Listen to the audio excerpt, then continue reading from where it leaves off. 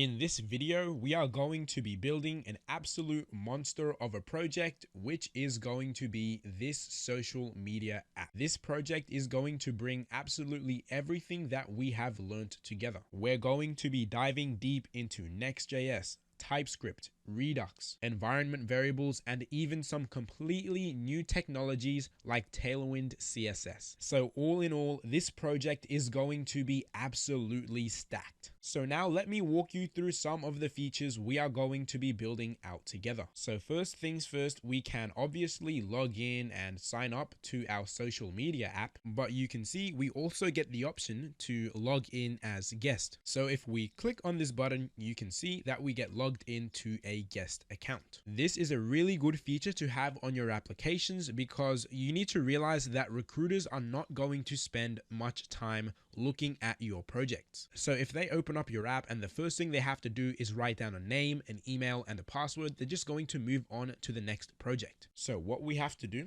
is make things as easy and as streamlined as we can so they can get through as many features in our app as possible. And now that we are logged in, what can we do? Well, first we can write a post. So let's say something like social media app, and we hit this button and now we can see our post over here. And as you can see, all of our posts actually have a timestamp. So these aren't placeholders or anything. These are actual real timestamps that we are going to make. Now, what else can we do? We can also like posts. So we can like all of these posts. We can unlike posts. And what can we also do? We can also comment. So when we click on comment, we get this beautiful little pop-up. And in here, if I write something like comment and I hit post, you can see we actually have one comment on this post now. And if we click into it, here we can see the comment that we just created. And we can add as many comments as we want. So if we go back and hit comment again,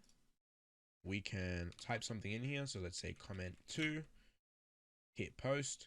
And now you can see we have 2 comments inside of this post. And if we click on that post and head to our comments page, you can see we have our 2 comments. And this comments page right here is all server-side rendered. So you're going to be getting more comfortable fetching data and working with Firebase on the server side. Now, what else are we going to do? Well, if we click this on the bottom left, we'll actually be able to log out of our account. And if we are signed out, we get this prompt at the bottom telling us to log in or sign up. And if we try and do anything while we are signed out, so let's say we liked a comment, we're going to get prompted to log in. So all in all, this is a massive project and you are going to learn so much new things. So let's stop wasting your time and jump straight into this build. So the tech stack for this project is going to be absolutely stacked. We're going to be using Nextjs, TypeScript, Redux, Firebase, and Tailwind CSS. So we have covered all of these technologies in the past, but the only thing that should be new to you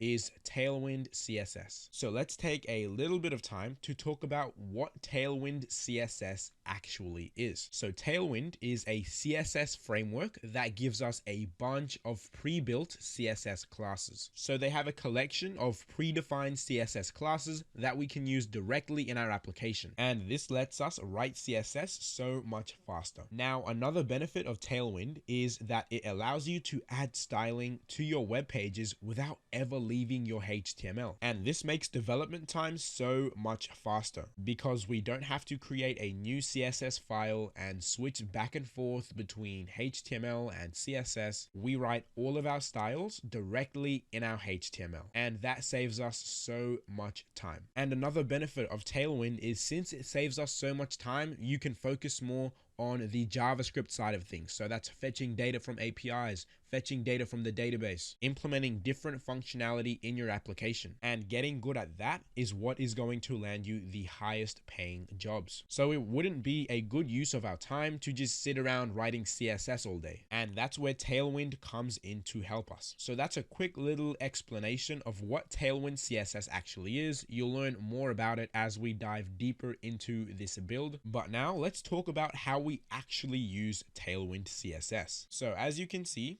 on the left, we have an index.html file. And on the right, we have this build.css file, but you won't actually see this anywhere in your code. Tailwind is actually going to make this behind the scenes. Now, if we take another look at our HTML, you can see that we have this button. And inside of this button, we're adding a couple class names. So that's flex, item center, px4 and py3. And in build.css, we can see those 4 different classes. So at the top, we have flex, and you can see it just means display flex. So this is how you would add a display of flex onto any element. You would just give it a class of flex. And then under the hood, Tailwind is going to do all of the dirty work of giving this button a display of flex. Now, isn't this much faster than giving this button a class name of something like button and then creating a new CSS file and then giving that a display of flex? Yes, it's way faster. All we have to do is create the element, give it a class of flex, and bang, it's already display flex. And same thing is happening here. With this class of item center, we're saving the time of having to create a new class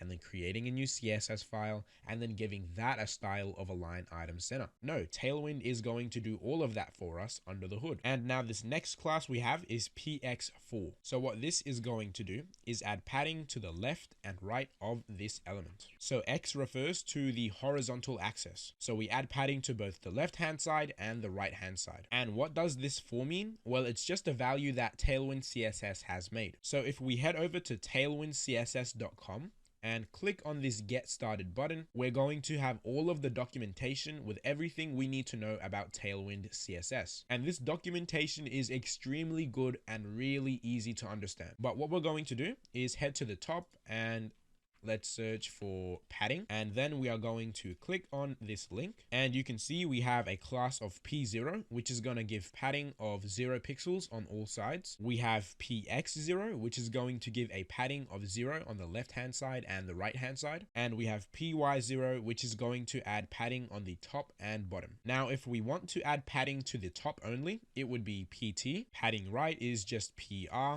Padding bottom is just PB, and padding on the left is just PL. So you can see it's not really too complex. It's just the initials of the normal CSS properties. And as this number on the right increases, so does the amount of padding. So 0.5, that's 2 pixels, 1, that's 4 pixels, 1.5, that's 6 pixels, 2, 8 pixels, 2.5, 10 pixels. So as you can see, this number on the right is just how we specify how much padding we actually want to add. So the higher the number on the right, the more padding that we add. And of course, the lower the number on the right, the less padding that we add. Now, if you're feeling a little bit confused right now, don't worry at all. Tailwind is the kind of thing that you can only really learn by just writing code with it. And since you know regular CSS pretty well by now, as we build out this project and continue using Tailwind and learning more about it, you're going to be picking it up really fast. So with that being said, let's jump straight into building our social media app. So let's start by heading to our desktop and creating a new folder. And I'm going to call this social media app. You can call this whatever. And then we can drag and drop this into VS Code. And then in here, you know the drill. Let's open up our terminal and write in the command npx create next app. And let's make sure that we are installing version 14.1.4. And of course, let's add the full stop to the end of this to make sure we are installing all of our files directly inside of this folder. Now we can go ahead and hit enter. And would you like to use TypeScript? We're going to hit yes. ESLint, no. Tailwind CSS, yes. SRC, no. App router, yes. And then no. And that should take a couple of minutes to install. But once that is done, we can open up our local development server by running npm run dev in the terminal. And then we can go ahead, open this up in a new tab, and we can put these two side by side. Now, if we head back to our code, you'll notice there's a couple new files inside of our project template that we haven't seen before. So the first one is this tailwind.config file. And as the name suggests, this is just doing all of the dirty work of configuring and setting up Tailwind on our application. And for now, you don't really need to worry too much about what's happening here. Just know that it's setting up Tailwind on our application. You're also going to see this post config file right here, not really too important. So what we can do now is head into our CSS file and get rid of all of these styles, and head into our page file and get rid of all of this boilerplate HTML. And now we can get started building out our social media app. So we're going to spend the first part of this project building out all of this UI, making it look good on a desktop, on tablets, on mobile, on all screen sizes. And here you are going to be getting a ton of practice with Tailwind. And then in the second half of the project, that's where we are going to focus on adding all of the functionality. So setting up Firebase, the authentication, the liking, the posting, the authentication, all of that. But again, let's first focus on building out all of this UI. So how our UI is going to look on desktop is we're going to have a sidebar, a post feed, and then a sort of widgets tab on the right. And as we head into smaller screen widths, we can see that the text on the sidebar disappears. And as we get even smaller than that, the widgets tab is going to disappear entirely. And if we continue going even smaller, the sidebar is going to disappear entirely, and all we have is the post feed. So that is what we are aiming for by the end of this build, and we are going to start by building out this sidebar. So in our homepage, we are going to start by having a sidebar like this. And in the homepage, we are also going to have the post feed and the widgets. So we are going to split these up into 3 different components. So in our homepage, we are going to have a sidebar, a post feed, and a widgets tab. And what we are going to do for now is comment out these last 2 components because we're going to be building these out later. And like I mentioned earlier, we are going to start by building out this sidebar. So in the root directory, let's create a new folder called components. And then here, let's RFC to get our component template. And now let's head back to our homepage and import that component. And now if we head back to our local development server, we should be seeing some text that says sidebar. So now let's break down the structure of our sidebar. So we have our logo at the top, our navigation links and a button, and then at the bottom we have our user info. So those are going to be 3 separate elements in one large container. So in our navbar component, we are going to return a nav element.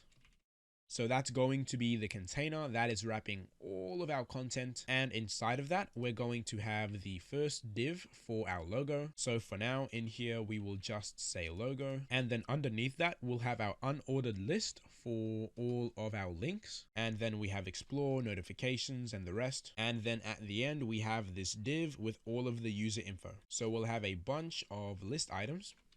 And then at the end, we have the div with the user info. So that is the rough structure of the navbar. So now let's actually use Tailwind to style this. But before we do that, there's one extension that you need to install. So head to the extensions tab and search for Tailwind in TeleSense and install this first one you see by Tailwind Labs. So what this extension is going to do is autocomplete our Tailwind CSS code for us. And it's also going to allow us to hover over Tailwind classes and see what they do, which is going to make your life writing and also learning Tailwind a lot easier. So once you have this extension installed, we can close out this tab and we can get back to styling our sidebar. Now, before we start styling this navbar individually, you'll notice that the text on our page is not completely black. So if we select this, you'll see that we actually have a custom color for all of the text on our page,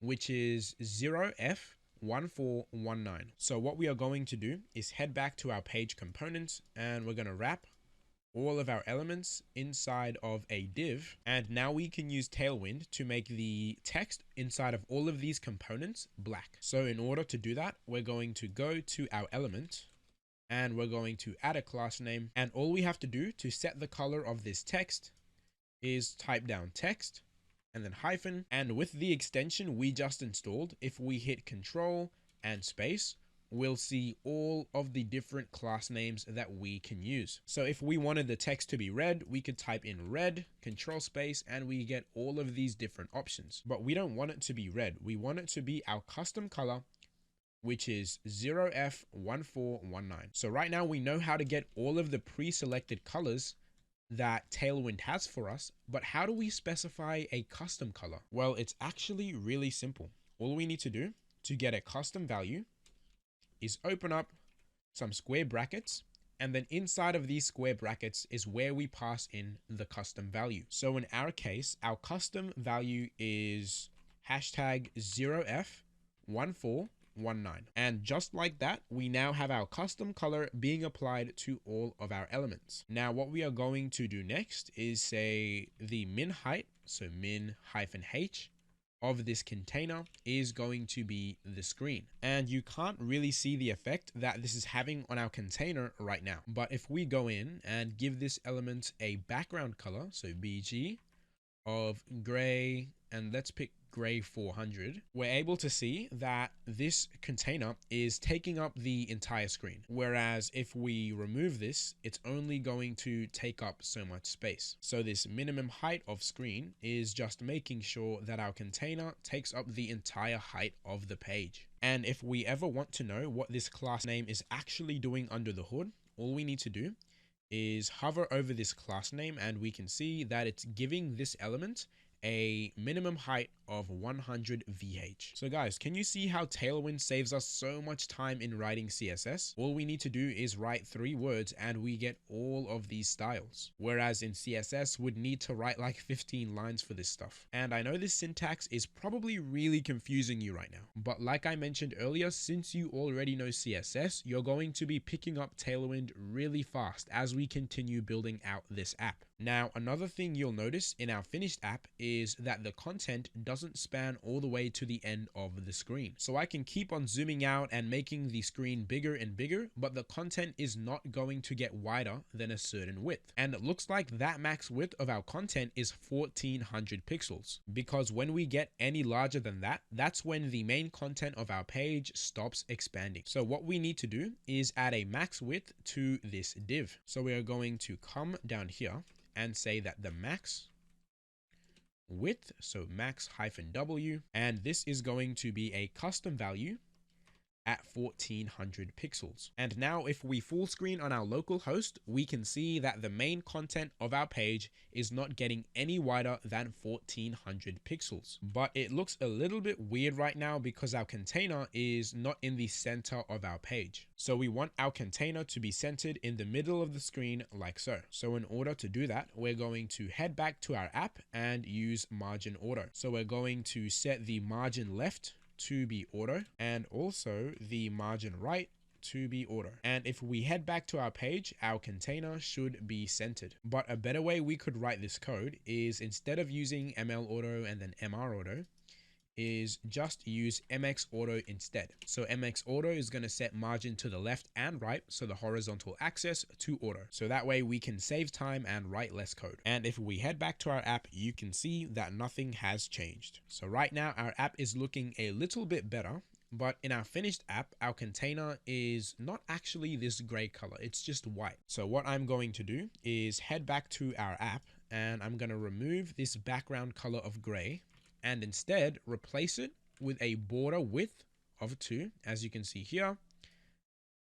And then I'm going to set that border color to black. So that's how we create a border in Tailwind. We specify the border width and then we specify the color that we want our border to have. And what that is going to do is create a nice little border around our container so we can easily separate our content from the blank white space on the sides. All right, so now that we have all of this stuff out of the way, we can actually start some serious work on this sidebar. So the first thing I want to cover is, when we're on really small screens, what you're going to notice is our sidebar disappears entirely. So it's gone, it's completely hidden. But as our screen starts to get bigger, our sidebar appears. So now what you need to realize about Tailwind CSS is we always take a mobile first approach. So we start off styling for the smaller screens and then we move on to the bigger screens. So just to repeat, we start off styling for smaller screens and then later on we add on some extra stuff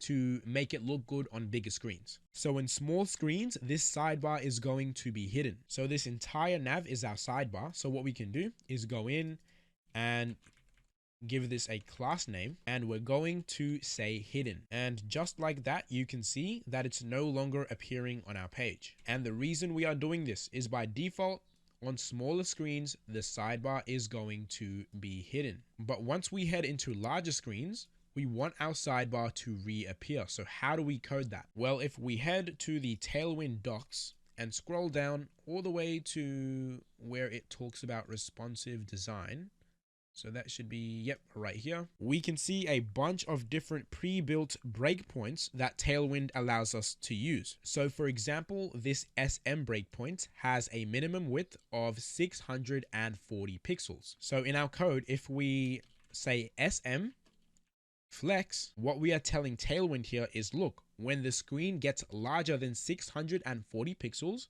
apply a display of flex onto this element. But otherwise, if the screen is smaller than that, don't apply that style. So if we make our screen small, right now it's hidden, but if we go above 640 pixels, bang, our sidebar appears. So doing this is very simple. All we need to do is write down the breakpoint that we want to work with. So you can see we have a ton here: small 640, medium 768, large 1024, and then after that you specify the style that you want to apply at that breakpoint. And this is what I mean by a mobile first approach. So all of the styles that we write are by default for phones, but when the screen goes above a certain breakpoint, we add on some extra styles. So now we're moving in the right direction. When our screen is really small, our sidebar is hidden, but when we get above 640 pixels, our sidebar appears. So we give it a display of flex, but we also want the flex direction to be column, because by default, our sidebar right now has a flex direction of row. So in order to do that, we can say flex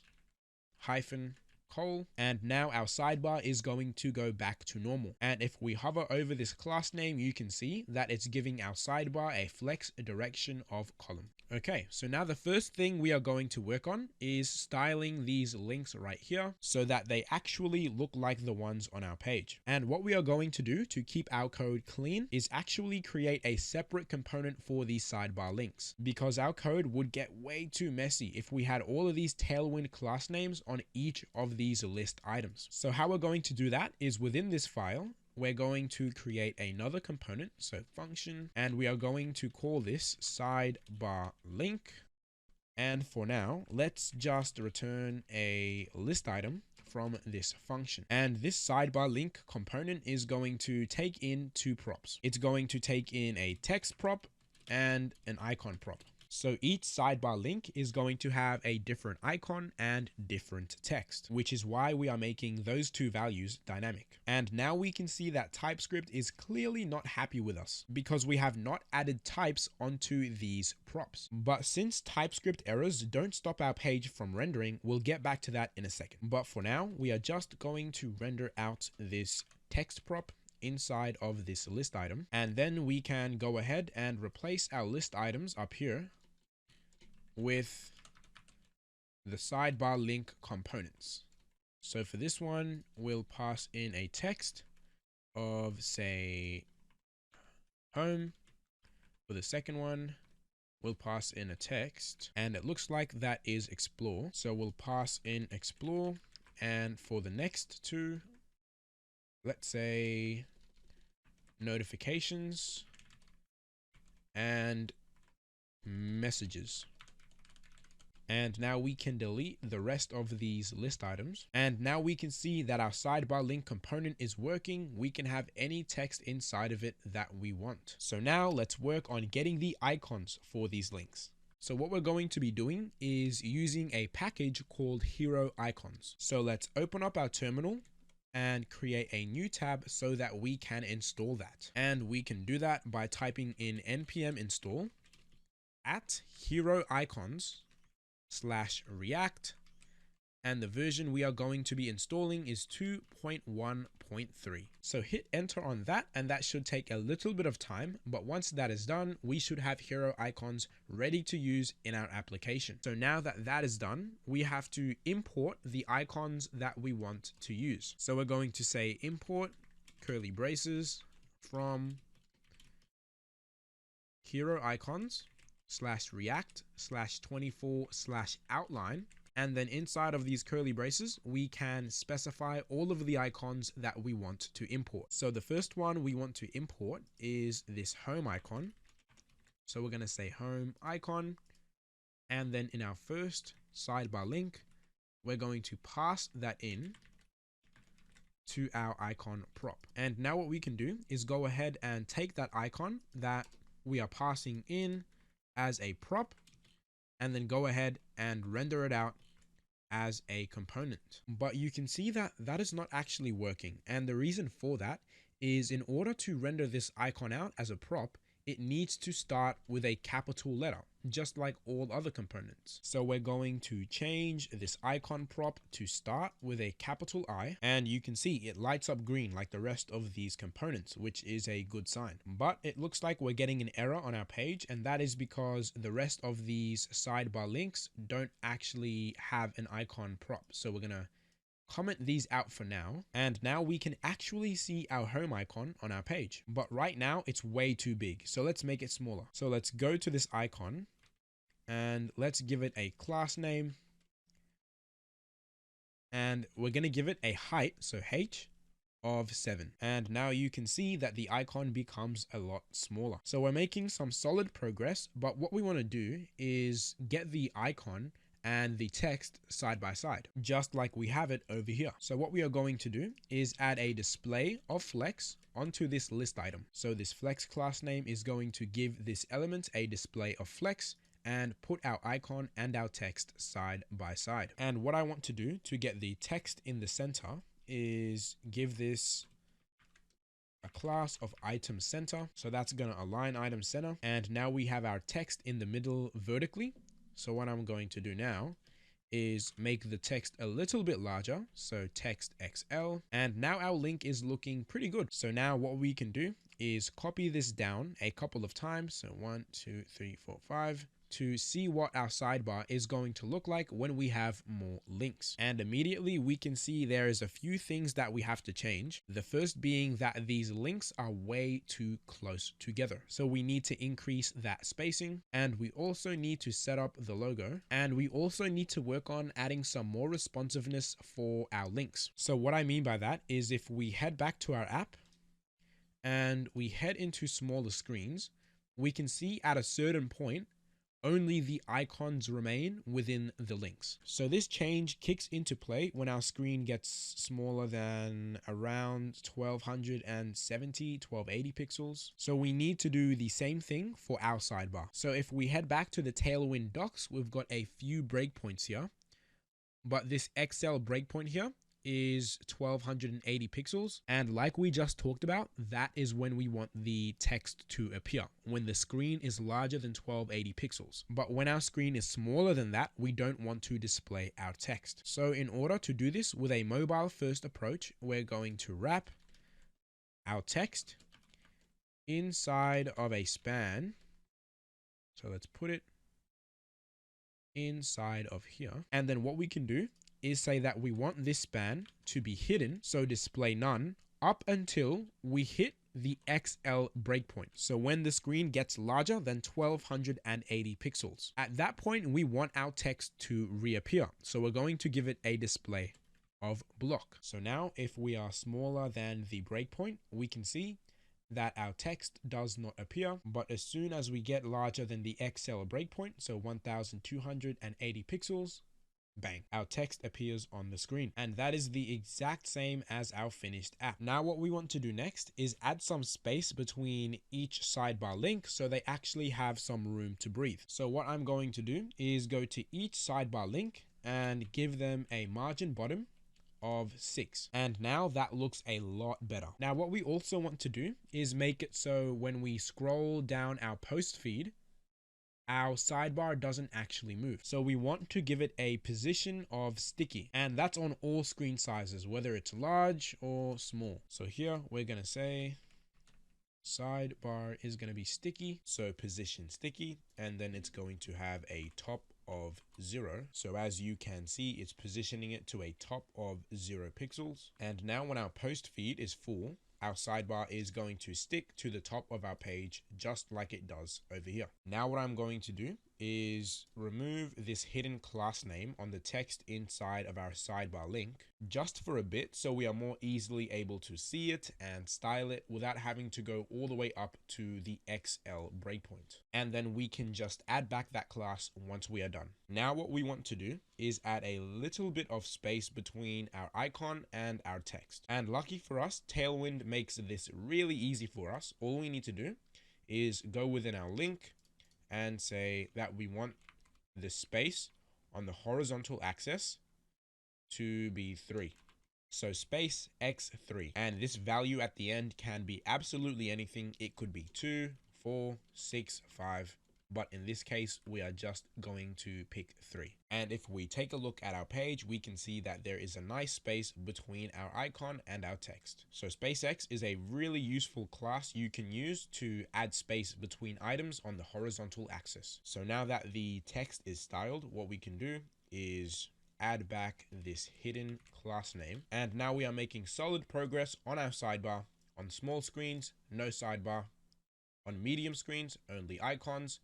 And on large screens, we get the icon and the text. Now, I know this is a lot to take in and you are learning tons of new stuff on the fly, but trust me, by the time we get to the end of this build, you're going to be extremely comfortable with Tailwind. So with that being said, what we want to do next is actually change the icons and the text that are inside of our links, because right now they're all just home, and we obviously don't want that. We want home, explore, notifications, and all of the rest. So what we're going to do is head back to our code and start working on the icons first. So the first thing we have to do is import all of these different icons. So in order to do that, we're going to head up to our import over here.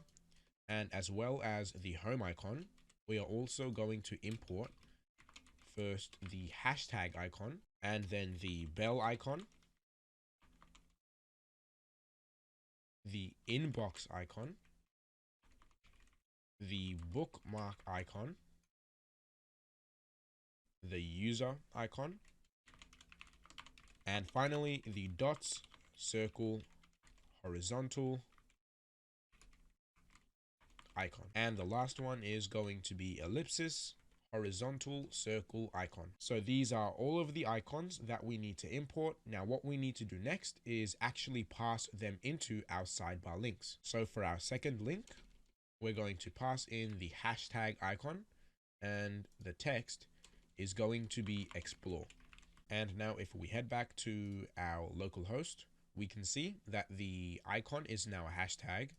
And if we go into larger screens, we can see that the text is explore. So fairly straightforward. Now we just need to do this for the rest of our icons. So the third one is going to be notifications, and the icon is going to be the bell icon. The fourth one is going to be messages, and the icon is going to be the inbox icon. And then we have bookmarks, which is going to be the bookmark icon. And then right after that, we are going to have the profile, and this icon is going to be the user icon. And then finally, our last link is going to be more, and that icon is going to be the ellipsis, horizontal, circle icon. And now on our page, we have all of the right icons with all of the right text. So now we can delete these commented links. And now the next thing that we want to work on is our logo. So we want to add this B logo right here. And lucky for us, this is pretty straightforward. All we need to do is inside of this div, we just need to add an image. So what we are going to do is import the image component from Nextjs. And with this image, we have to pass in a source And when we use the image component, we have to pass in a width and a height. So in this case, what we are going to do is give our image a width of 48 pixels and a height of 48 pixels. And for the image source link, what you need to do is click on the access resources button below this video, and that is going to give you access to the completed project along with all of the assets we're going to need for this build. Now, once you have that downloaded, what you need to do is open up your sidebar and paste that assets folder straight in to the public folder. So with Nextjs, it's really important that you put any images or assets inside of the public folder, because what Next is going to do when you deploy your app is go inside of the public folder and look for any images and assets, and then go ahead and optimize them and reduce the file size, compress the images, which is going to make our app perform better. So just to repeat, any images or assets you have, put them inside of the public folder. So what that means is with the source link, the path is automatically started at the public folder. So all we have to do in order to access this logo that we have inside is say /assets /busy logo .png, was it? Yeah. busybee logo2.png. And now if we head back to our app, we're going to see the logo at the top right here. No, this image component automatically assumes that all of our images are inside of our public folder. So that's where we start, and then we just go from there. So now that we have our logo on our page, what I'm going to do is add a little bit of space between our logo and our links. So what I'm going to do is give this div right here a padding of, let's say, 3, and that doesn't really look too good. What we want to do is get our icon and our logo aligned, right? So you can see they're all going down in one nice straight line, and that doesn't look like the case in our local host. So in order to fix this, it took a ton of fiddling around, but how I did it was I added a padding Y of 3. So padding on the Y axis, so the top and bottom would be 12 pixels. And then we do no padding on the left and right. And then next we are going to come down to our list items, so our sidebar links, and we're going to give each of them a padding of 2.5 on all sides. On all sides. And that's going to go ahead and bring our icons in a little bit. And now what we are going to do to stop our logo from touching the edge of the page like it is right now is come all the way up to our nav element. So that's our entire sidebar.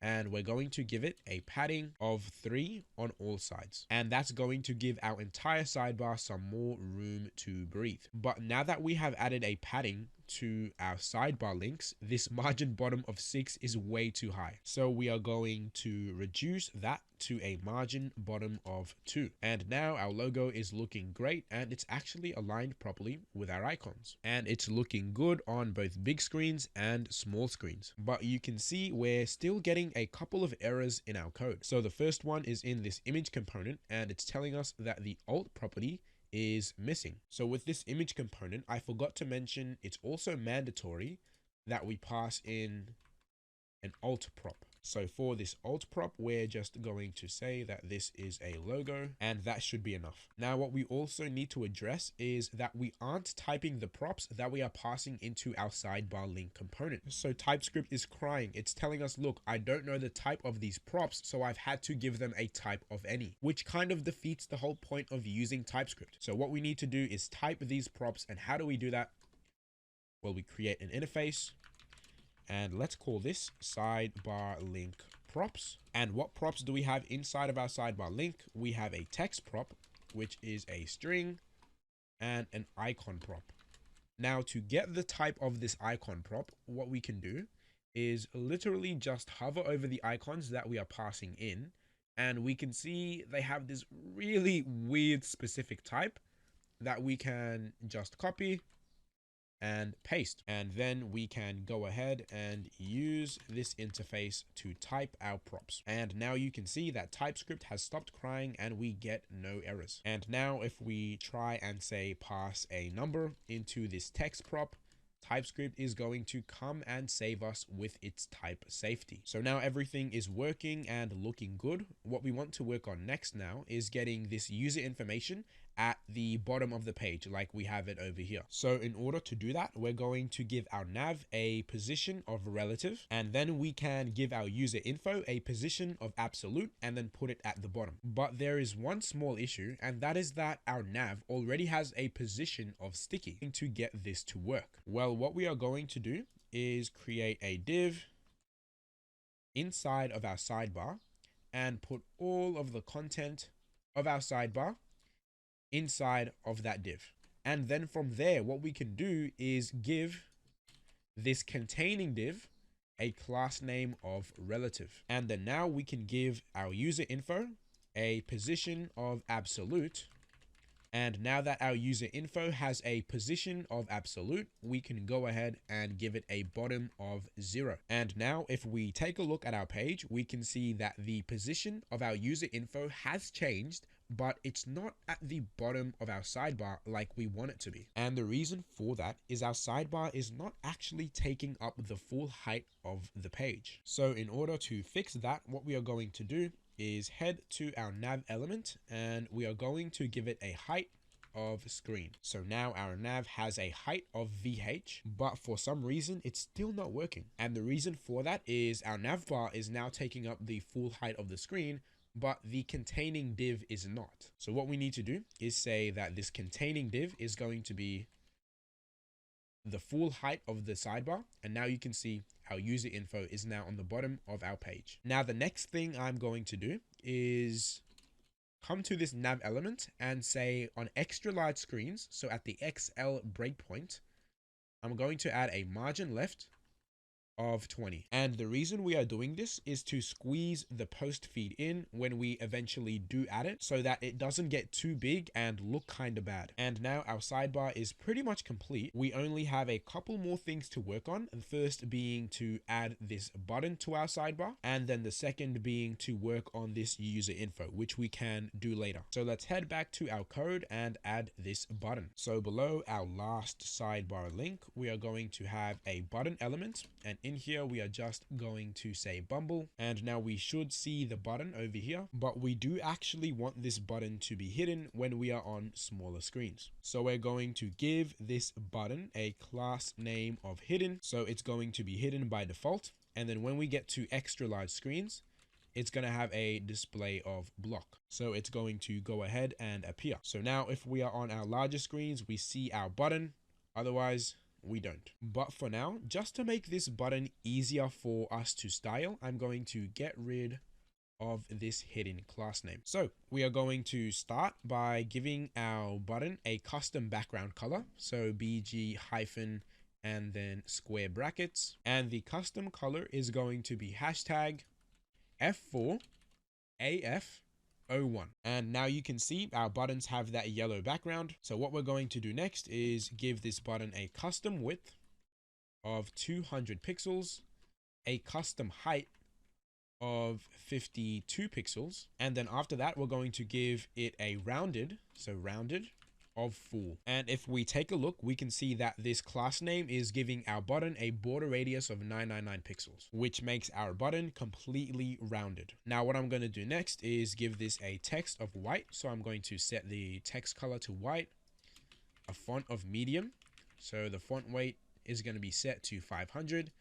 And then finally, let's give this a cursor of pointer. So now our button is looking pretty good. What I want to do next is add a slight shadow onto this button. So what I'm going to do is say shadow medium. So you can see we get a bunch of different options here, but I'm just going to select the medium option. And it's hard to notice, but now we have a nice subtle shadow on our button that's giving it more of a 3D look. So now I want to add a little more spacing between this button and this last link. So let's quickly go ahead and give this button a margin top of 2. And now our button is looking perfect. So let's go ahead and add back this hidden class name so that our button is hidden on these smaller screens. And for now, that's pretty much it for our sidebar. We'll come back and work on this user info later on. But for now, let's move on to building out our post feed. So in our components folder, let's create a new component called post feed.tsx RFC to get our template. And then let's go ahead and render out that component inside of our page component. And now if we take a look at our page, we can see that our post feed component is showing up at the bottom of our page. So we have our sidebar and our post feed going down in a column, but we want them to be side by side like they are over here. So what we're going to do is give this container right here a display of flex, and now we have our sidebar and our post feed going in a row. Now what I'm going to do to make this post feed easier to style is I'm going to quickly create a widgets component. So widgets.tsx RFC, and let's actually render this out on our page. And now what we want to do is give our widgets tab a fixed width, and then have our post feed take up the majority of the space inside of this container. So in order to do that, what we're going to do is head to our post feed component and give it the flex grow property. And what this property does is say that we want this element to take up all of the available space. So as you can see, our widgets tab has been pushed all the way to the end of our container because the post feed is taking up all of this space right here. So if we give this post feed a border, so let's say the border width and then the border color, and then we head into full screen, you can see that our post feed is taking up almost all of the width inside of this container. But this post feed is way too large. It's much larger than the one we have on our finished app. So what we need to do in order to reduce its size just a little bit is give it a max width. So let's head back to our post feed and let's give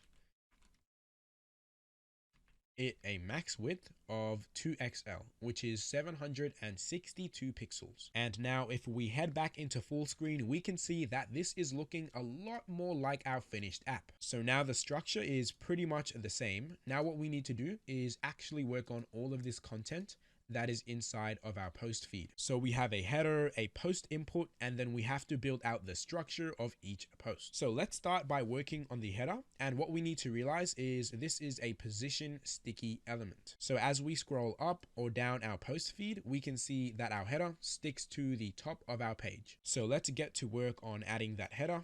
We're going to create a div, and inside of that, we're going to say home, and the text in this header is kind of cramped against the edges here. So what I'm going to do is add some padding. So a padding of 4 on the y-axis, so the top and bottom, and then a padding of 3 on the x-axis, so the left and right. And the text is way too small here, so I'm going to set it to large, and that is going to increase the text to the right size on smaller screens. But when we get to a certain breakpoint, we're going to want to go ahead and increase that text size, as you can see here. So what we're going to do is say on smaller screens, yep, let's set the text to large. But once we get past the small breakpoint, let's go ahead and increase that to extra large. And now when we go above small screens, we go ahead and increase that text size. Now what we are also going to do is give this a position of sticky, and we're going to have it stick to the top of our page whenever we scroll down our post feed. And now what we want to do next is add a Z index onto this header. And we do that to make sure that our header is on top of all of the posts that we scroll through. So we want our header to be on top of all of our posts. So that's why we are going to give it a Z index of 50. And now what we are going to work on next is, if we pay close attention, you'll notice that the background of our header is slightly transparent. So we can ever so slightly see through our header. So in order to add that, what we are going to do is give it a background color of white. And then we are going to give it a background opacity of 80. And that is going to make it ever so slightly see-through. And then what we are going to do is give it a backdrop blur of small, and that's going to make the things that we see through this header slightly blurry. And that should pretty much be it for our header. The last thing we really have to do is just give this a font of bold. And now we can move on to working on our post input. So let's open up our components folder and create a new file called post input.tsx rfc. And then we can just go ahead and render this out inside of our post feed. So now let's break down what we actually want to put inside of our post input. Well, our post input is going to be split into two elements right here. So first is going to be the image, and then the second is going to be the div that is holding all of this content. And then inside of that div, we are going to have our text area, our list of icons, and then our button. So let's get to work on that and start with the image inside of our post input, and we are going to be using the Nextjs image component for that. And then below that, let's have the div that is going to hold all of our content. Now with the Nextjs image component, there are 4 props that we always need to pass in. So we have the source, the width, the height, and the alt text. So for our image source link, we know Nextjs already automatically starts at the public folder. So all we have to do is then head inside of the assets folder and then grab our busy bee logo. And now we're going to give this a width of 44 pixels, a height of 44 pixels, and then an alt text of logo. So now that's our image complete. We can work on the content that is going to be inside of this section of our post input. So first things first, we're going to have a text area inside of our input so that we can actually go ahead and write our posts. So we'll have a text area. And now if we head back to our page, we can see that our image and our content is going down in a column when we want it to be side by side. So what we need to do is give this main div right here a class name of flex, and that's going to put them side by side. And now what we need to do is space these two out a little bit. So we're gonna add a class name of space x3, and that's going to add a little bit of space, but what I'm going to do is increase that to space x5. And yep, I think that looks a lot better. And now our image is way too close to our border. So what I'm gonna do is add a padding of 3 on all sides. Now the first thing I'm going to do is remove this resize over here. So what I'm going to do is set resize to none, and that's going to go ahead and get rid of that. And now I'm also going to add a placeholder, and in here we are going to say what's happening. And what we want to do next is make the text area take up the entire width of the input. So we're going to say width is full. So that's going to give it a width of 100%. And we are also going to give this a custom minimum height of 50 pixels. And of course, right now we want to make this text a little bit larger because right now it's way too small. So now if we type something in here, the text should be big and we should be able to type all the way to the end. But it looks like our text area is still not taking up the full width of our post input, even though we've given it a width of full. And the reason for that is the div that is wrapping our text area is not even the full width of the post input itself. So what we need to do is give this containing div right here a width of full, and that should go ahead and solve our issue. And with that, we are pretty much done with our text area. What we need to work on next is our icons and our button. So how this is going to be structured is we're going to come below here and create a new div, and inside of this div we're going to have another div that is storing all of our icons, and then we're going to have our button. And why we are wrapping these in a containing div is so that we can get our icons and our button side by side by giving this a display of flex. So this containing div is going to have a display of flex. And then what we are going to do is justify content between. And that is going to push our icons and our button to opposite ends of our tweet input. Now we can just dive into this div right here and focus on getting all of our icons on our page. So let's start with this first one here. That is going to be the photo icon from Hero Icons React 24 outline. So let's go ahead, import that and render that out. And if we head back to our page, we won't actually be able to see that because we need to give this icon a width and a height. So let's give it a width of 22 pixels and a height of 22 pixels. And let's also set the text, so the color, to hashtag F4 AF01. And now we have our icon. We just need 5 more of these. But we want these items to be going in a row, not a column. So what we're going to do is come to this containing div, give it a display of flex, and let's space these icons out a little bit by giving them a space X 1.5.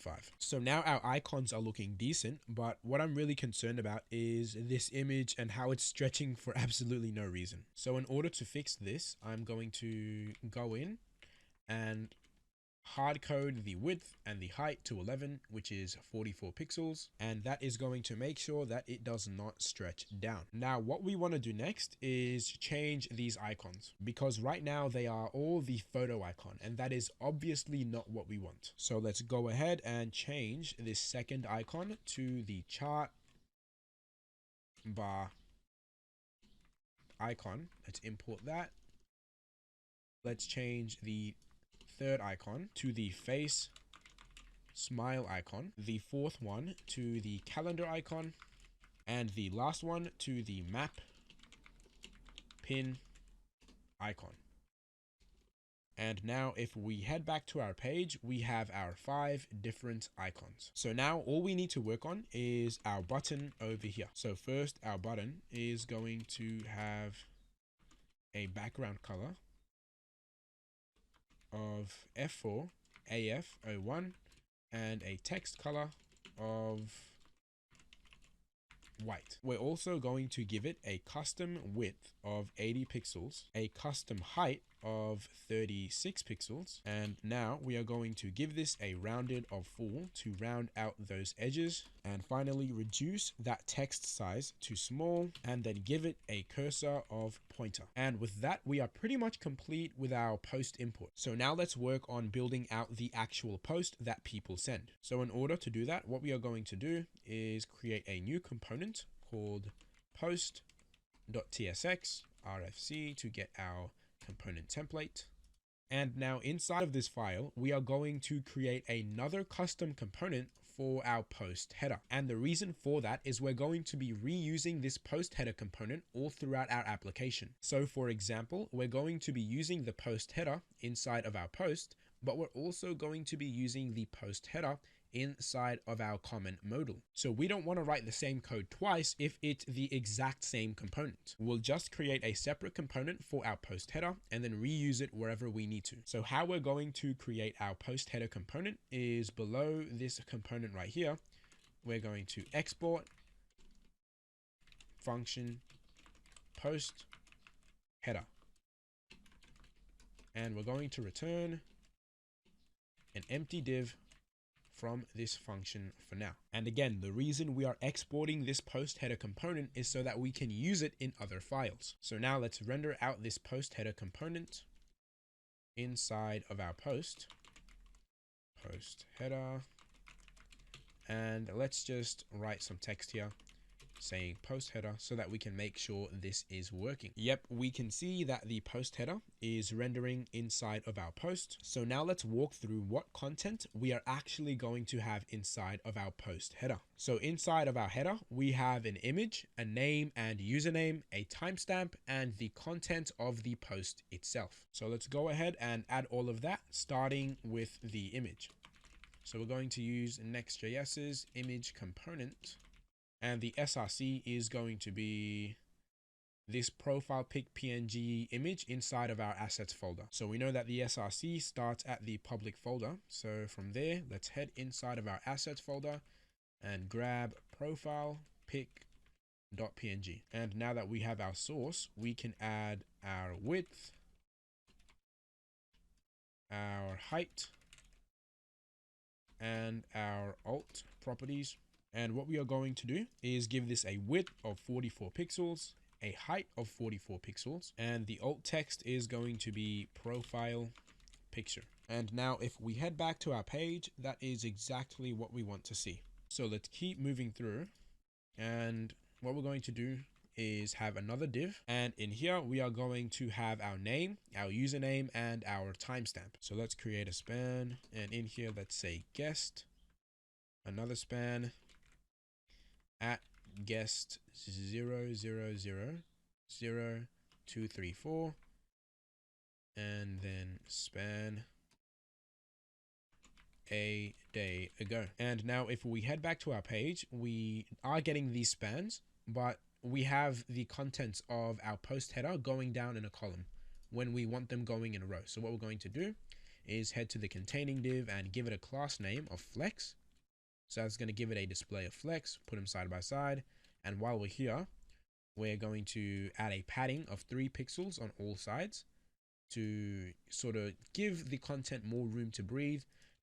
And then we're going to add a space X of 5 to space out the content in between by a little bit. Now what we want to do next is add the content of the post. So this text right here. So in order to do that, what we have to do is create another div, and on one half we're going to have our name, our username, our timestamp, and on the other half, that is where we have the content of our post. And now if we take another look at our page, we get exactly what we want to see. Now what you'll notice is in between our username and our timestamp, we actually have this little dot here. So what we are going to do is head back to our code, and between those two, add another span, and let's copy and paste this period straight in. So this period is not a regular full stop. It's something that I got off Google. So head to busybee.versal.app and just copy and paste this straight in. And with that, we have all of the raw content for our post header. Now what we have to do is add some more styles to get it looking like it does over here. So the first thing we are going to do is give this containing div a display of flex so that we can add a space on the horizontal axis of 1.5 between all of the content. And then let's set the font size, so text, to a custom value of 15 pixels. And then let's also change the color to hashtag 707 E89. And now our website is starting to come together, but what we want to do is also give this post text right here, so the content of our post, a font size of 15 pixels. So we're going to take this font size and put it in this div right here. So both all of our user details and our post content gets a font size of 15 pixels. And now what we are going to do next is give this span right here a font of bold and a text color of hashtag OF1419, and that's going to get it looking like it does on our finished app. And now what I'm going to do is slightly increase the space between our post content and our user details. So we're going to head to this div right here that's wrapping both of them. We're going to give it a flex and then a flex direction of column so that we can go ahead and set the space Y to 1.5, and that's going to go ahead and add a little more space between these two elements. But now our image is looking a bit stretched, so what we have to do is come in here and hard code the width. So let's give it a hard coded width of 11, so that's 44 pixels, and then a hard coded height of 11, so that's 44 pixels. And now this is looking pretty much the same as our finished app. But now what I want to do is on our finished app, when we go into really small screens, what you'll notice is we are actually cutting out the username early. And we also do the same thing for our name, but you can't really see it in action right now because the name is not long enough. So if we inspect element and we add some more text in here, you can see that we are doing the same thing. So this is a really fine detail, but it shows that we have attention to detail and it makes our app look a lot more responsive on smaller screens. And this is something that I don't want you guys to skimp out on, these small little details, these subtle little fixes that make your app look a lot better, because so many juniors, so many people who want to learn to code and land a job just rush through a project as fast as possible so they can move on to the next. But what is actually going to make you stand out as a developer is taking that extra time to make everything pixel perfect, taking that extra time to make the design ultra responsive, taking that extra time to make sure that all the functionality is working, taking that extra time to fix all of the errors in your app, taking that extra time to go through your code, refactor it, make sure everything is good. So the point I'm trying to make here is don't strive for the bare minimum. Don't strive to get the project done. Strive to make it absolutely exceptional with no bugs, no errors. Put 100% into the projects that you build, and I guarantee you will be rewarded for your effort. So with that being said, let's go ahead and implement this beautiful responsiveness. So let's head back to our app, and I'm going to add a little more text inside of our name, just so that when we do go to smaller screens, we can see this responsiveness in action. And now in order to do this, what we have to do is give both our name and our username a white space of no wrap. So let's go ahead and do that. White space, no wrap. And what that is going to do is make sure that our text never goes onto multiple lines. And then from there, what we have to do is give both of these elements an overflow of hidden and a text of ellipses. And what this is doing is saying, look, we don't want any text going past our max width. And when text does go past our max width, we are going to cut it out and put in ellipses. So now when text goes past the max width of our name and our username, we are going to display this ellipses. But the only problem is we haven't actually set the max width of these elements. And because spans are inline elements, what we have to do in order to do that is first give these elements a class of inline block. So we're setting the display to inline block, and that's going to actually allow us to go ahead and set the max width. And for the max width, here's what we're going to do. I want you to code along with me. We're going to say max width is first going to be 60 pixels. So when we are on really small screens, we're going to have a max width of 60 pixels on our name and our username. And then what we are going to do is set a custom breakpoint. So how we do that is say at a min width of 400 pixels. So when the screen is larger than 400 pixels, we're going to increase the max width to 100 pixels.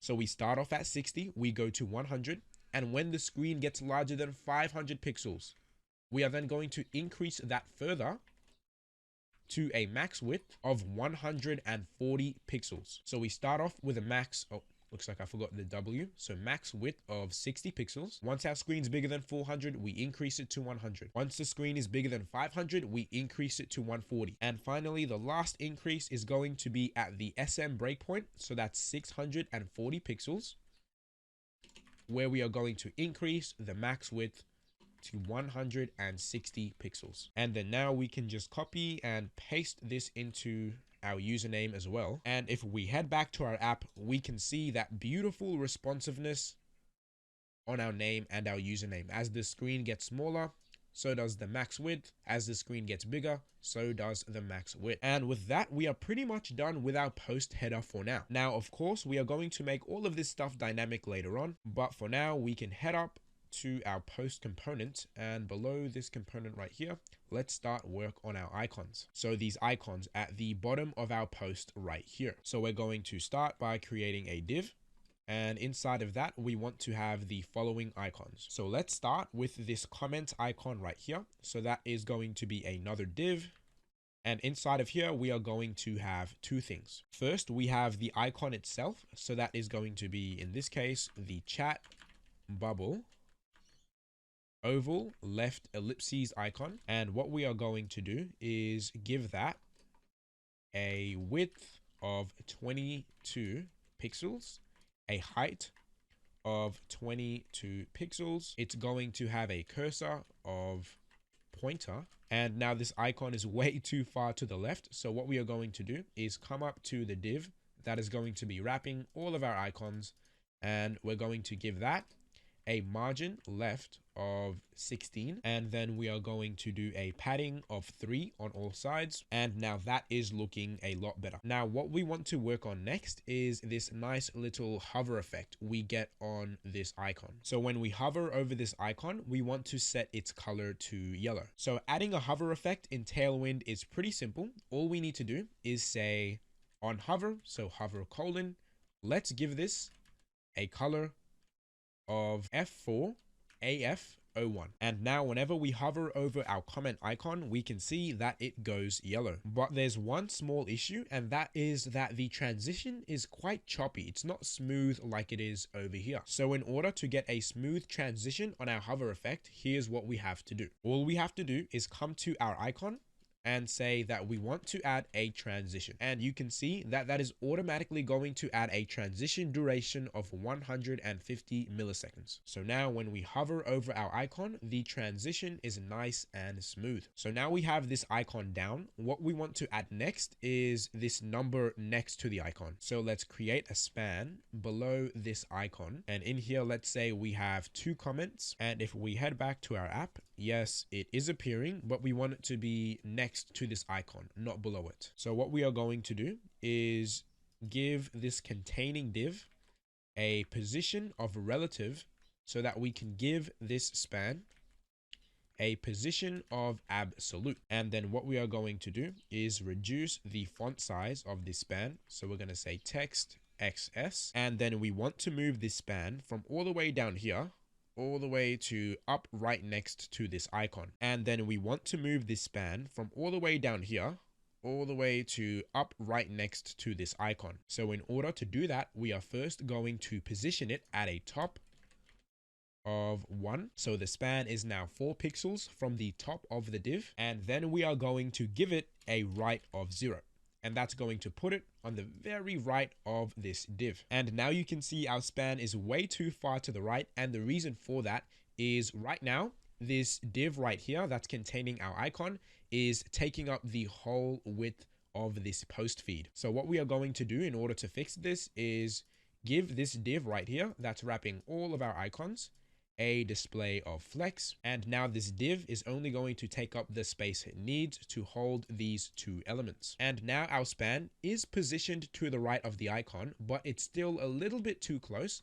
So what we are going to do is change this class name to -right 3. So we're pushing this further to the right by giving it a right of -12 pixels. And now this is exactly what we want to see. So now that is our first icon complete. So we can go ahead and just paste this down 1, 2, 3 times for our 3 other icons. So now that is our first icon complete. So we can go ahead and just paste this down 1, 2, 3 times for our 3 other icons. And now what you are going to immediately notice is our icons are far too close together. So in order to fix that, what we are going to do is add a space X of 14, and that is going to add a nice big space between all of our elements, just like we have on our finished app. So now we are getting close to finishing this. The alignment, the spacing, the everything is right. So now we are getting close to finishing this. The alignment, the spacing, the everything is right. All we need to do is just change these icons to the correct icons. So let's change this second icon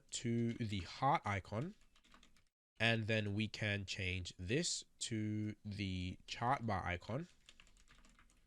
And finally, our last icon to the arrow up tray icon. And now what I'm going to do is first remove the hover effect and cursor pointer on these last 2 icons, and also remove the spans with the numbers, because these 2 icons are not actually going to do anything. So you can see on our finished app, we've actually given them a cursor of disabled. So let's go ahead and do that. It's fairly simple. All we have to do is give them a cursor of not allowed, and that's going to give them the disabled cursor that we are looking for. And now that's pretty much it for our post. Right now we have a really good starting point for our sidebar and our post feed. Now the next thing we are going to work on is this widgets tab right here. So let's head back to our code, and we are going to close this out and open up our widgets component. And what I'm quickly going to do is inside of our page component, I'm going to comment out the sidebar and the post feed for now, so that we are more easily able to style our widgets component. So the first thing we want to have inside of this widgets component is this search input right here. So that is going to be a div. And inside of that, we are going to have two things. First is going to be this search icon. So that is going to be the magnifying glass icon. And we are going to give this icon a width of 20 pixels and a height of 20 pixels. And then on the right, we are going to have the input. So that's going to be a regular input field with a placeholder that says search busy bee. And now if we head back to our page, we can see our icon and our input, which is cool, but we want them to be side by side. So what we have to do is give this div a class name of flex. And then what we are going to do is give this div a custom background color of EFF3F4, and then a text color of hashtag 89959D. And in order for us to actually see this background color, we need to give our input a background color of transparent. And now if we zoom in, we can see that our div is a very, very slightly gray color. Now we can focus on making this look better. So we're going to give this a height of 44 pixels. Then we are going to align items center, and then we can space out our input and our icon using space x3. And then what we are going to do is make this completely round like it is over here. So we're going to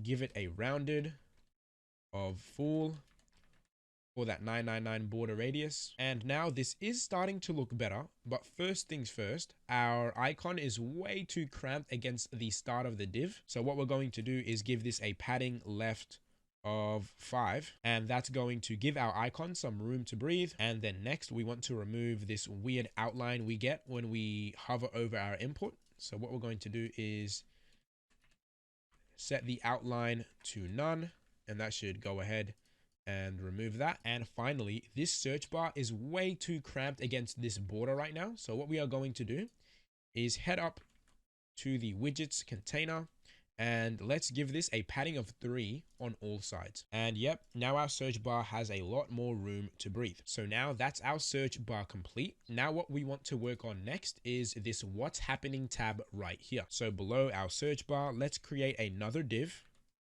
This is also going to have a background color of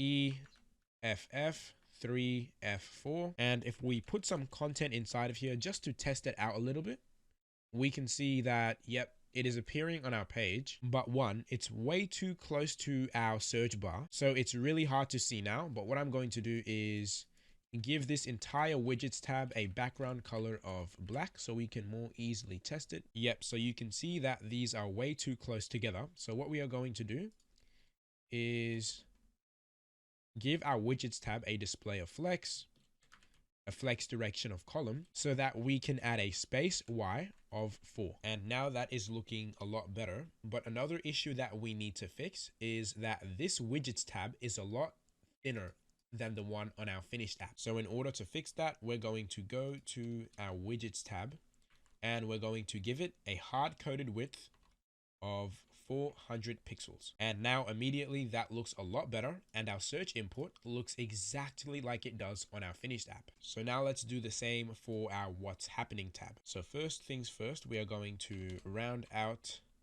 the edges of this container. So we're going to give it a rounded of XL. And in here, we are going to have a H1 that says what's happening. And this is going to have a font size of XL, a font weight of bold. And now our title looks good, but it's pretty cramped against the edges of our container. So what we are going to do is give our container a padding of 3 on all sides, just to give it a little more room to breathe. Now below our title, what we want to do is create all of these sections, right? All of these trending topics. So for each of these trending topics, we are going to have first a div, and then inside of this div, we want to have another div that is holding this span and this icon so we can get them side by side. And then below that, we can just have two more spans. So let's start by creating that first div.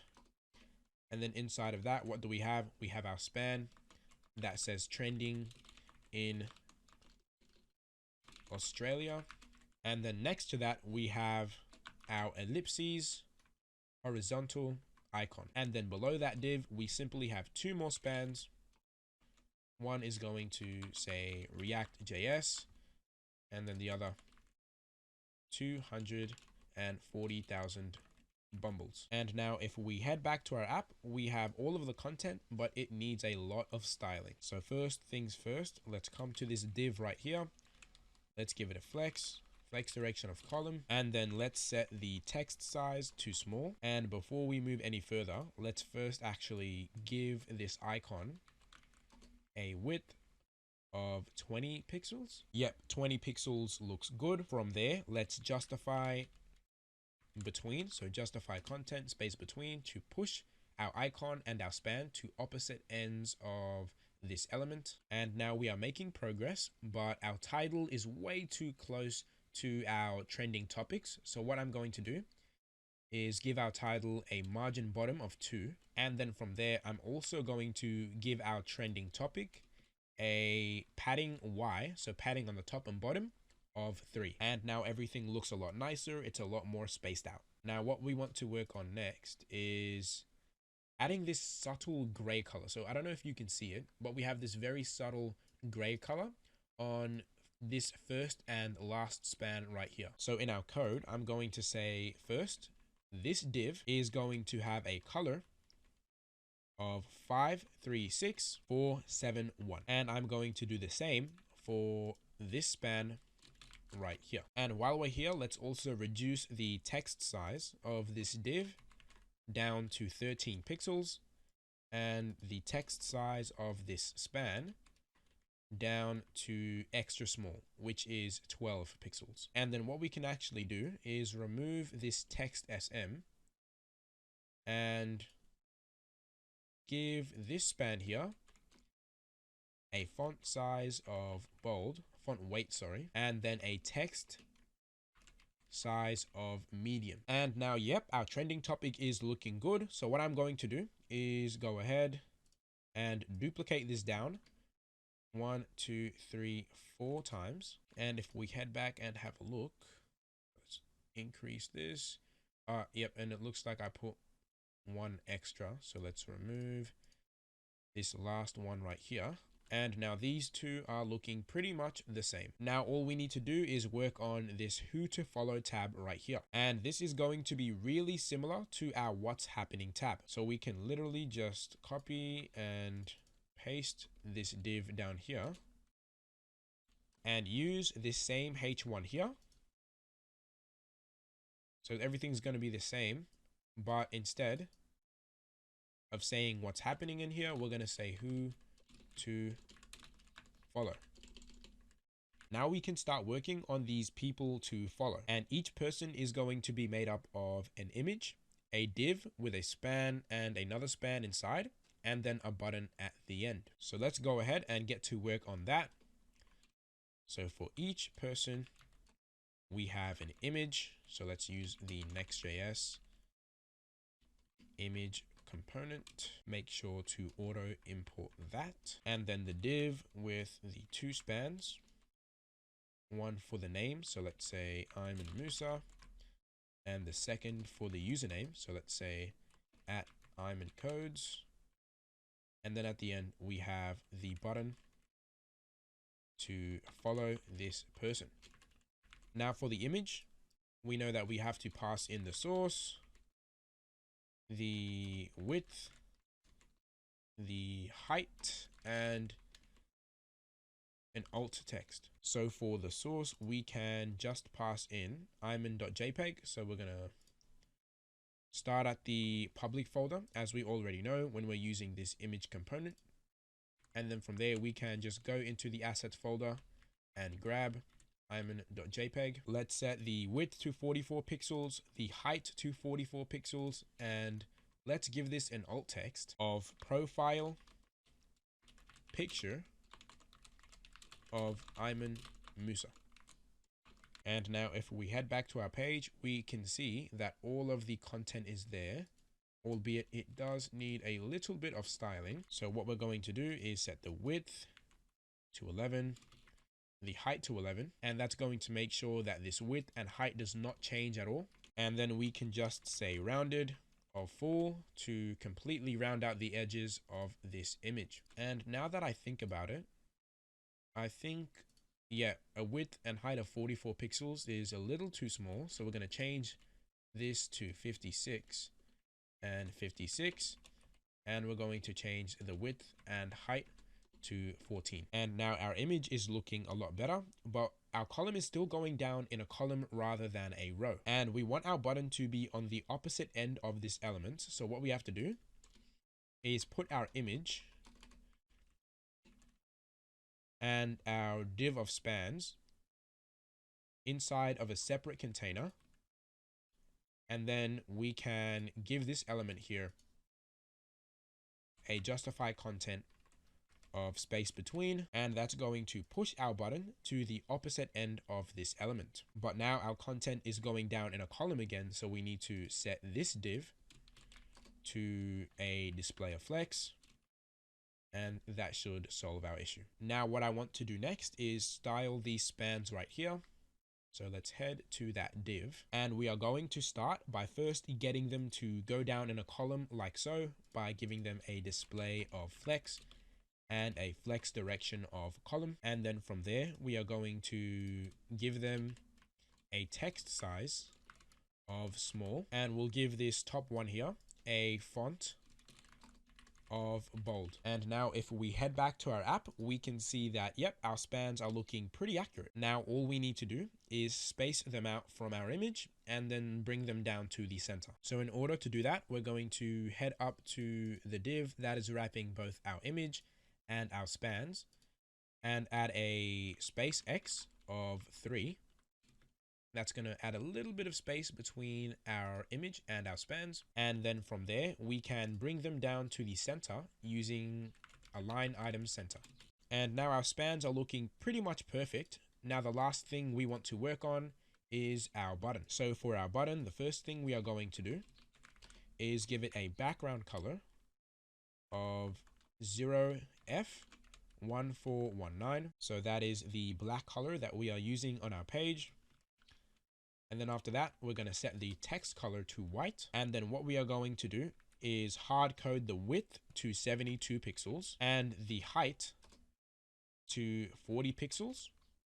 And we are going to finish off by reducing the text size down to small. And now our button is looking on point, but it's not aligned to the center. So what we are going to do is head up to this top level div right here and give it an align items of center, and that's going to bring our button to the center vertically. Now I know that all might have been a little bit confusing, and now this person element here is looking absolutely perfect, but it's just a little bit too close to this title. So what I'm going to do is give it a padding on the y-axis, so the top and bottom of 3, and that is going to give it some room to breathe. Now what we can do is come here and duplicate this code 2 times, and now our who to follow tab is looking pretty much complete. Now I'm not going to come in here and change these values just to save time with this build, but that's something I definitely recommend you do. You know, change these countries to wherever you live, have a few different topics in here, change these values, and the same with this who to follow tab, have a few different people in here. But with that, that is pretty much our widgets tab done. So what we can do is come all the way up here, remove this background color of black, and then we can head to our page component and uncomment our post feed and our sidebar. And if we head into full screen, our app looks pretty good, but I think this hashtag text might be a little bit too large. So let's head back to our widgets tab and let's Control D to select all of our hashtags. And we're going to reduce this text size from medium down to small. And that looks a lot better, but you can see there's still a slight difference, and that is in the actual spacing of our different elements. So you can see in our finished app, they're a little more cramped together. So what I'm going to do is select all of these elements, and I'm going to add a space Y of 0.5 just to add that little tiny bit of space between each of these elements. And now our hashtags look good, but one quick thing I'm also noticing is our input is significantly larger in our finished app. So this post input here has a lot more space, and I think that looks a lot better. So let's head back to our code and open up the post input.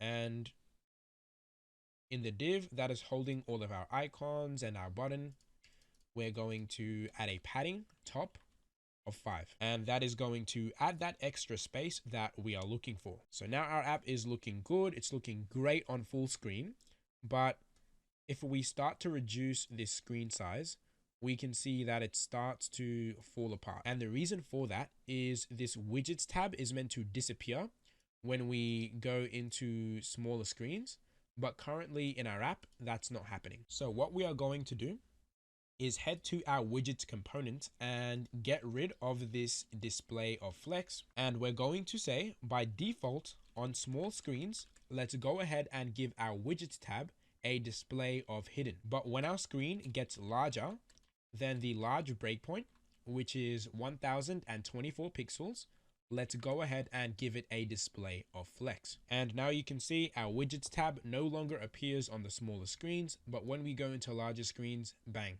it appears with no issues at all. So this is exactly what we want to see. But we have a slight issue, and that is that when our widgets tab disappears, our content is not getting aligned to the center of the screen, whereas on our finished app, it is. So in order to fix this, what we need to do is head to the container that is wrapping all of the content on our page, and we want to give that a justify content of center.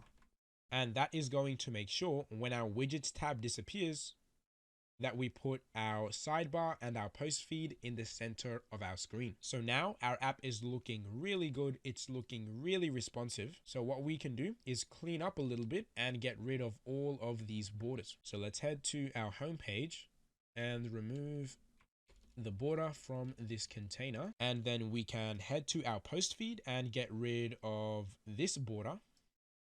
And now our homepage is looking pretty much exactly the same as our finished app, although there is a slight difference in the spacing between the sidebar and the post feed on large screens. And the reason for that is on our finished app, we actually added some extra margin to the right of the sidebar on extra large screens. So let's head back to our code, and on extra large screens or higher, let's add a margin right of 10 to our sidebar. And now we have that extra space between our sidebar and our post feed. Now what we're going to work on next is this sign up prompt at the bottom here if the user is not logged in. So we're going to create a new component called sign up prompt.tsx rfc, and then let's import that and render that out inside of our page component. So sign up prompt. So we're going to create a new component called sign up prompt.tsx rfc, and then let's import that and render that out inside of our page component. So sign up prompt. Well, actually we don't want the sign up prompt to be inside of this container, because that is going to give it a max width of 1400 pixels. But we want the sign up prompt to span the whole page. So what we're going to do is take this sign up prompt and put it on the outside. And then React is obviously going to start crying. So we can just return all of this inside of a React fragment. And now if we scroll to the bottom of our page, we can see our sign up prompt. So now we know that it's working. Let's head back to our component and get to work on it. So first things first, our sign up prompt is going to have a position of fixed, and the width is going to be full, and we are going to hard code its height to 80 pixels. It's also going to have a background color of hashtag F4 AF01. And now we're going to say that we want this banner to be positioned at the bottom of our page. All right, so now we have a nice skeleton for our sign up prompt. Now what we want to do is build out all of the actual content. So in our sign up prompt, we are going to have two divs. So div 1 and div 2. In our first div, we are going to have all of our text. And then in the second div, we're going to have all of our buttons. So let's start with our second div. We're going to have two buttons. One is going to be login. The other is going to be sign up. And then in our first div, we are going to have two spans. The first one says, don't miss out on the buzz. And the second says, people on busy bee are always the first to know. And now if we head back to our page, we have all of the content, but the first issue is that it's going down in a column. So what we need to do is give our sign up prompt a display of flex. And then from there, we can justify content center, align item center. And now it's looking a little bit better, but our content is still very cramped together. So what I'm going to do is add a space X of 5, and that's going to add a little bit of space between these two. And now I'm going to get this text going down in a column by giving the first div a display of flex and a flex direction of column. Okay, now the structure is coming together. So what I'm going to do next is give the text a color of white. I'm going to go in and give this first piece of text a text size of XL. And now let's move on to our buttons. So I'm first going to start by giving the second div a display of flex so that I can give it a space X of 4. And then for our login button, I'm going to give that a width of 88 pixels, a height of 40 pixels, a text size of small, and I'm also going to give it a border, and that border is going to be 2 pixels wide, and the border color is going to be gray 100. And then let's go ahead and round out those edges. So let's use rounded full, and then let's set the text color to white and give that a font weight of bold. And now for our sign up button, we're going to have the exact same width and height. So we're going to copy and paste that straight in. The text size is also going to be small. The font is also going to be bold, but this time the background color is going to be white and the text is going to remain black. And of course, let's go ahead and round out those edges. And now I think the space between these two buttons is a little bit too large. So I'm going to go back up and set the space X to 2 instead. And now our banner is looking pretty much like it does on our finished app. And the only difference is it looks like we are missing this full stop. Now what we need to do is add the responsiveness. So when we head into smaller screens, what you'll notice is our text completely disappears and our buttons take up all of the space inside of our sign up prompt. So in order to achieve this for our app, what we need to do is head to the div that is holding all of our text. And what we're going to do is we're going to remove this flex class right here. And we are going to say by default, let's go ahead and hide this div until we are above the medium breakpoint, which is 768 pixels. So now if we go below a screen width of 768 pixels, you can see that our text no longer appears in our sign up prompt. But now what we need to do is make it so our buttons take up the entire width of the sign up prompt. So in order to do that, we're going to head to our buttons and we're going to say, look, when the screen is larger than the medium breakpoint, we can have a width of 88 pixels and a height of 40. But if the screen is smaller than that, we are going to have a width of 100% and a height of 48 pixels. And that is not actually going to work because the container that is holding these buttons is not 100% of the width of the sign up prompt. So what we need to do is also give this a width of 100%. And now you can see that our buttons are taking up the full width of the sign up prompt, But we're running into this weird issue where we have a space in front of our button for no reason. And the reason this is happening is because of this space between property right here. It's still adding a space to the front of our button div, even though we don't have any other elements inside of the signup prompt. So what we need to do is only apply this space x of 5 when we are above the medium breakpoint. And now that should remove that weird space. But our buttons are still cramped up against the edges of our signup prompt. So what I'm going to do is give the button div a padding of 3 on all sides, and now our buttons literally look perfect. Now all we need to do is increase the font size of our buttons, and how we are going to do that is by heading to our buttons and saying, look, if the screen is larger than the medium breakpoint, then let's use a text size of small. Otherwise, if we are smaller than that, let's use a text size of medium. And now you can see we have the same font size as our finished app. Now, finally, all we need to do is add this hover effect and we will be done. So let's go to our login button and we're going to say on hover. What do we want to do? We want to set the background color to white.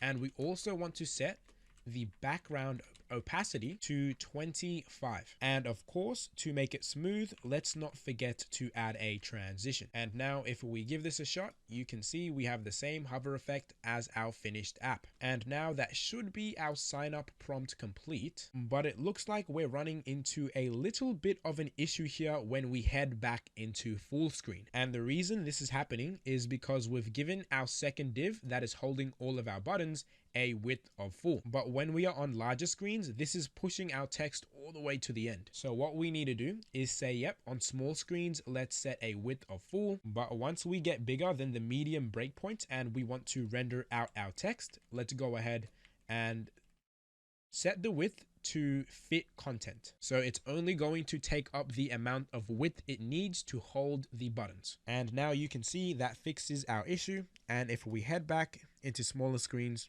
our buttons still work completely fine. Now, another issue that we need to fix is on our finished app, we're actually pushing our text and our buttons all the way to opposite ends of the sign up prompt. So if we inspect element, you can see that we are pushing them to opposite ends all the way until we hit the large breakpoint. So that's 1024 pixels.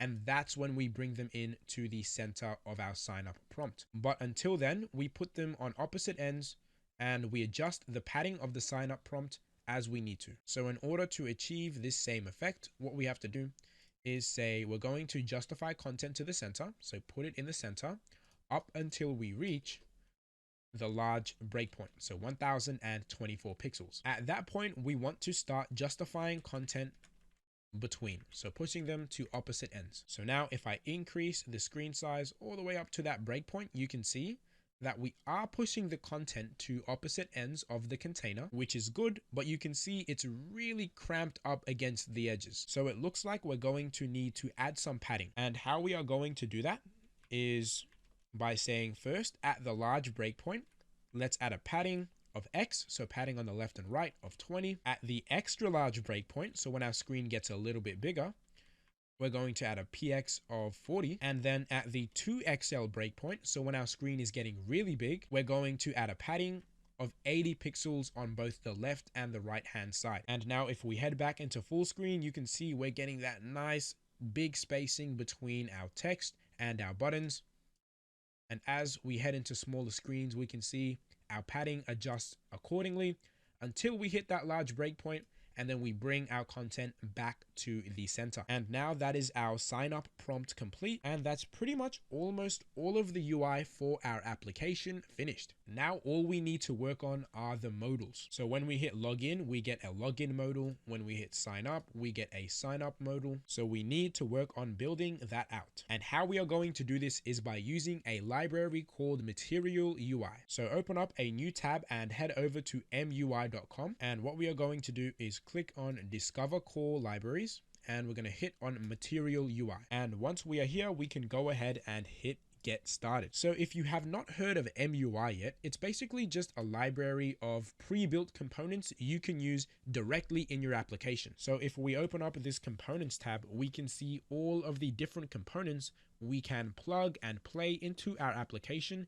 without having to do much work. For example, let's take this rating component. Normally building out a component like this will take a ton of time, but Material UI do all of the dirty work for us, and all we have to do is import it and use it in our app. So like I said earlier, it's plug and play. It's super easy to use and saves us a ton of time. Now, the component that we are going to be using from Material UI today is the modal component. So let's head to the search bar and search for the modal component, and we can go ahead and click into this. And here Material UI has a modal component that you can open up by clicking on a button. So in order to use this component on our app, we have to first install the Material UI library. So in order to do that, let's head to this sidebar and let's scroll all the way up to the installation guide here. And all we have to do is copy this npm command here and then head back to our code, open up the terminal, create a new tab, and then paste this in. And now we can hit enter on that. And once that is done installing, we can use any Material UI component in our app. Now, using a Material UI component is extremely simple. The first thing we are going to do is close our terminal and head to the components folder. And in here, in order to help us stay more organized, I'm going to create a new folder called Modals. Now, you don't have to create this folder, but again, all it's doing is helping keep our folder structure organized. In here, we are going to create a new component called Signup Modal.tsx and then RFC to get the component template. And now how a modal works is we have a button, right? And when we click on that button, we want the modal to pop up. So for example, if we click on the sign up button, we want the sign up modal to pop up, and then the user can put in all of their information and register an account. So let's head to our sign up prompt and let's copy this sign up button and paste it into this component. And now what we are going to do is, instead of rendering out this button at the bottom of our sign up prompt, we're going to render out the sign up modal. So import that. All right, now we have this button inside of this component. Now, every single time we click on it, we want the modal to pop up. So in order to do that, we have to import the modal component from Material UI. So we're going to import the modal component from MUI Material. And now what we are going to do is, underneath this button, we're going to render out this modal component. And now if we refresh, we are getting an error. And that's because there are some props that the modal needs that we are not passing in. So the first prop that we need to pass in is the open prop. And this is a Boolean value that decides whether our modal is opened or closed. So if it's true, the modal is going to be open. If it's false, the modal is going to be closed. Now, another prop we need to pass in is the on close. So this on close prop is going to take in a function, and it's going to help us change the value of this open prop. Now, if that was a little bit confusing to you, don't worry, let's dive into an example. So let's say we had a piece of state called is open. So set is open, and this started off with a default value of false. And let's make sure we are importing the use state hook. And normally what we'd do is take this piece of state and use it to determine whether our modal is going to be opened or closed. So we'd say open equal is open. So now is open is equal to false, so our modal is closed. But now let's say is open started off with a default value of true. So our modal is starting off as open. Now what we do with this onClose prop is pass in a function that is going to set is open to false. So that way we can actually close our modal if we want to. So what we'll do is create a function called like handle close or something. And inside of this function, what we'll do is would set is open to false. And then we pass that function straight into this on close prop. So now our modal is starting off as true. It's open, but when we try to close our modal, we're going to run our handle close function, and that's going to set is open to false and close our modal. So now that should be working, but it looks like we're getting an error saying useState only works in client component. So we're trying to use the useState hook on a server-side rendered component, which we know we can't do. So what we need to do is turn this into a client component, and it should be working now, but it looks like we're still getting an error. And the reason for that is we actually need to have some content inside of our modal. So in here, what we are going to do is create a simple div, and let's give this a width of 200 pixels, a height of 400 pixels, and then a background color of white. And now you can see, first, we're getting a nice little backdrop. So that's how we know our modal is open. And two, you can see that our div is showing up, but we actually want to center this modal in the middle of the screen. So what we can actually do is head to our modal component and add some styles to it. So we're going to give it a class name of flex, and then justify center, and then item center. And now our modal is in the center of our page. And if we click anywhere outside of our modal, bang, our modal is going to close. So now what we want to do is make it so when we click on this sign up button, that modal pops up. So how do we do that? Well, it's really simple. All we need to do is create a function, and we're going to call this handle open.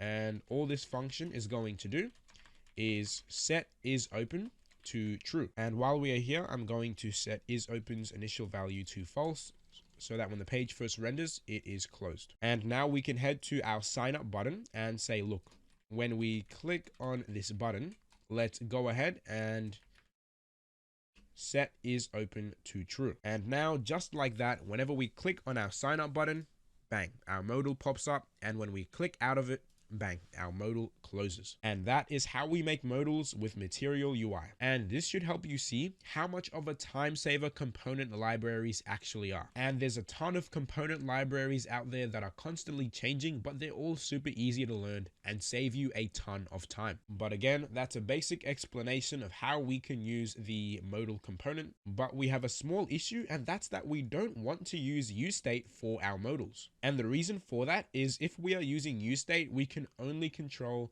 the state of this modal inside of this component. So we can only open the modal from this sign up button, and we can't control it from anywhere else. But in our finished app, you'll notice that that is not the case. If the user is not logged in and we click on this comment button, bang, we pop up our modal. If we click on this like button, bang, we pop up our modal. So we want to be able to control our modals globally from anywhere in our app. And how we can do that is by using Redux. So what we need to do now is install Redux and make these modals controllable from anywhere in our app. So let's go ahead and walk through how we can do that. So head to redux-toolkit.js.org and then hit get started. Scroll all the way down until you see installation. And we need to copy and paste these two commands into our terminal. So we'll head to our terminal and copy and paste this first command in. And once that is done, we'll copy and paste the second. And once Redux is all installed, we can close our terminal. And the first thing we have to do is create our Redux store. So in our root directory, we're going to create a new folder called Redux, and inside it we are going to create a file called store.ts, and then we can open up the sidebar, head to the quick start option, and where it says create a Redux store, let's select the TypeScript option and copy and paste this straight in. And you can see that everything is pretty much the same as the Redux crash course where we were using JavaScript, but the only difference now that we are using TypeScript is that we are exporting a couple of types at the bottom here. And as a junior developer, you are definitely not expected to understand what's actually going on here and how these types are created. All you need to understand is where we use these types practically in our code. So we use the root state type whenever we are using the use selector hook, and then we use the app dispatch type whenever we are using the use dispatch hook. So it's really simple, and I will be walking you guys through how to do it later on. But for now, let's move on to the next step, which is providing the Redux store to our application, so we can actually use all of our Redux state in our application. So the first way you would think to do this in Nextjs is come to this layout component and then wrap our entire application inside of this provider component. But if we head back to our app, we're going to get an error saying that this function is not supported in React server components. Please use this in a client component. So we can't use our provider in a server component. So we need to come up here and set this to a client component. But let's not be so quick to do that. Let's first try and see if we can find a workaround where we can still keep this layout component rendered on the server while still being able to use this provider component. So in Nextjs, here is how we do that. Let's head to our Redux folder, and we are going to create a new component called storeprovider.tsx. And here we can use our regular React component template. And then the first thing we are going to do is set this to a client component. So everything that has to do with Redux, we have to do on the client side. Now, the next thing we are going to do inside of this component is grab the provider component from React Redux. And inside of this provider component, we are going to pass in the children. So what you need to understand is children is a special prop provided to us by React. And this is a special prop provided to us by React that allows us to access any content that is passed between the component tags. And now all we have to do is pass in our Redux store into this provider. So let's go ahead and import that from our Redux store. And now any content that is wrapped inside of the store provider component tags is going to get access to our Redux store. So now we can head back to our layouts component, and instead of using this provider component that we get from React Redux, we can remove this. We can remove this and instead use our store provider component. And then we can put all of our content in between the store provider component tags. And this is how we give our app access to our Redux store whilst keeping our layout component server-side rendered. We create a store provider component inside of our Redux folder. We make that a client component and takes any content that we pass in within the store provider tags and gives them access to the Redux store. So this is how we set up our Redux provider in Nextjs. A little bit confusing to understand at first, but use it a couple of times and you will be fine. Now, what we need to quickly fix before we move on is this error we're getting from TypeScript. So we have to type this prop. So we're going to create a new interface and let's call this store provider props. And this is going to have one prop, which is going to be children. And how we type this children prop, so when we open up the component tags, pass content in between, and then want to access that content in our code, is by using the special type react.react node. And where did I get that from? Well, I got that from the cheat sheet I gave you guys in the TypeScript in React crash course. So don't feel pressured to memorize this type or anything. It's all on the internet whenever you want to use it. So anyways, let's use this interface now on this prop object, and that should remove that error. And with that, we have now created our Redux store. We have provided it to our application. Now we want to create our slices so we can open and close our modals. So let's head to our Redux folder and let's create a new folder for all of our slices. And in here, we are going to create a new file called modal slice.ts.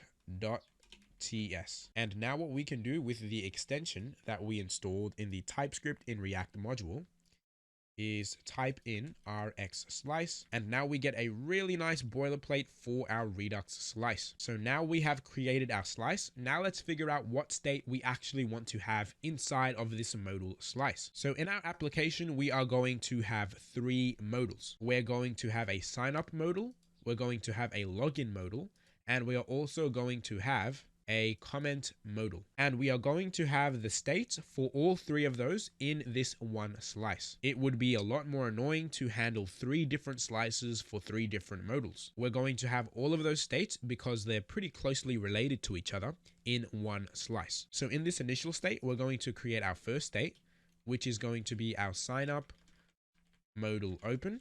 And that is going to start off as false. And then we can come here and change this name to modal. And now what we can do is create a couple of reducers to change the value of sign up modal open. So the first reducer is going to be open sign up modal. And of course, this is going to be a function. And what this function is going to do is set sign up modal open to true. So how we're going to do that is we take in the state, and then we're going to say state dot sign up modal open equal true. And now we are going to have a reducer that does the opposite. So we're going to say close sign up modal is going to take in the state and set state dot sign up modal open to false. And now, of course, in order to use these reducers in our code, we need to export their actions. So we're going to export the open sign up modal and the close sign up modal action. And now that we have created this slice, what we need to do is import it inside of our Redux store so that we can actually use it throughout our application. So how we do that is at the bottom of our modal slice, we're exporting the modal slice.reducer by default. So what we need to do is inside of our Redux store, import, and then we can call this whatever we want from our modal slice. We're going to import it from the slices / modal slice. And again, since we are using export default for this value, we can call this absolutely anything, and it's automatically going to be assigned this value. Now, of course, we aren't going to keep this as the name of our variable. Let's set this to something more descriptive like modal slice. And then all we have to do is create a property inside of this reducer object. We can call this anything, but I'm going to call it modals. And inside of that, we pass in the modal slice. And that's pretty much it. Now we have access to all of the state inside of this modal slice anywhere in our application. So now if we head back to our sign up modal component, we are no longer going to be using this is open variable to determine the state of our modal. So we can comment out all of this code, and instead we're going to say const is open equal use selector, and make sure that is imported from React Redux. And we know that this use selector hook takes in a callback function. And inside the brackets, we get access to the state parameter. So that is going to be all of the state that we pass into this reducers object.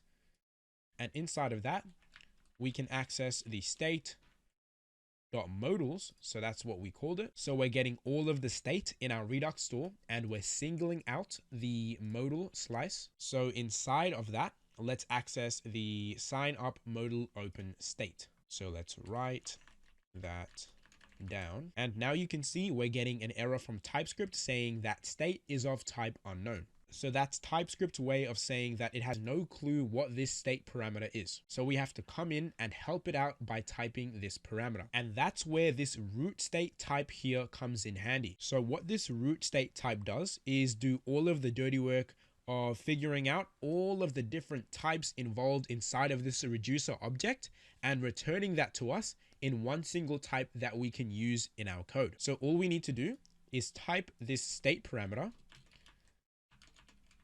as the root state type, and TypeScript is going to stop crying. And now we can go ahead and remove these curly braces so that this auto returns our state.modals.signup modal open. So now this value should be stored inside of this variable, so we can go ahead and log that to the console. And if we head back to our app, we are going to see an error. And the reason we are getting these errors is because these handle open and handle close functions are no longer being defined. So let's go ahead and comment these out. And now if we open up our console, we should see false coming from line 23, where we console log out is open variable. So now we are able to access our sign up modal open state from within this component. Now we want to be able to change the value of that component in our code. So in order to do that, all we have to do is use these reducer functions that we created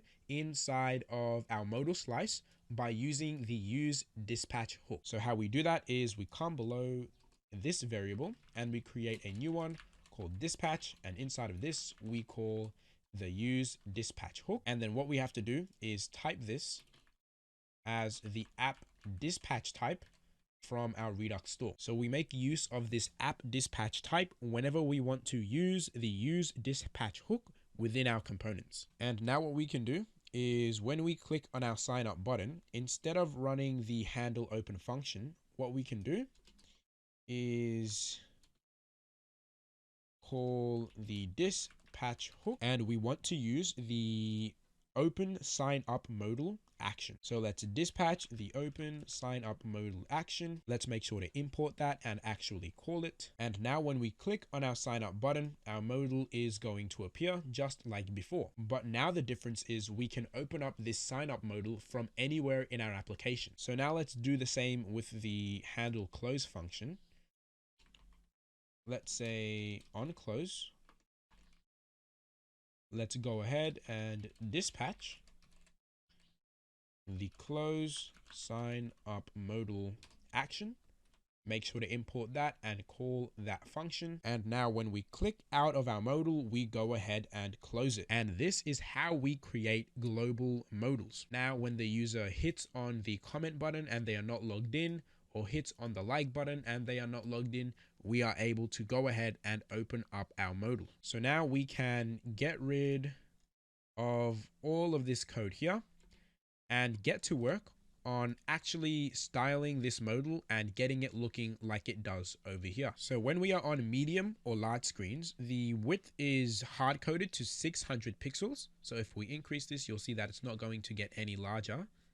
And the height is just set to fit whatever content is inside of it. But when we go onto small screens, our sign up modal is going to take up the entire screen. So the width is 100%, the height is 100%. So in order to code that, what we're going to say is by default, let's have a width of full. So that's width 100% and height of 100%. And we're going to do that on small screens all the way until we get up to the small breakpoint, which is 640 pixels, at which point we want to hard code the width to 600 pixels and we want to set the height to fit content. So that means take up whatever height you need to fit the content inside of you. And now if we head back to our app, we can see that when we are on small screens, our modal is taking up the entire width and height of the screen.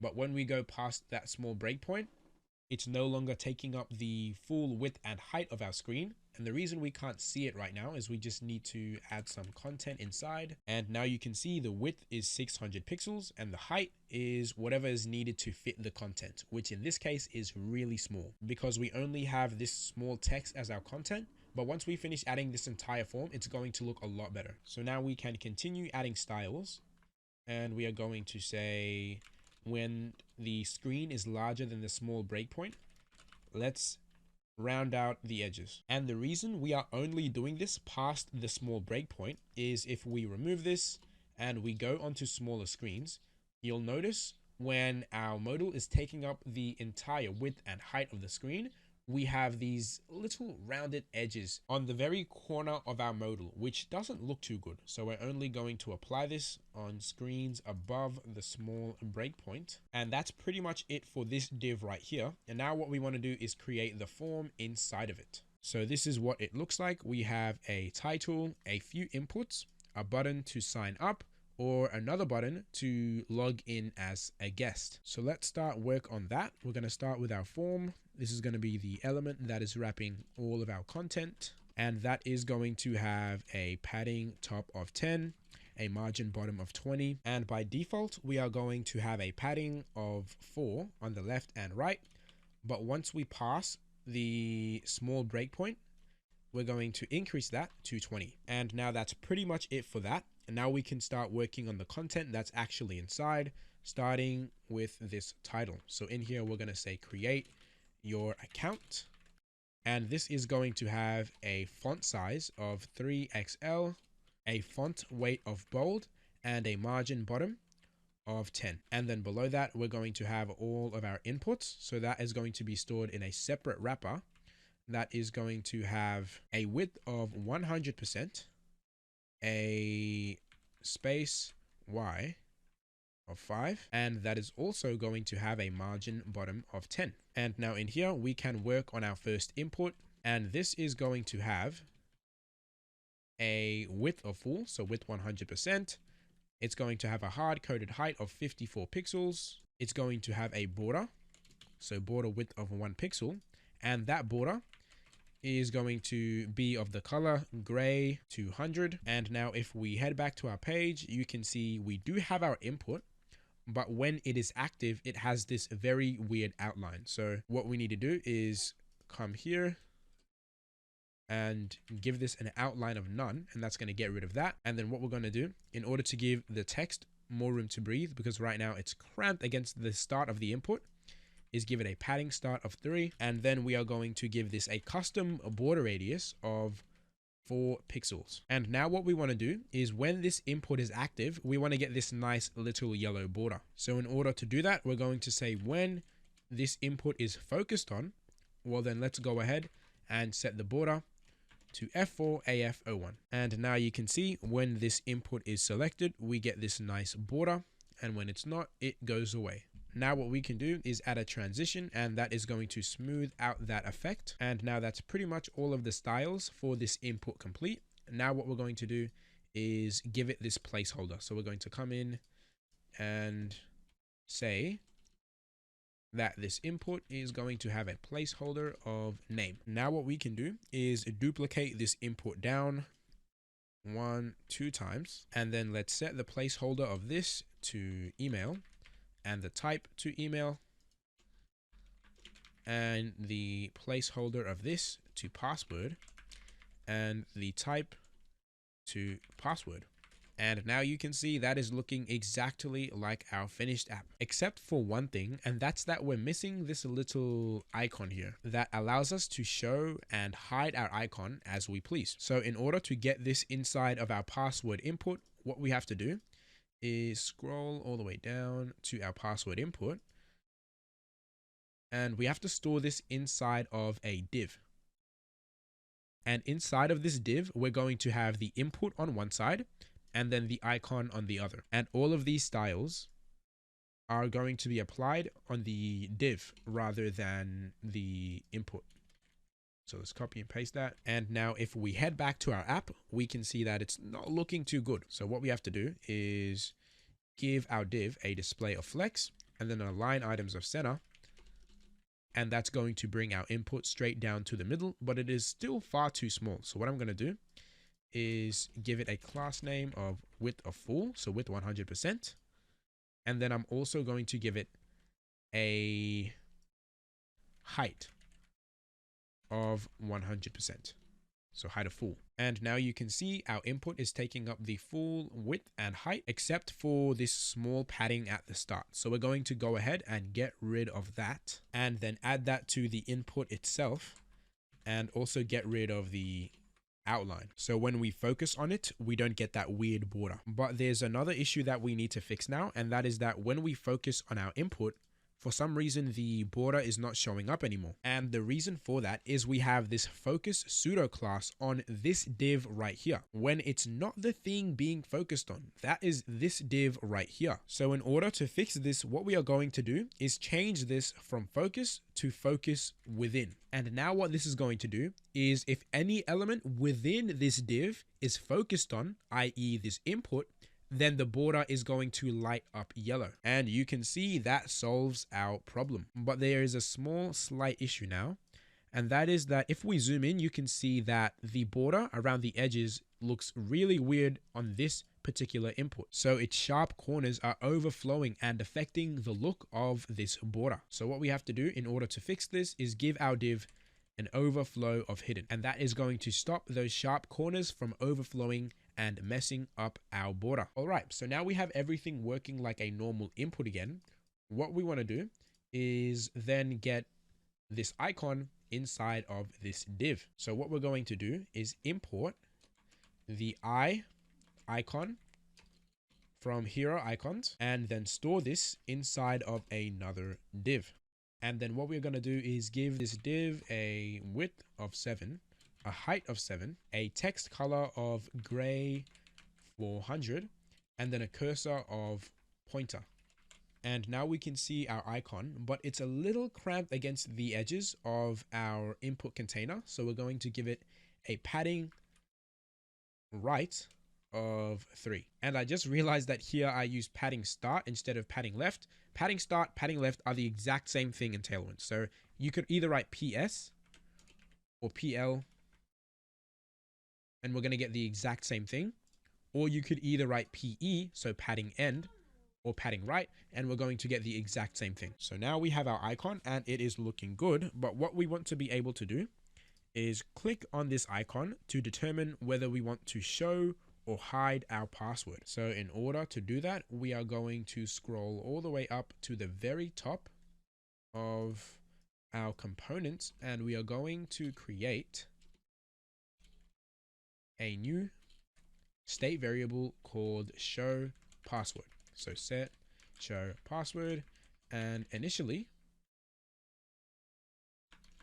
its value is going to be false. And then what we are going to do is use this state variable to determine whether our input is going to be a password. So we're going to hide the text, or our input is going to be just a plain text input where we show the text. So we're going to head to our type attribute and we're going to say, look, if show password is equal to true, well then we want to make this a regular text input to show our password. Otherwise, if show password is false, well then we want to keep it as a password type. So we hide our password. Now what we need to do is make it so when we click on this icon, we're actually first changing the value of show password. So first, let's make sure we're actually changing the value of set password. So we're going to come here and say on click, let's go ahead and set show password to the opposite of whatever it is right now. So now if we head back to our page and we type some text into this input, when we click on this button, show password is going to cycle between true and false and true and false. So now we have the functionality down, but what we also want to do is change the icon that we are showing. So in order to do that, we're going to head inside of this div and we're going to say, look, if show password is true, we want to show the I with the slash. So that is the I slash icon, and make sure to import that from hero icons. Otherwise, if show password is equal to false, let's go ahead and show the regular I icon. And now if we head back to our page and we give this a go, we can see we're getting the exact same functionality as our finished app. So now that's pretty much it for our inputs. What we want to do now is come down and work on our buttons. So we're going to come down here and create our sign up button.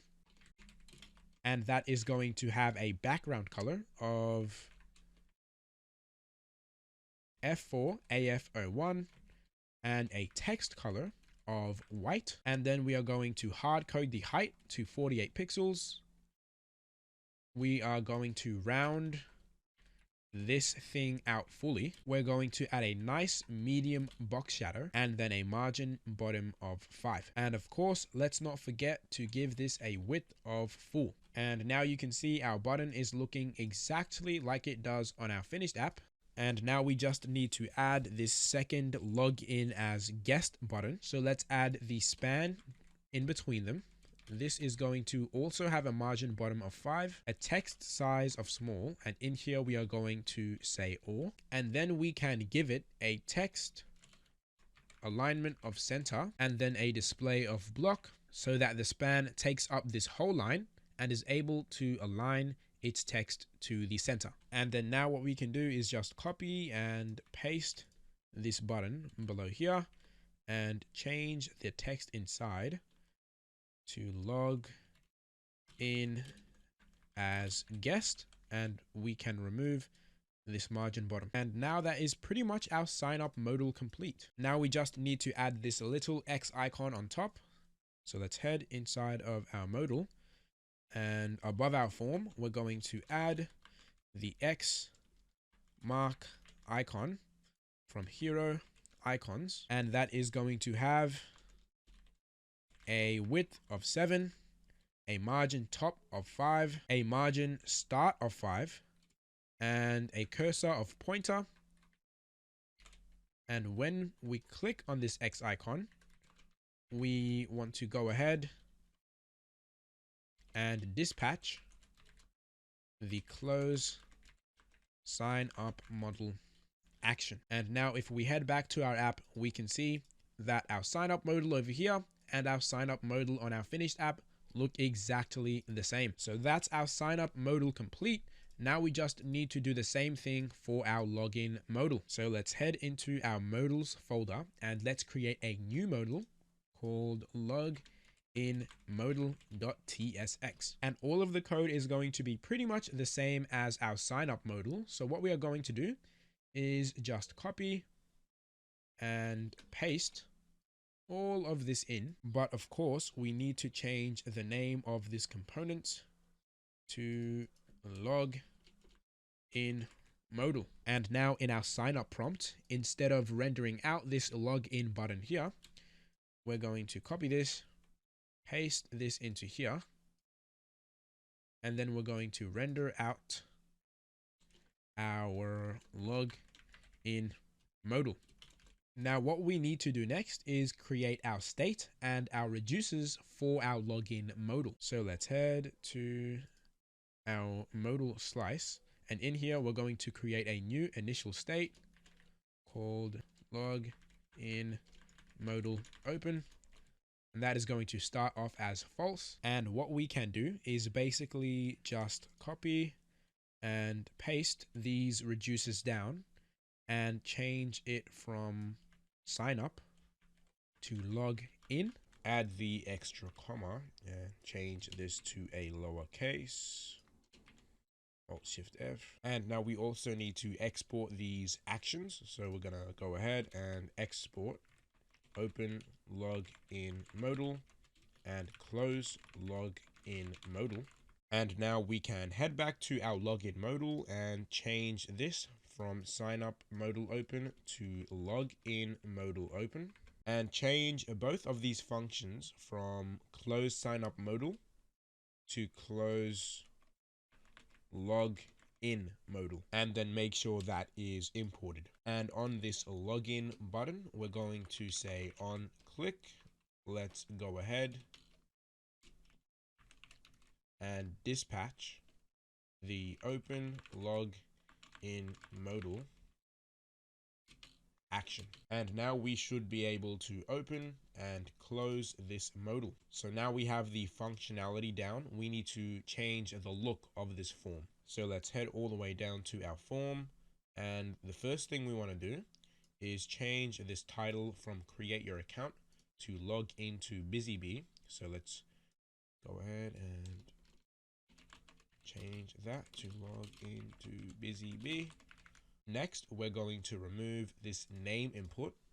We don't need that in our login modal, so let's go ahead and get rid of that. And then finally, we just change this button from sign up to log in. So let's scroll all the way down, head to our sign up button and change that to log in. And now that's pretty much it.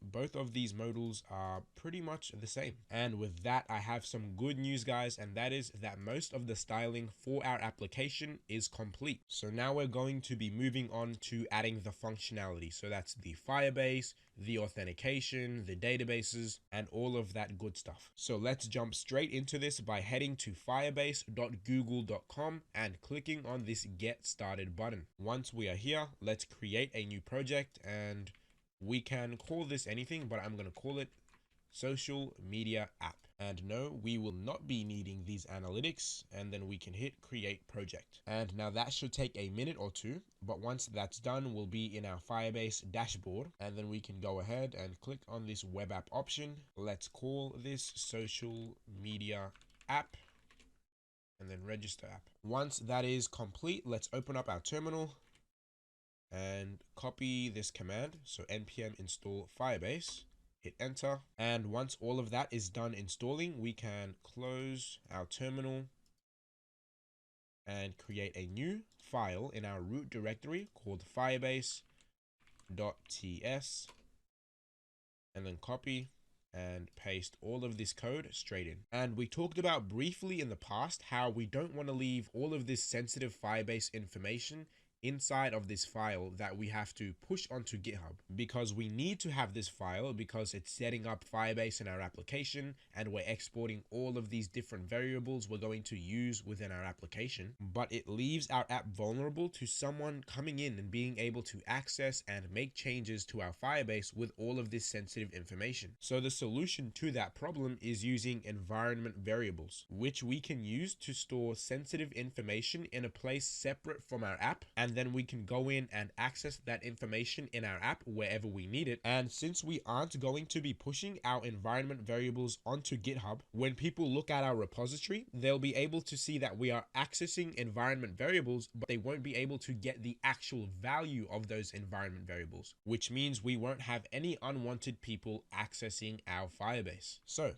in order to start using environment variables in our app, the first thing we have to do is head to the root directory of our application and create a new file called .env.local. And it's inside of this file that we are going to declare all of our environment variables. So all of the sensitive information that we don't want people accessing, we store inside of this file. So let's copy all of this sensitive Firebase information that we don't want to share and paste it inside of this file. And now what we want to do is store all of these sensitive keys inside of their own environment variable. So in order to define a environment variable in Nextjs, what we have to do is type down the prefix next underscore public underscore, and then we write down the name we want our environment variable to have. So for example, our first one is going to be API underscore key. So next public API key is the name of our environment variable. And then next we say equal,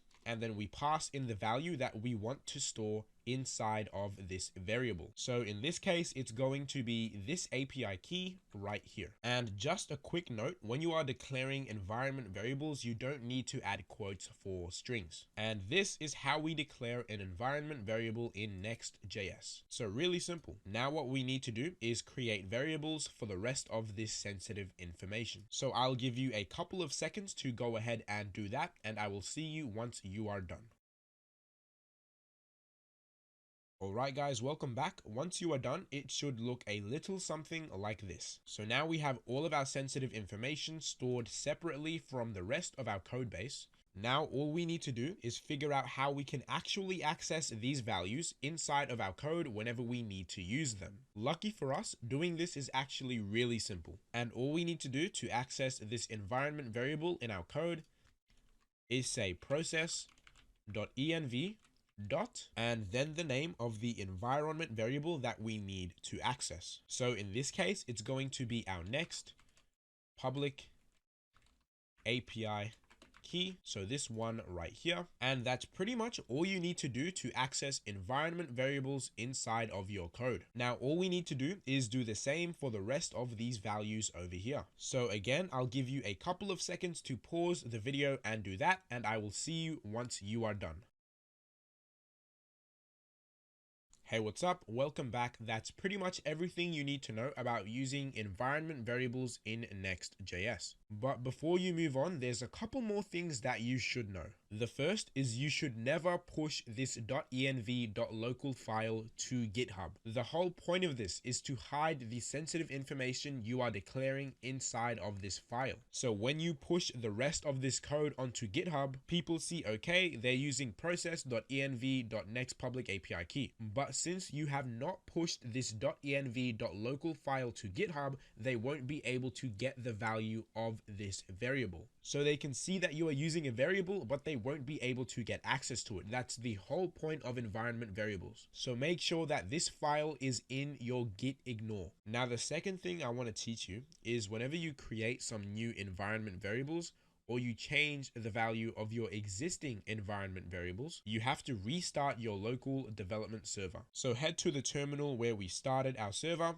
and hit Control and C to kill the server, and then let's restart it by running npm run dev. Now, the third thing that I want to teach you is when we are using environment variables, there is a few extra steps that we have to take when we are deploying our applications to a server like Vercel. And once we get to the end of this build and we deploy our app to Vercel, I'll be walking you through all of that. All right, so now that we have all of that stuff out of the way, the first thing we want to work on is our Firebase authentication. So our users are going to be able to sign up, log in, or log in as a guest. So in order to get that working, the first thing we have to do is open up our sidebar and head to the Authentication tab. Hit that Get Started button, and today we are going to enable email and password authentication. And once that's done on the Firebase console, we have to set up Firebase authentication on our app. And lucky for us, it's a very simple 2 lines of code. So the first is importing get auth from the Firebase authentication library, and our second line is going to be exporting const auth, and inside of this variable we are going to call the get auth function. And just like that, Firebase authentication is ready to use on our application. So now what we are going to do is close all of our tabs, and we're going to open up the sign up modal. And of course, here we are going to be handling all of the signing up and users creating accounts in our app. So in here, we are going to have a function, and this is going to be called handle sign up. And inside of this function, we are going to be using the create user with email and password from the Firebase authentication library. So let's go ahead and make sure that is imported. Now, what we are going to do is make this function an async function, because what we're going to do in here is create a variable called user credentials.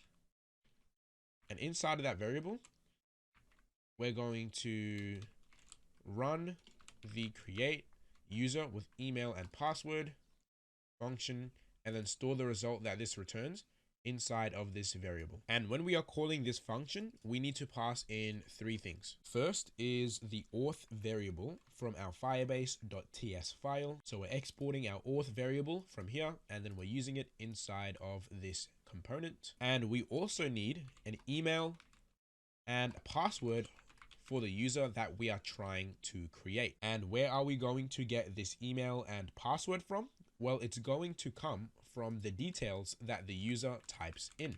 So in order to access the values inside of these inputs, what we have to do is head to the top of our component, and we are going to create 2 state variables. The first is going to be for our email. So set email, and that is going to start off as an empty string. And the second is going to be for our password. So set password, and that is also going to start off as an empty string. And now what we need to do is bind these two state variables to our inputs. So we need to hook them up so whatever value is inside of this input is inside of this state variable. So you probably already know how to do that by now. We're going to head first to our email input, and we are going to say on change. We're going to grab the event object, and we are going to set our email state to the event.target.value. And we are going to do the same for our password input. On change, grab the event object and set our password state variable to the event.target.value. So now whenever we change the value of these inputs, we're setting our state variable to the value that is inside of this input. But what we need to do to make sure everything is binded correctly is set the value of this input to email, so the email state variable, and then set the value of this input to the password state variable. And now we have a nice two-way binding between our inputs and our state variables, and we can grab the values inside of these inputs at any time through our state variables. So now let's head down to our button, so our sign up button, and let's say on click, let's go ahead and run the handle sign up function. And now whenever we hit on our sign up button, we should be able to create users inside of our app. So if we head over to the users tab, you can see that we currently don't have any. But now if we head back to our app and we sign up with a random name, a random email, so let's say test@gmail.com, and a random password, we can see that our page refreshes and we still have no users inside of our database. And the reason this is happening is because this sign up button is actually inside of a form. So when we hit on this sign up button, it's going ahead and submitting the form and refreshing the page before we can actually get a chance to run this handle sign up function and create our user. So all we have to do in order to fix this is change this form into a regular div. So let's go ahead and change that. And now we should be able to create our user with no issues at all. So we hit on this sign up button, and now if we head back to Firebase and refresh our page, you can see we now have our first user, test@gmail.com. All right, so now when we hit this sign up button, we're going ahead and creating a user. And what this function also does is when that user is successfully created, the user also gets signed into that account. So this function is going ahead and creating a new account and also logging the user into that new account that we just created. So now what we want to do is as soon as the user is signed in, we want to make their account details globally available throughout our entire app. So if we head to our finished app, you'll notice as soon as we log in, bang, we're using the user's information in the sidebar. We also use the user's information in the comment modal. So again, as soon as the user logs in, we want to make the information globally available in the app. And whenever we think of global state, what do we think of? We think of Redux. So what we want to do is have something that is listening for changes in our authentication. And as soon as it notices that the user is signed in, whether that be through a login or a sign up, it's immediately going to then grab the user's information and then shove it into our Redux store. So in order to do that, what we are going to do is first create a use effect. So let's pass in the callback function as the first argument. And this use effect is only going to run once when this component first renders. So when this component first mounts, we are going to set up an on auth state changed event listener and make sure to have that imported from the Firebase auth library. Now, as the name suggests, this is a listener that fires every single time the auth state changes. So whenever the authentication state of this user changes, whether they log in or log out, this listener is going to fire. And this listener takes in two parameters. The first is our auth variable from our firebase.ts file. And the second is a callback function where we define what we want to happen whenever the user's state changes. And inside of this callback, we get access to a parameter called the current user. So right here, let's just console log the current user parameter to see what it actually is. So let's head to our console and we can see if we refresh on line 31, we can see we are console logging our current user, and that is giving us an object. And inside of this object, we have a bunch of information to do with the user who is currently logged in. So you can see we have a display name, an email, a UID. So basically, whenever this authentication state changes, this listener is going to return to us the current user. So inside of this callback, we get access to the user who is currently signed in, and we can do anything with that information.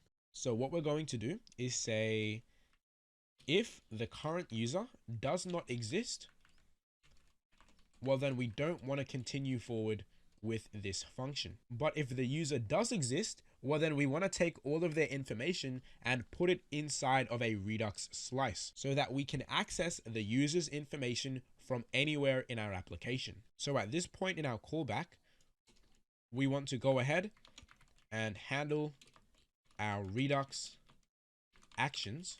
But before we can dive into all of that, let's go ahead and store this listener inside of an unsubscribe variable and then return that from this use effect. And the reason we are doing this is this listener actually returns a function that we can use to turn off and unsubscribe from this listener. So what we are doing is taking this function that our listener returns and storing it inside of this variable. And at the end of our use effect, what we are doing is going ahead and returning that function. And we use this return keyword inside of a use effect when we want to define a function that we want to perform when the component unmounts. So essentially what we are doing here is saying, look, when the component first mounts, let's go ahead and set up this event listener. But when this component unmounts, let's go ahead and turn off this event listener. Because when this sign up prompt is not here anymore and it's not being rendered on the screen and the user is already logged in and using our app, there's really no need for us to have this listener running anymore. That would just be a waste of resources. So we're saying, look, when this component unmounts, let's go ahead and turn off this listener. So now that we have that out of the way, let's go ahead and create our Redux slice for our user. So let's head to our Redux folder, and inside of the slices folder, let's create a new file called user slice.ts. And in here, let's use the RX slice shortcut to give us this nice template. And then we can go ahead and change this name to user. And now let's type in the state that we want to have inside of our initial state. So first we are going to have a name, and that is going to start off as an empty string, a username that is also going to start off as an empty string, and then an email, empty string, and then a UID starting as an empty string. And now in here, we are going to create a reducer called sign in user. And that's going to be a function that takes in the state. And this time around, we are also going to need the action. So if you are unsure of what this is, make sure to watch the Redux crash course. This is essentially how we pass in arguments to our reducers. And what we want to do is change our state.name to our action.payload. So the payload basically refers to the value that we pass in when we call this function. So for example, if we dispatched an action and we passed in the number 2, the action.payload would be equal to the number 2. But we're not going to be passing in a number. We are going to be passing in an object with all of these different properties. So we're going to set our state to the action.payload.name. And now what we can do is copy this down 1, 2, 3, 4 times. And now we want to do the same thing with the username, the email, and the UID. And now we're also going to have another reducer called sign out user. So sign out user. And of course, let's make sure to add a comma. And what this is going to do is take all of the values in our state and set them back to an empty string. So let's go ahead and remove all of this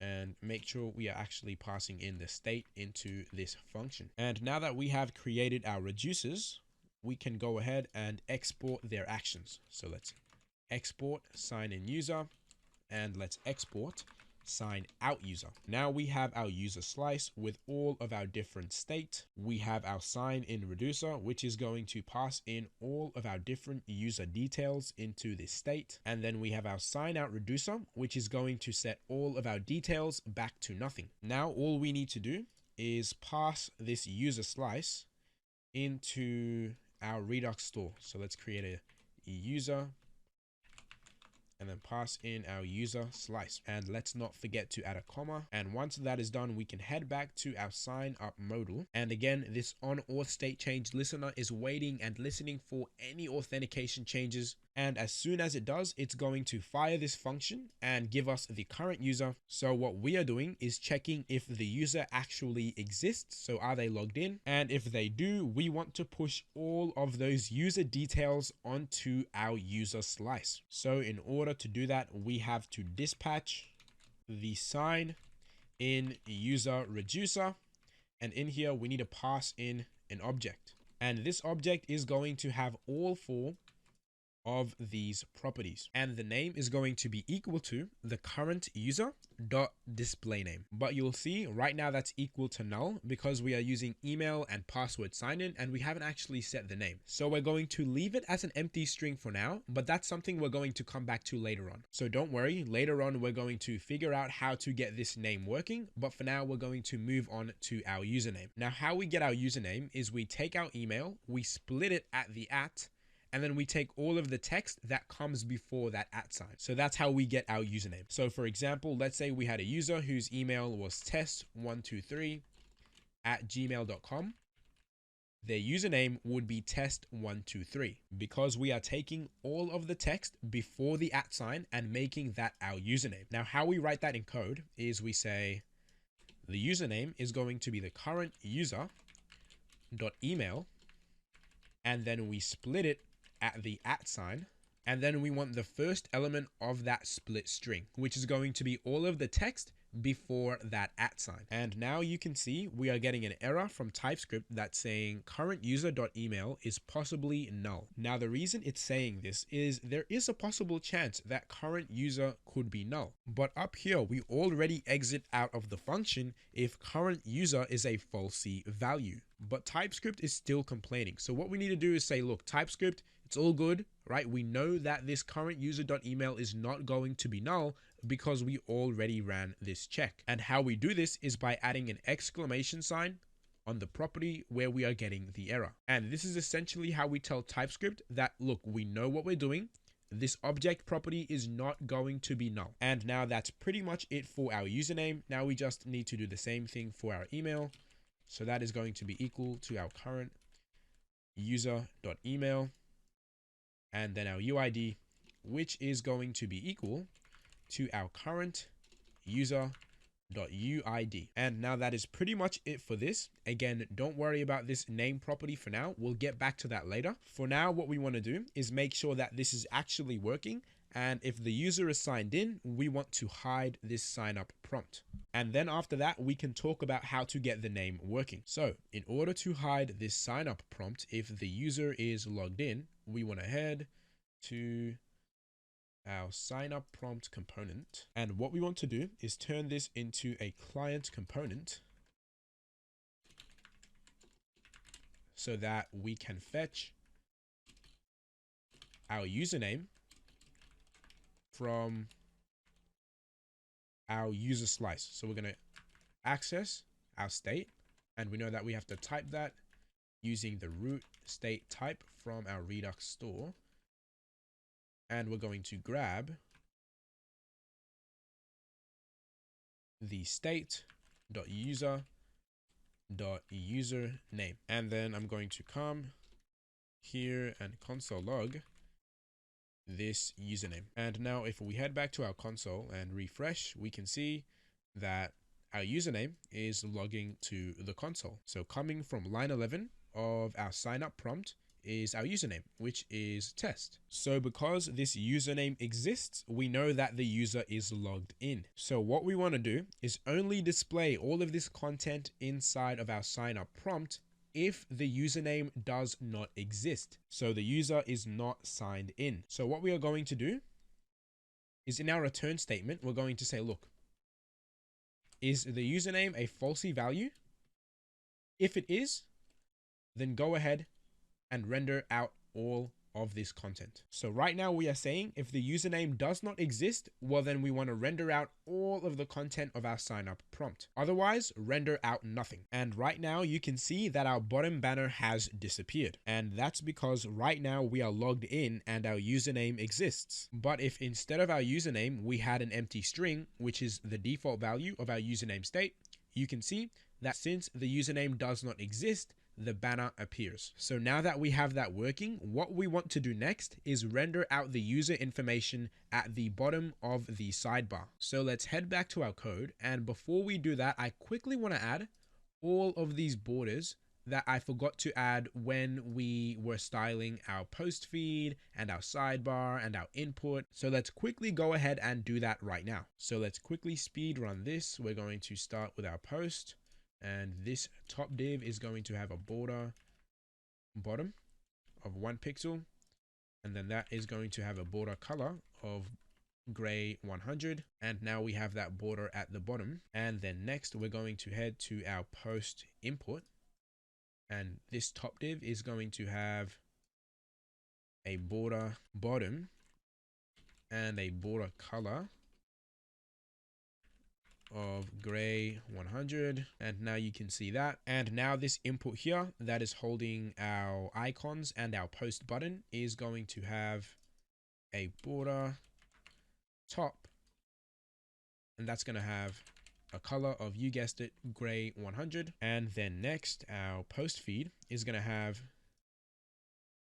on this top div a border X, so border on the left and the right, and that's going to be of gray 100. And then this little home header here is going to have a border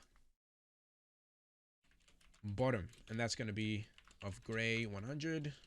And with that, we pretty much have all of the borders that we are looking for. Now what I want to do is add a little more space between our widgets tab and our post feed now that we have this border, just like we have on our finished site. So we're going to head to our widgets tab, and we're going to give this top div right here a padding start of 10. So padding left of 10. And now you can see we have a little more space between our widgets tab and our post feed.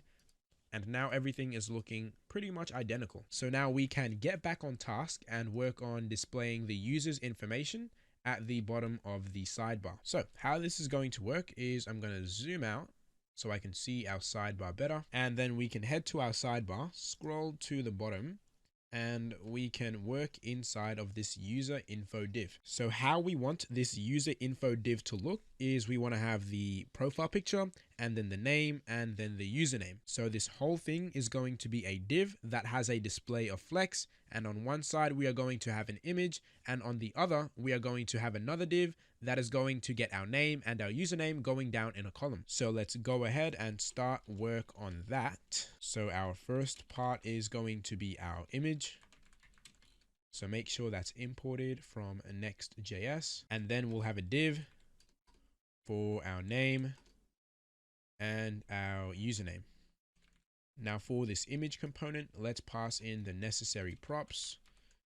Let's give it a source of, so we start in our public folder. So let's head into our assets folder and grab our, I think it's profile picture.png. Let me just open that up and have a look. Yep, profile pic.png, and then let's set a width of 36 pixels, a height of 36 pixels, and an alt text. And we're just going to say profile picture.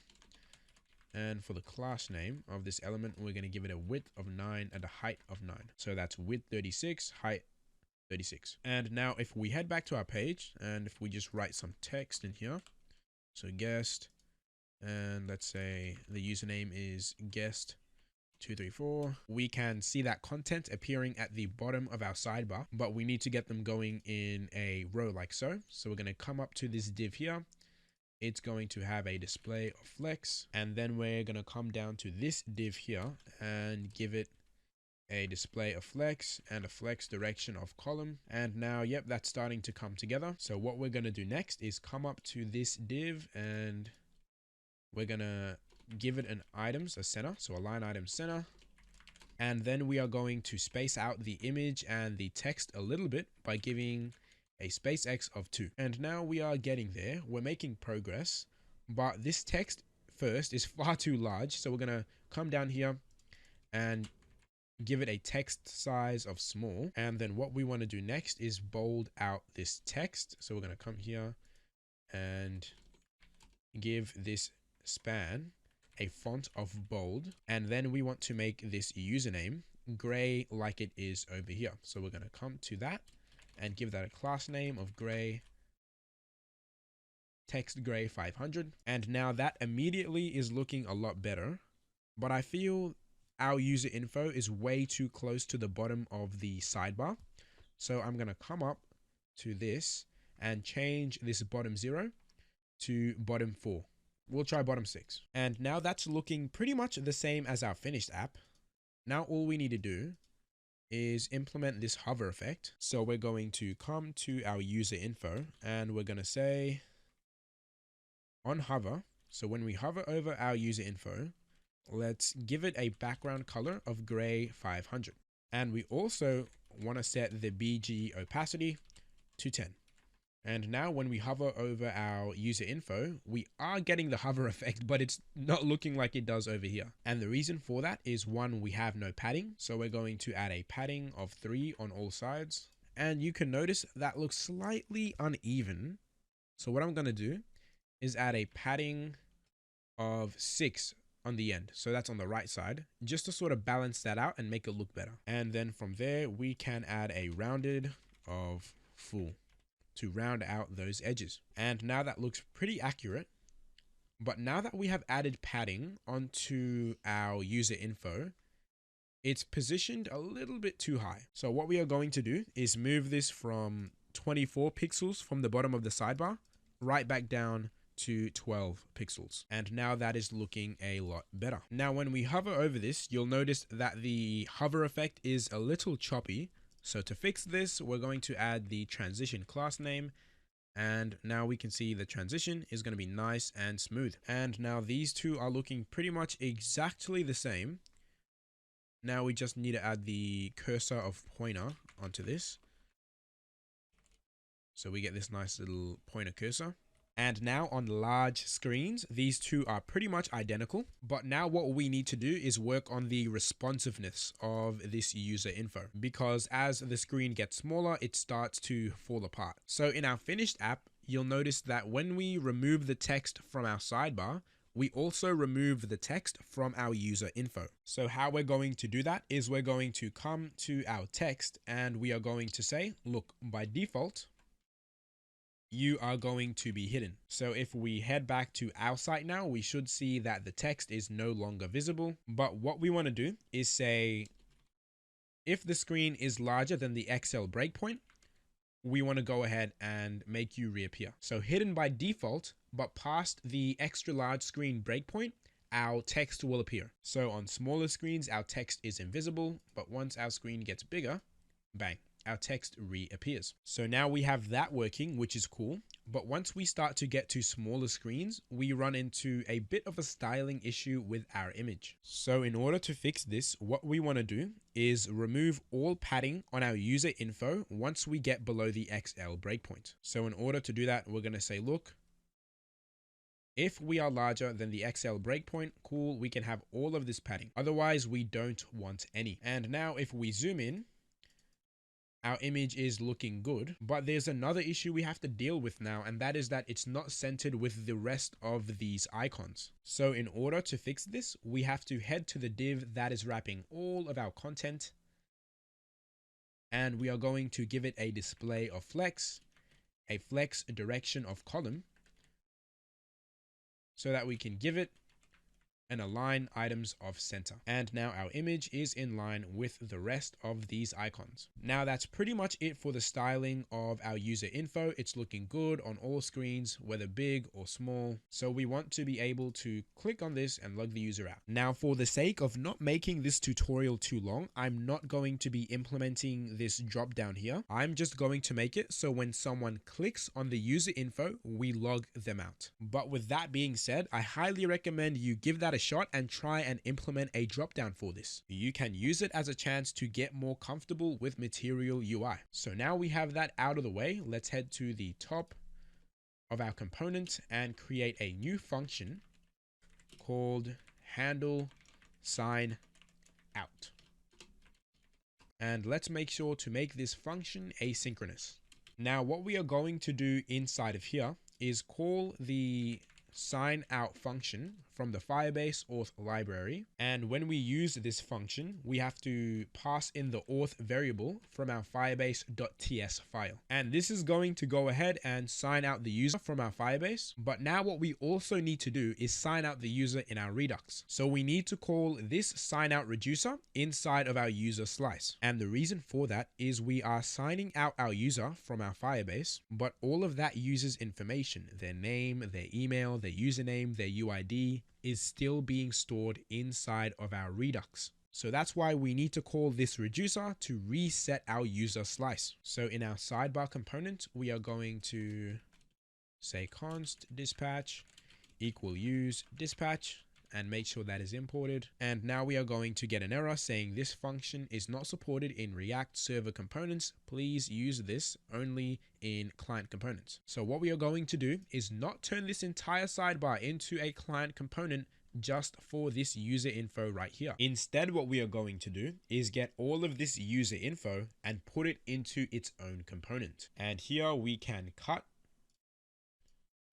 and paste all of the content for our user info. And let's fix this error by importing the next image component. And now what we are going to do is turn this component into a client component and then render this out inside of this server component. So let's make sure that is imported. So this way we're keeping all of this code, all of this content rendered on the server, and only this part of our sidebar is going to be rendered on the client side. So this way we are keeping as much of the benefits of server-side rendering as we can by making sure that all of the content that can be rendered on the server is rendered on the server, and really making sure that we are only turning the parts of our app that absolutely need to be into client components. So now we can copy all of this code for our sign out function and paste it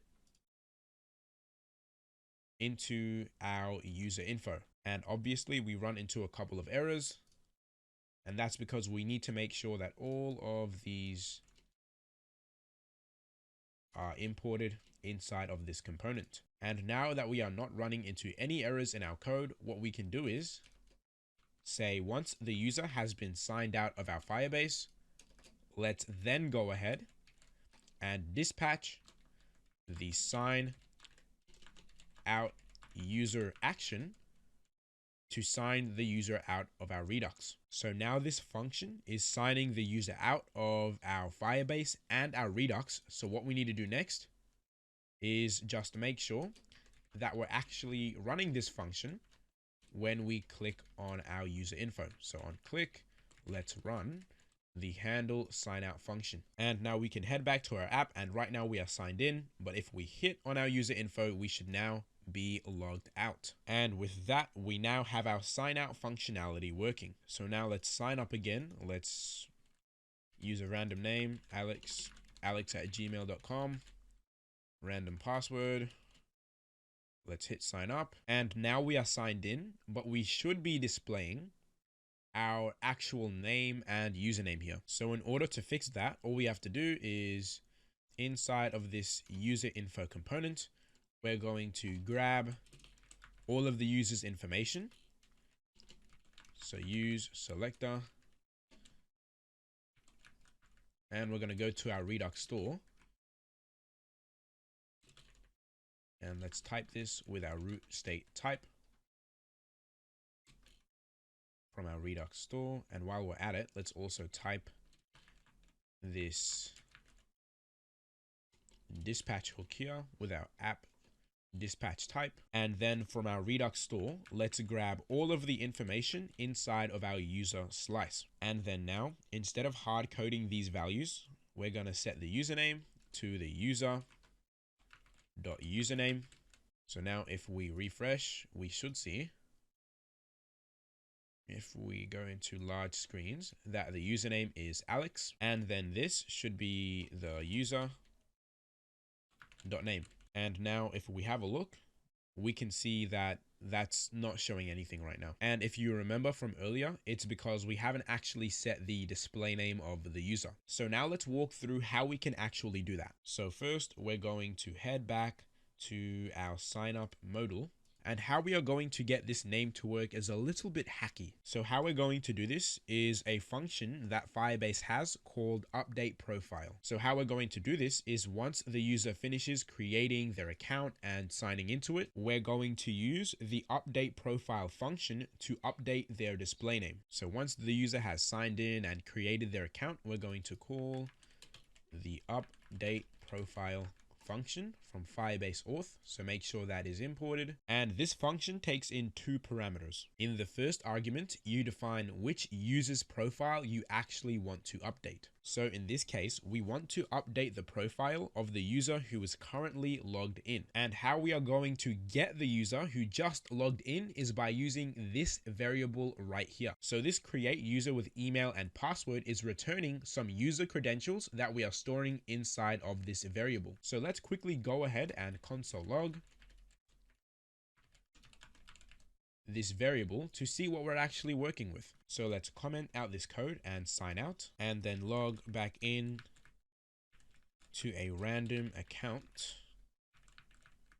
And now if we open up the console, we can see sign up modal on line 29. So that's this line right here, is giving us an object. And in here we have a couple of properties, but what we're most worried about is this user property right here, because inside of this property is the user that we just created and signed in using this function. So what we're going to pass in to the first argument of this function is the user credentials dot user, because that is whose profile we want to update, the user that we just created and logged in. And now the second argument is where you actually go in and make the changes to that profile. And in here, what we want to do is set the user's display name to the value that is inside of the name property when we hit sign up. So in order to get the value inside of this input, we have to create a state variable. So let's call this name, set name. And this is going to start off as an empty string. And then we have to hook up this state variable to this input. So let's go down to our input and we're going to say on change. We're going to get the event and set name to event.target.value. So now it's hooked up one way, but now in order to get that two-way binding, we have to set this value to the name state variable. So now these two are hooked up. Whatever we type inside of our name input is going to be inside of this state variable. So we can just pass this variable into this display name. And now that our user is getting a display name when they sign up, we can go ahead and pass that into our Redux. So now we can give this a shot. Let's widen our screen and let's create a new account. So let's say hello, hello, @gmail.com, random password. And you'll notice that our username is showing up, but our name is still not. But what's weird is if we refresh, our name is going to show up just fine. And the reason for that is this on-auth state changed is only listening for changes in the user's sign-in state. So it fires when the user signs in, when the user signs out, and when the user restarts the application. So when they refresh the page or they close this tab and come back to it later, this listener is going to fire. But what it's not listening for is changes in the user profile. So let me break down what is actually happening because of that. So in our handle signup function, we are creating a new user and logging them into our Firebase. And as soon as that happens, our on-auth state change state is firing and also logging the user into our Redux. But that's happening before we actually have time to update the user's profile. So as soon as the user is logged into our Firebase, we're going ahead, grabbing their details and also logging them into our Redux before our display name has been updated. And since this listener does not listen for changes in the user profile, we are stuck using the old details. So what we can do is come below the update profile function and we can say, look, once the profile has been updated and we have added our display name, let's go ahead and add that to our Redux using the sign in user function. And we can come in here and say we want to update the name property to the user credentials.user. So the user that we just signed in, and then we want to grab our updated display name. Now, when we're using our reducers, we can't just leave all of these other properties blank. That's going to go ahead and remove all of their values. So what we have to do is copy over all of these other properties, paste them in, and let's change current user to user credentials dot user. And this is how we get the updated display name inside of our Redux store. So now we can test this out. Let's sign out and sign up. So let's create a new account.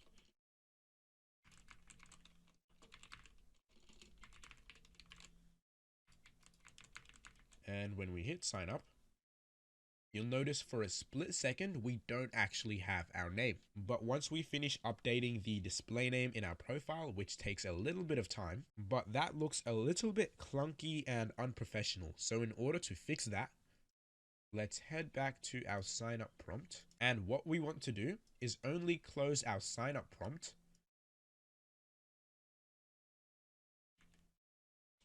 when the name exists rather than the username. Because if this name is not an empty string, if it's not a falsy value, we know that we have finished all of our processes. We have logged the user in, we have updated the display name in their profile, and we have added that display name onto the Redux. So once all of that is done, that is how we know we can close our sign up modal and display the user details. So now let's give this another shot. Let's sign in to an account.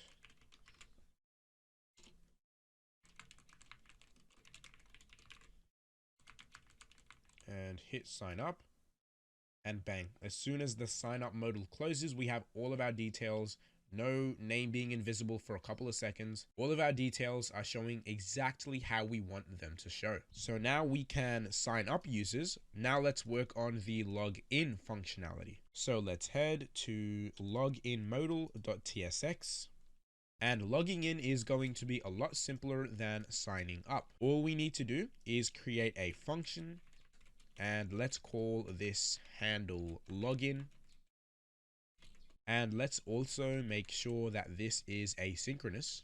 And in here, we want to use the sign in with email and password function from the Firebase auth library. And this function takes in 3 parameters. The first is our auth variable from our Firebase.ts file. And then what we want to do is pass in the email and password values that are inside of these inputs. So we do the same thing as our sign up modal. We are going to create an email. So set email state, and that's going to start off as an empty string, and then a password state. So set password also starts off as an empty string. And then we can go down and hook up these variables to our inputs. So let's go down to our email input, and we are going to say on change. Let's grab the event and set our email to the event.target.value. And let's add that two-way binding by making this value equal to our email state. And then let's do the same for our password on change event set password event.target.value, and then value equal password. And now that these two inputs are hooked up to our variables, we can go ahead and pass those two values into our sign in with email password function. And then we can await this. And finally, we can say that when we click on this login button, let's go ahead and run this handle login function. And now in order to test this out, we need an account that we can actually log into. So we'll close this and create a new account. The email is going to be test123@gmail.com. And the password is going to be 1234567 Let's sign up, and then we'll sign out, and let's try and log in. So test123@gmail.com, 1234567 Let's log in. And you can see that that is not working because we are still using this form element inside of this modal. So let's change that to a regular div. And if we give that another shot, we should see we log into our testing account. So now we know that works. We also need to implement the login as guest functionality. So doing this is actually really simple. All we need to do is create a new account. So let's call this guest, and then we'll have a random email. So let's say something like guest 123450000@gmail.com, and then we'll have a random password. I'm just going to do 1234567 And now I'm just going to copy this email and hit sign up. And now that account has been created, what we want to do is create another function. So async function called handle guest log in. And in here, we are going to call the sign in with email and password function. So sign in with email and password. We'll pass in the auth, but we're going to have a hard-coded email.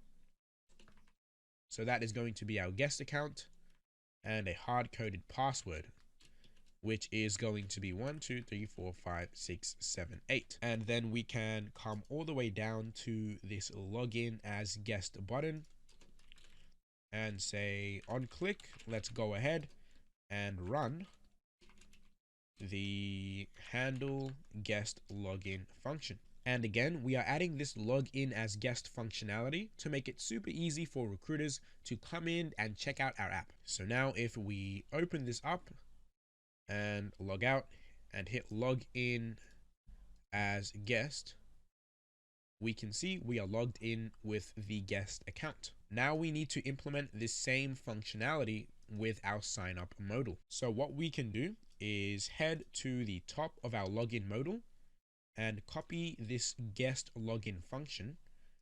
And we are going to head into our sign up modal and paste this straight in. And of course, let's make sure to import this function. And then from there, we can head down to our login as guest button and say on click, let's go ahead and run our handle guest login function. And just like that, we can also log in as guest inside of our sign up modal. So now that works great, but when we sign out of our account, the sign up modal pops back up. So what I'm going to do is head to our sidebar user info, and I'm going to say inside of this handle sign out function, after we sign the users out, let's go ahead and make sure the modals are closed. So at the end here, we are going to dispatch the close sign up modal action. And we are also going to dispatch the close login modal action to make sure both modals are closed. And now we should be able to log into an account. And when we sign out, the modals should not pop up. And now that's pretty much it for our authentication functionality. Now what I want to work on is some slight styling issues inside of our user info. So if we head to our finished app, you'll notice that if we have a really short name and username, our user info responds quite well, right? It still maintains all of its width. It still looks good. Whereas for us, our user info completely falls apart. And the same is the case if the name and username are really long. Our user info completely falls apart, whereas our finished app handles it really well. So let's go ahead and work on getting our app looking exactly the same. So the first thing we are going to do is we're going to say the width of our user info is going to be fit, right? So it's going to take up enough space to fit the content all the way until we get up to the Excel breakpoint, at which point we want to hard code the width to 240 pixels. So this is going to make sure no matter how much text we have in here, we're going to keep our user info a certain width. And then what we are going to do is change this justify content center to justify content start. And then from there, we have to stop this text from overflowing out of our user info. So in order to do that, we are going to come to this div that is wrapping all of our text, and we are going to give it a max width of 40, which is 160 pixels. And for both of these spans, here's what we are going to do. We're going to add a white space of no wrap, and that's going to make sure that the text doesn't wrap across multiple lines. And then we're going to add a text of ellipses, and that's going to cut out any text that goes over this max width, and in its place put an ellipses. And then finally, in order to get this working, we have to add an overflow of hidden. And now if we head back to our app, you can see that all of the text that overflows this container is getting cut out. And that is exactly what we want to see. And when we have a really small username and name, it's still looking great. So now that we have that out of the way, we can actually work on adding our posting functionality. So what we want to be able to do is type something inside of this input, hit post, and add a document for this post inside of our Firestore database. So the first thing we actually have to do is set up our Firestore database. So let's head back to our Firebase. Let's click on the Cloud Firestore option, and then let's hit Create Database. Now I'm going to keep all of the default settings, and we're going to start in production mode. And once that is created, what we can do is head to our rules. And since this is just a small side project, we can go ahead and turn this false to true, so we can actually read and write to our Firestore database. And now what we are going to do is quickly create a posts collection. And let's just create a random document for now. And it's inside of this post collection that we are going to be storing all of our posts. And now that's all we have to do in the Firebase console. Now we can head back to our app and head to our Firebase.ts file, where we are actually going to get Firestore ready to use in our app. So in order to do that, we are going to import get Firestore from the Firebase Firestore library, and then we are going to export const db equal, and then we're going to call the get Firestore function. And now just like that, Firestore is ready to use inside of our app. Now we can just head back to our post input, where we are actually going to create the function that is going to create the post inside of our database. But before we do that, we first actually want to have access to the text that we have inside of our text area. So in order to do that, we are going to create first a piece of state that we are going to bind to this text area. So const text equal set text, and that's going to be a use state,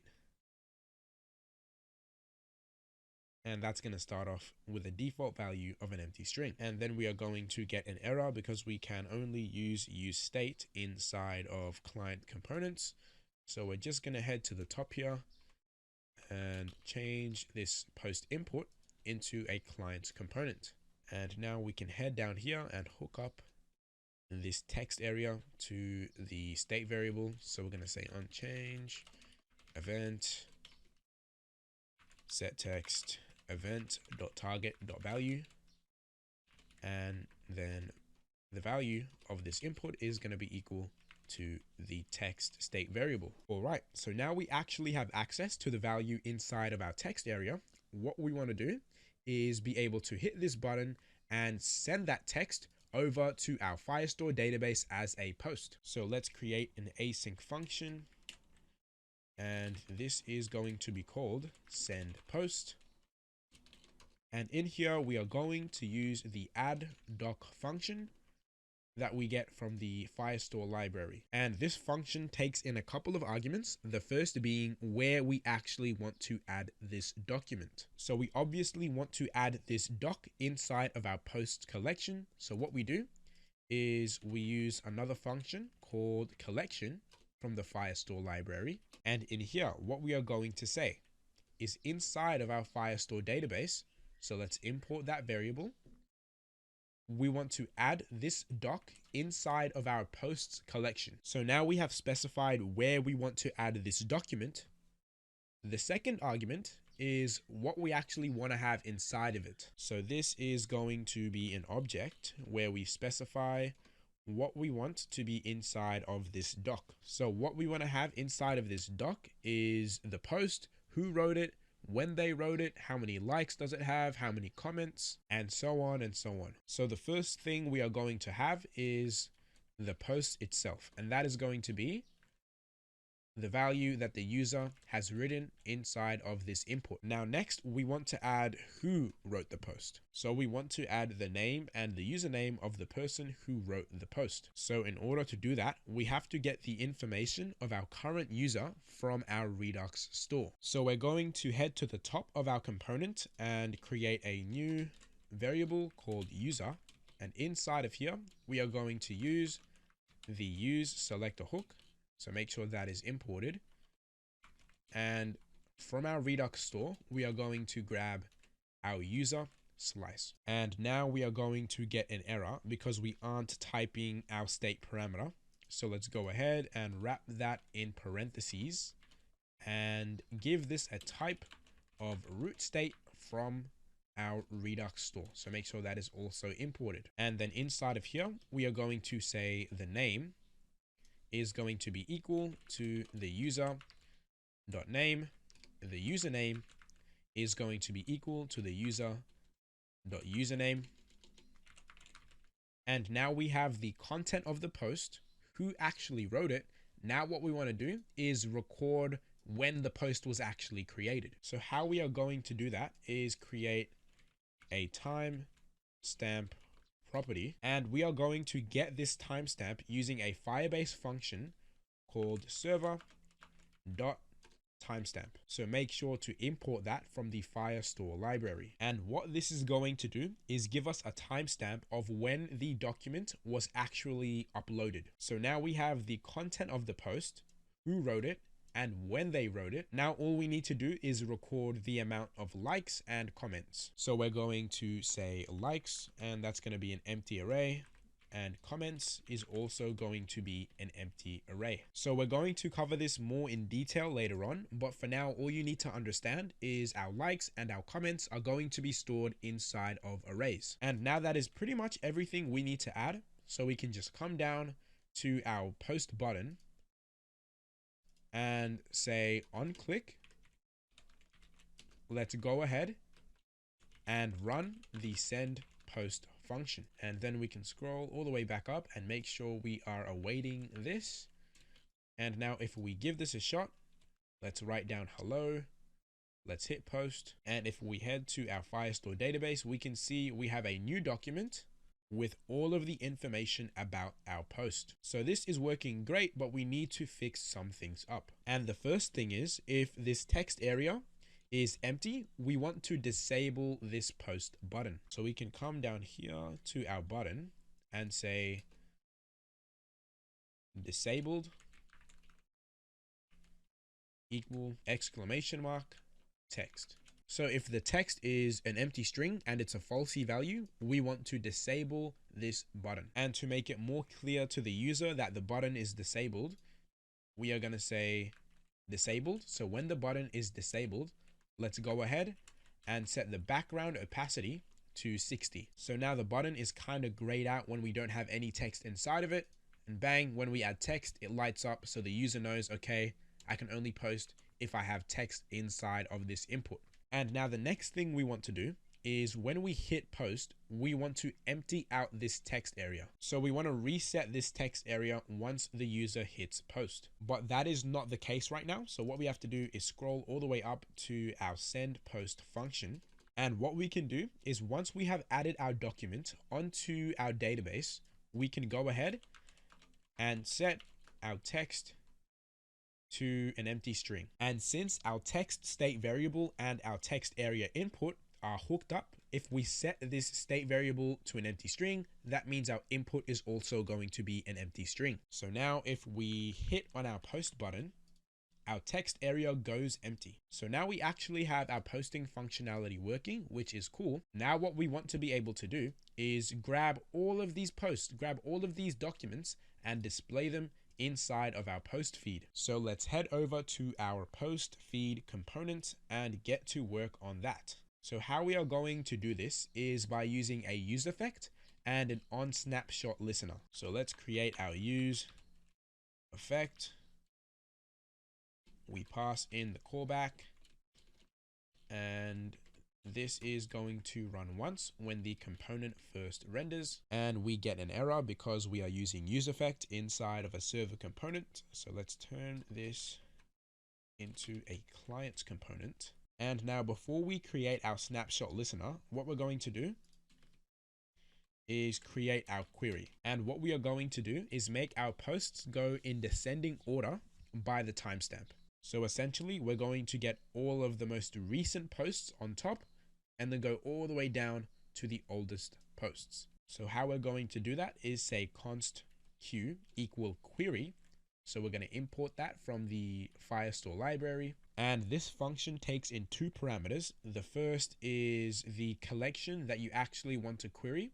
And the second is how you want to query that collection. So we're going to say the collection that we want to work with is going to be inside of our Firestore database, and it's going to be the posts collection. And the second argument is how we actually want to order these posts. So we're going to say that we want to order by, so make sure to import that, the time stamp field in descending order. So we want to have our latest posts all the way at the top and then our oldest posts all the way down at the bottom. So now this is going to get all of our posts and order them into descending order by the timestamp.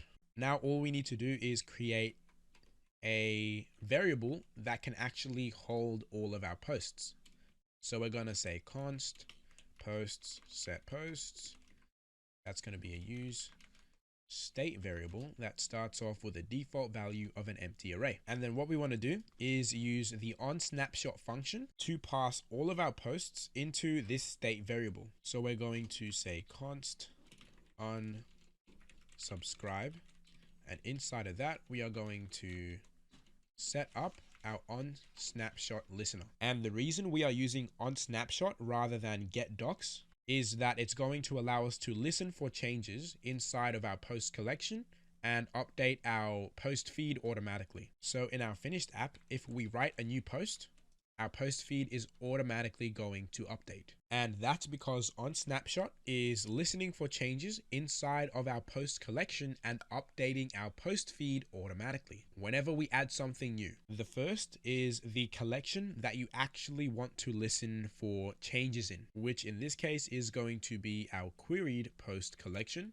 And the second argument is going to be a callback where we can define the actions that we want to perform when this collection changes. And within the parentheses of this callback, we actually get access to all of the documents inside of this collection. So in this case, we get access to all of our posts ordered by the timestamp in descending order. Now we can call this parameter anything, but I'm going to call it snapshot, and I'm going to log this to the console to see what we are working with. And if we head back to our app and open up the console, we are going to see a query snapshot, and that is coming from line 16 of our post feed. So we know it's this snapshot right here. And inside of this snapshot, we have a ton of different properties, but the thing we are most interested in is this docs property right here. So this docs property right here is an array with every single document inside of this collection. So what we can do is store these docs inside of a variable called snapshot docs, and then pass that into our posts state variable. But now we are going to get an error from TypeScript saying argument of type query document snapshot document data is not assignable to parameter of type set state action never array. Now this looks really confusing, but all we need to do is grab the type of our snapshot docs. So just hover over the variable, grab this type, and we are going to say that our post state is going to accept that type. And then we are going to get a couple of errors saying that these are undefined. So what we're going to do is import these types from our Firestore library, and that's pretty much all you need to know. There's no point memorizing this stuff. Our post state didn't accept this type, so we're just going ahead, grabbing it and saying, look, we want our post state to accept this type. Now, after all of this, we need to make sure that we are unsubscribing from our listener, so we aren't unnecessarily listening for changes in our post collection if we don't really need to. And now that we have all of our posts stored inside of this state, what we can do is scroll all the way down, and then we're going to render out these posts on our page. So we're going to say posts.map, and for each post, let's render out a post component. And then we need to pass in a couple parameters into our posts. The first being a key, since we are mapping over an array. So that is going to be equal to the post.id. And now we are actually rendering out a couple of posts, but the data is all the same. So what we have to do is go into our post component and actually make this dynamic. So the first step in doing that is making this post header dynamic. So instead of hard coding these values, we're going to accept a couple of props. So those props are going to be the username, the name, and the timestamp. And immediately we are going to get an error from TypeScript because we aren't typing these props. So let's create an interface called post header props. And we're going to say the username is going to be a string. Our name is going to be a string. And our timestamp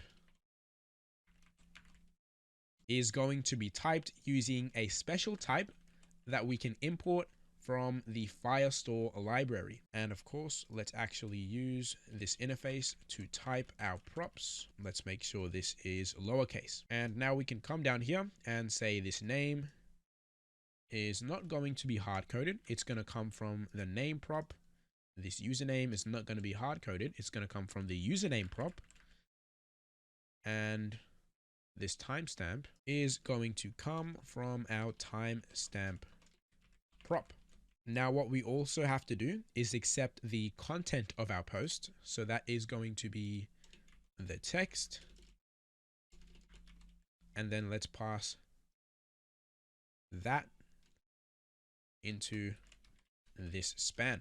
And let's also make sure that that prop is inside of our interface. And now what we can do is head back to our post feed. And for each post, we're also going to pass in a data prop. So that is going to be post.data. And now we have to head back to our post component to actually type the prop. So we're going to create an interface called post props. And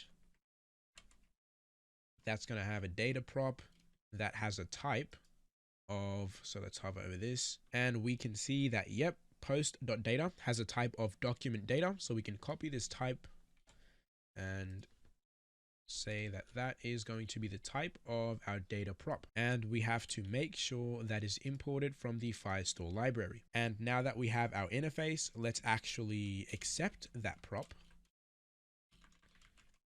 And of course, use the interface. And now we have all of our data available to use inside of our post component.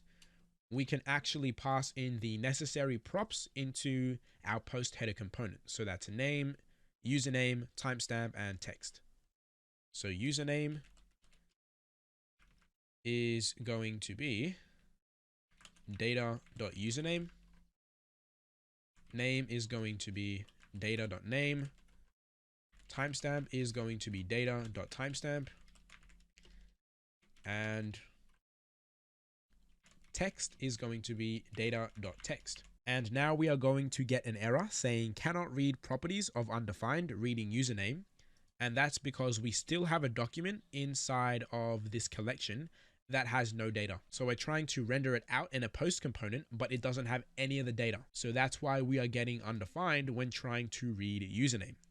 So what we have to do is go ahead and delete this document and then also remove this post component right here. And now if we refresh our page, we're getting a different error saying objects are not valid as a React child. So what's causing this error is this timestamp right here. So this is not a string. It's actually an object. So we can't just take this timestamp and put it within a span. So in order to fix this, we have to use an NPM package called React Moment. And this package is basically going to help us take this timestamp and turn it into something we can display on our page. So let's open up our terminal and let's open up a new tab and type in the command npm install react, so R-E-A-C-T hyphen moment, so M-O-M-E-N-T. Hit enter, and after a few seconds, React Moment should be installed. What we are going to do next is close our terminal,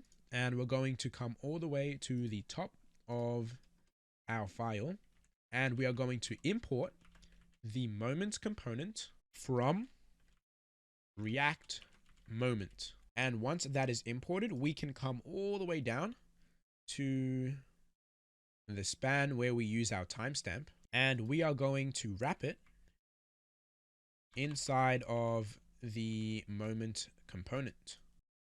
And now you can see that immediately solves our error, but our timestamp is not looking how we want it to look. So in order to fix this, we have to say from now. And what we actually have to do is remove this span entirely and turn this timestamp into a JavaScript date object. And now that is our timestamp complete. When we write a post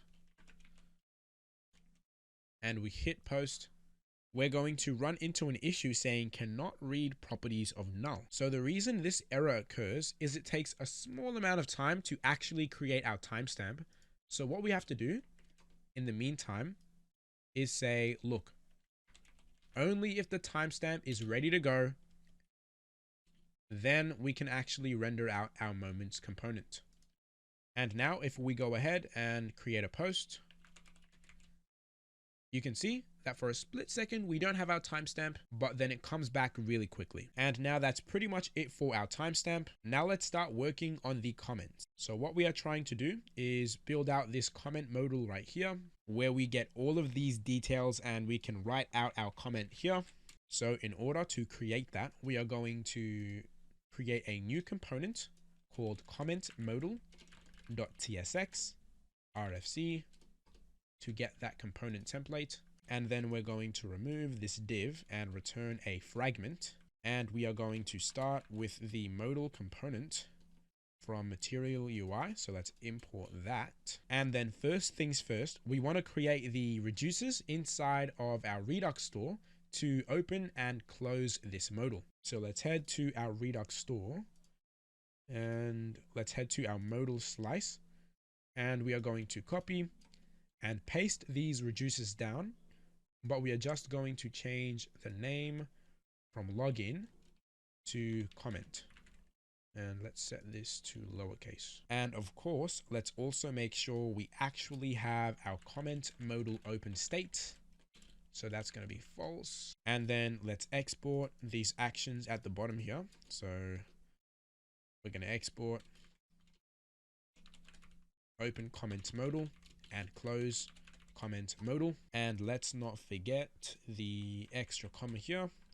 And let's Alt-Shift-F. And now we can head back to our comment modal. And of course, we need the two props for our modal component. The first being open and the second being handle close. Now this open state is going to come from our modal slice. So we're going to say const open equal use selector. Let's import that from React Redux. Let's go to our Redux store.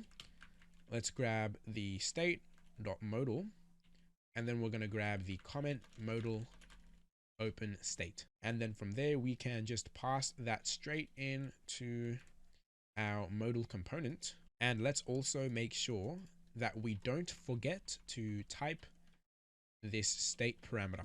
So let's import the root state type from our Redux store. And yep, it looks like I messed something up. Modal does not exist. So this should be modals. And that is a real life example of where TypeScript comes in very, very handy. Normally would only get this error in our app if we tried to render out our comment modal, but TypeScript lets us know directly in the editor as soon as we make the mistake to save us that trouble. Now for handle close, what do we want to do? Well, we want to dispatch the action. So let's import the use dispatch hook. And this prop shouldn't actually be handle close. It should be on close. And what we are going to do on close is dispatch the close comment modal action. And what we can do before we quickly test this out is put a div inside of our modal. And in here, let's just write comment modal. And we'll start off with a width of 400 pixels and a height of 400 pixels. And now let's Alt, Shift, and F, and we can head back to our post component. And whenever we click on this chat icon right here, we want to open up our comment modal. So we'll say on click, we'll go ahead and dispatch the open comment modal action. And now we are going to get an error because we haven't actually imported the use dispatch hook. So let's head to the top here and we're going to say dispatch equal use dispatch, and let's import that. And now if we head back to our app and we click on our chat icon, and the reason for that is we haven't actually rendered out our comment modal yet. So we're going to come to our home page. So let's come to this home page right here.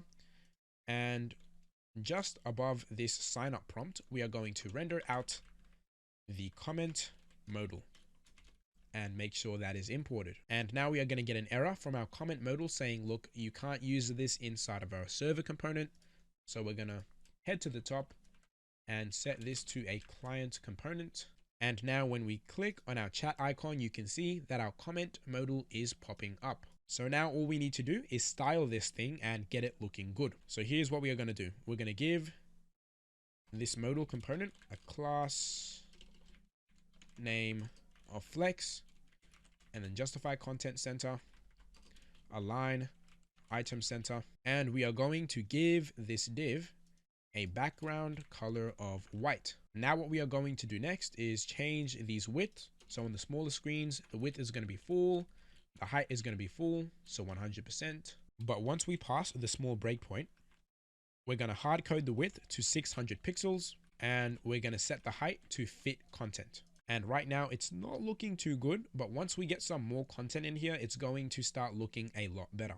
Now what we can do next to finish up with this div is once we pass the small breakpoint, we're going to give it a rounded of XL. So a border radius of 12 pixels on all sides. And what we are actually going to do is we don't like this outline. So we're going to set the outline to none. And we're going to copy and paste that same style into all of our other modals. Now inside of this div, we're going to create another div, and that is going to be for all of the content over here. And that div is going to have a padding top of 5, a padding bottom of 10, a padding on the left and right of 0 until we pass the small breakpoint, at which point it's going to be 5, and then a display of flex and a flex direction of column. And in here, we are going to have two pieces of content. The first is going to be a post header. So let's import that. And the second is going to be a post input. So let's also import that. And obviously there are a few props that we need to pass in to this component. So let's just hard code them for now. Let's say the name is guest. The username is guest 12345. The timestamp. Oh, that's going to be difficult. What we're going to be doing with this post header component is we aren't actually going to be passing in this timestamp prop because there's no need for it. You can see we're using the post header component here and we aren't actually including the timestamp. But in order to make that possible, we have to come to the post header component and we have to say, look, this timestamp prop is optional. And now we can choose whether or not we want to pass in this timestamp prop. So now we can skip the timestamp and add our text prop. And that's just going to say hello. And now if we head back to our app, our comment modal actually looks pretty similar to our finished app, but there's just a few key differences that we need to work on. So first, let's work on our post header, and we want to get rid of this little dot here when we are inside of our comment modal, as you can see in our finished app. And how do we know if this post header is inside of a comment modal? Well, it's if we haven't passed in a timestamp prop. So what we can do is copy this span and say that we only want to render it out alongside the timestamp if the timestamp prop exists. So we can put both of these inside of these React fragments. And now this period is not appearing in our comment modal where we don't have a timestamp, but it is appearing in our post feed where we do.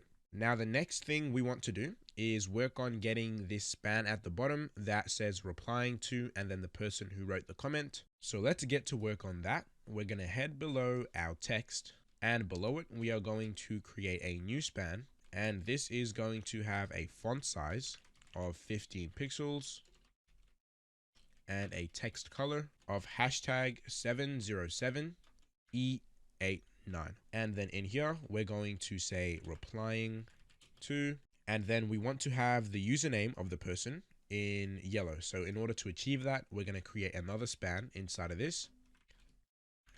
And that's going to have a text color of hashtag F4AF01. And in here, we can have a random username. Let's say guest123. And now if we head back to our app, we can see that it looks great, but the problem is it's also appearing in all of our other post headers. So in order to fix this, what we are going to do is head back to our comment modal and pass in a prop called reply to. And this prop is going to do two things. First, it's going to be an optional prop that is going to let us know whether we should display this span or not. And two, it's also going to make this username dynamic, because inside of this prop, we are going to pass in the username of the person that we are replying to. So let's pass in the username, say I'm Musa, and then we can head back to our post header. And what we are going to do is add this prop to our interface. So we're going to say reply to is an optional prop that is going to be a string. And then let's make sure to add that prop to our post header. And now what we can do is say, look, we only want to render out this span if we passed in the reply to prop into this post header. And immediately you can now see that all of the other posts in our feed are not rendering out this span because we aren't passing in the reply to prop. Now, the second thing we want to do is actually take the reply to prop and pass it into this username.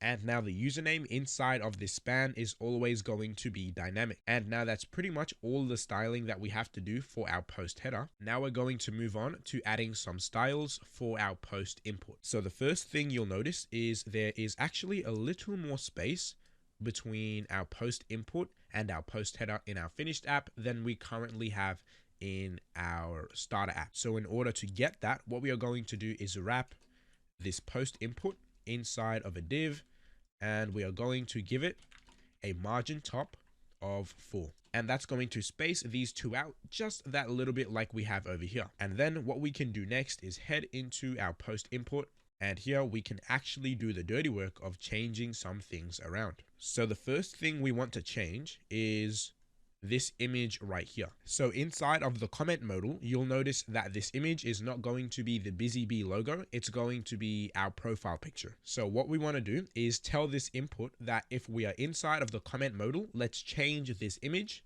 to our profile picture. So in order to do that, we're going to head back to our comment modal component, and we're going to pass in a prop to our post input. And this prop is going to be called inside modal, and it's going to be a Boolean value. So we're going to say true. And now what we have to do is head back to our post input and actually create an interface for these props. So we're going to say post input props.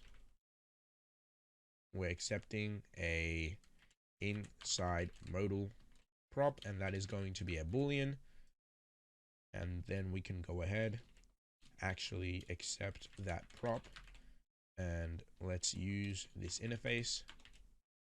And what we actually want to do is make this inside modal prop optional. And the point of this component is pretty self-explanatory. It's to help us tell whether this post input is inside of the comment modal. If inside modal is equal to true, well, then we know that we want to change this image to our profile picture. But if inside modal is false, then we know that we want to keep this Busy Bee logo. So in order to write that in code, we are going to scroll all the way down to our image, and we are going to jump into some JavaScript and say, look, if inside modal is equal to true, if we are inside of our comment modal, well, then we want to display our image. So that is going to be /assets /profile-pic.png.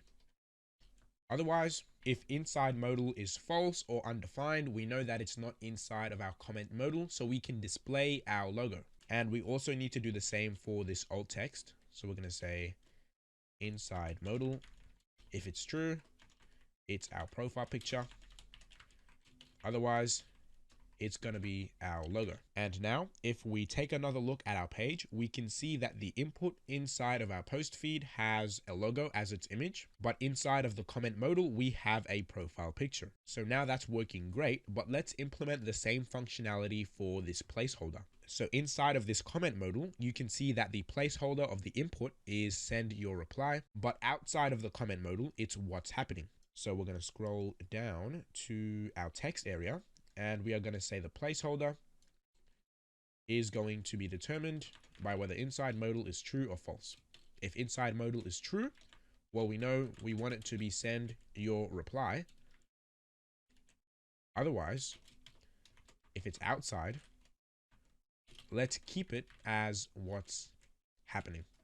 And now, no surprise, we see send your reply inside of the comment modal, and we see what's happening outside of it. So now our post header and our post input are looking really good. Now there's just a few more styles that we have to implement inside of our comment modal. The first thing we want to do is add this X icon that we have in all of our modals inside of this comment modal. So in order to get it, what we can do is just open our login modal, copy, and paste this thing straight in. And that's going to be just inside of this. So let's paste that in.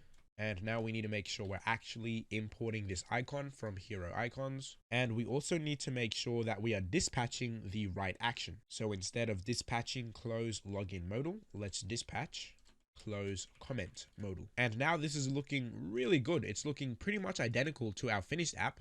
Now all we need to do is add this little line that we have between our two profile pictures. So in order to do that, we are going to head to the bottom of the div that is storing our post header and our post input. And we are going to create an empty div. And this is going to have a position of absolute, a width of 0.5, so that's 2 pixels, and then a height of 32. And then from there, let's give it a background color of gray 300. And now we can see this nice gray line. And all we have to do is position it correctly between these two pictures. So what we are going to do is position this at a left of 33 pixels on smaller screens. But when we come up past the small breakpoint, it's going to have a left of 53 pixels.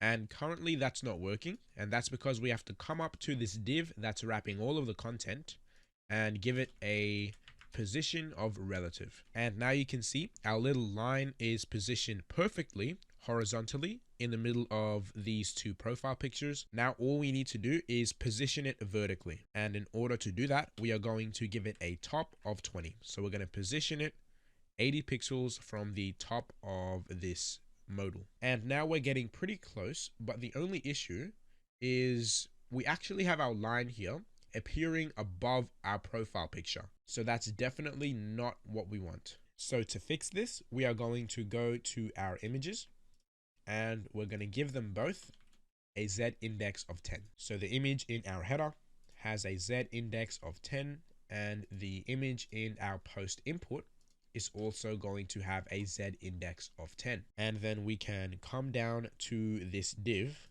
and give it a Z index of 0. And now for some reason, it still looks like our line is appearing above our profile pictures. Well, that's what it may look like, but that is actually not the case anymore. Our image actually is appearing above this line, but the problem is our image has a transparent background color, so we can see the line through it. So what we have to do in order to fix this is go to our images and give them a background color of white.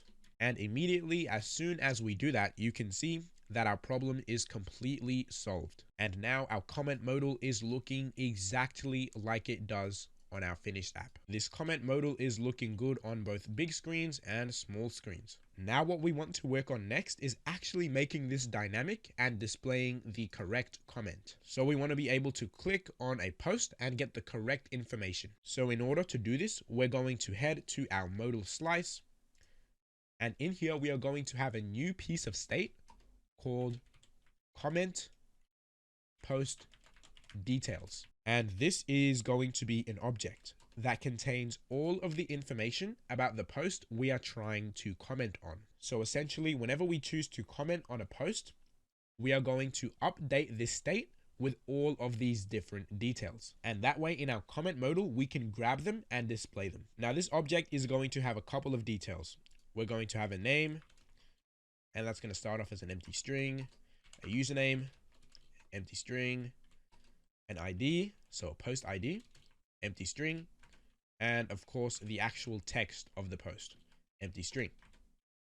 And again, when we click on one of these comment icons, we're going to go in and fill in the details of this object. So in order to do that, we're going to create a new reducer, and we are going to call this set comment details. And in here, we're going to take in the state and the action. And then we're going to grab our state.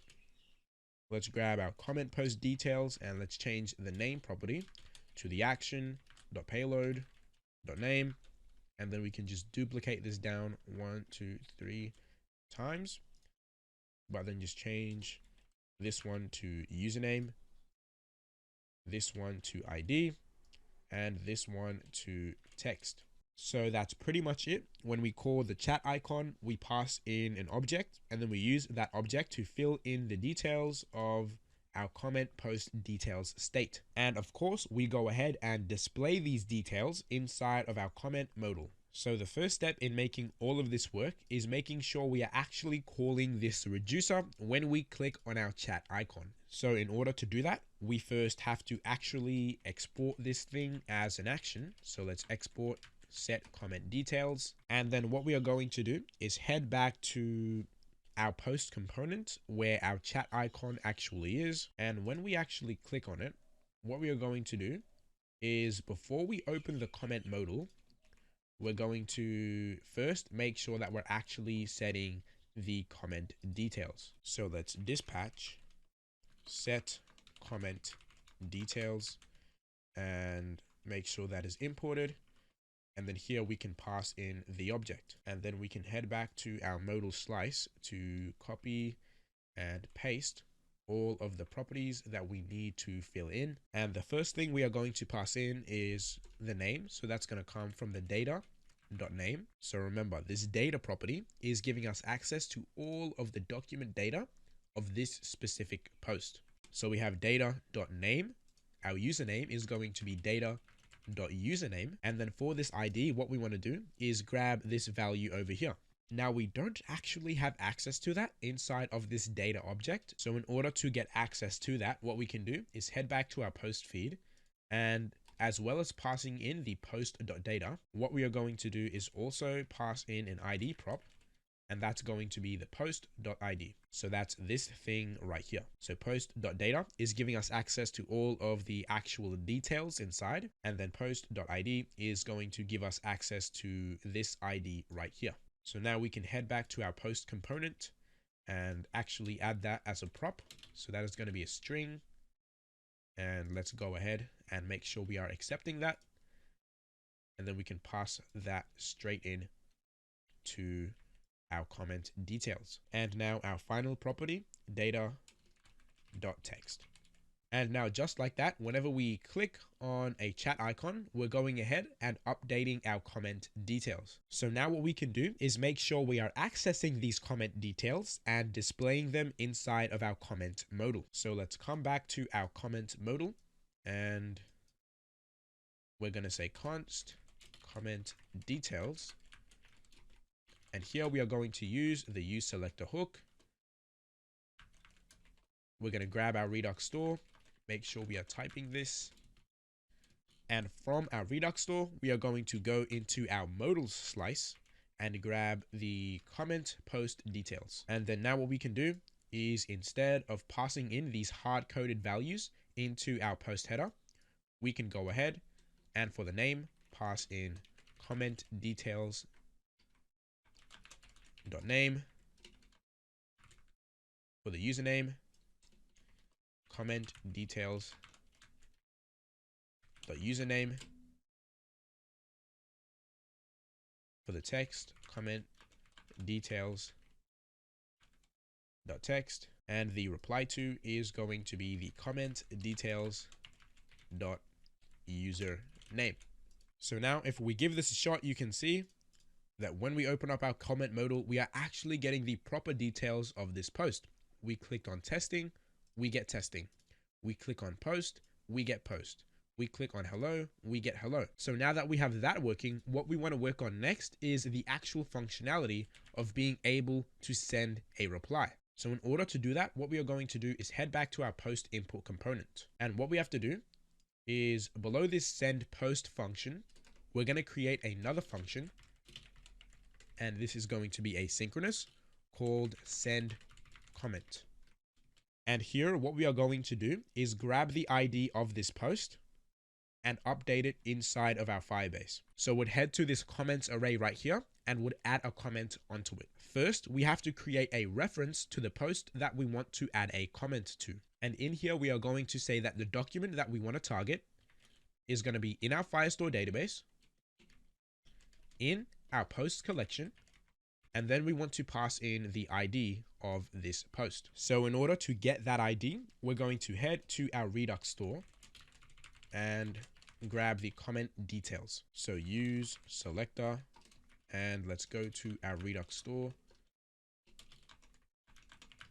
And from there, we want to go inside of our modal slice and grab our comment post details. And inside of these comment details, we want to pass in the ID of the post we want to add the comment to. So now we have a reference to the post that we want to add a comment to. What we are going to do is await update doc. So that's also a function from the Firestore library. So make sure that is imported. So in the first argument, you pass in the doc that you want to update. So in our case, it's going to be post ref. And the second argument is going to be an object. And here you specify all of the fields you want to update. And all we want to do is update this comments array right here. So we're going to grab the comments field. And all we want to do is add the comment that we have typed in here to our comments array. So in order to add something onto an array in Firebase, you use the array union function.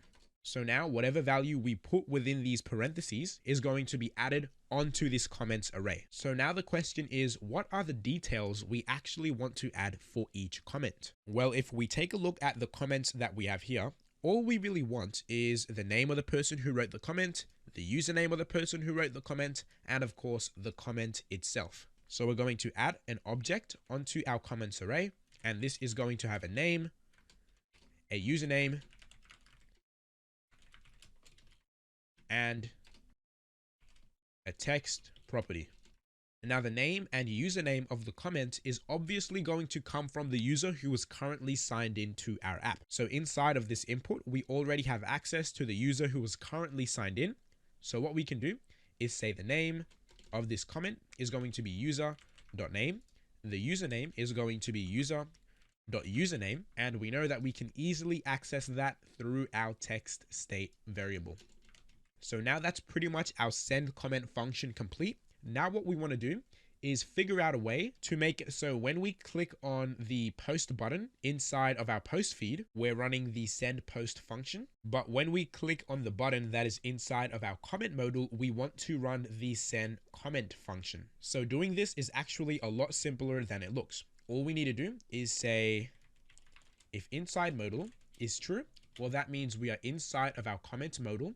So we can go ahead and run the set comment function. Otherwise, if inside modal is falsy, it's undefined, we know that we are not inside of the comment modal, we are in the post feed. So let's run the send post function. And now if we head to this post right here, you're going to see that we actually have a comment. And if we comment again, we get another comment. And that is how we get comments inside of our comments array. So in order to do that, we're going to say once we get to the end of this set comment function and we successfully send our comment, let's go ahead and set our text input back to empty. So let's clear it out. And then we can go ahead and import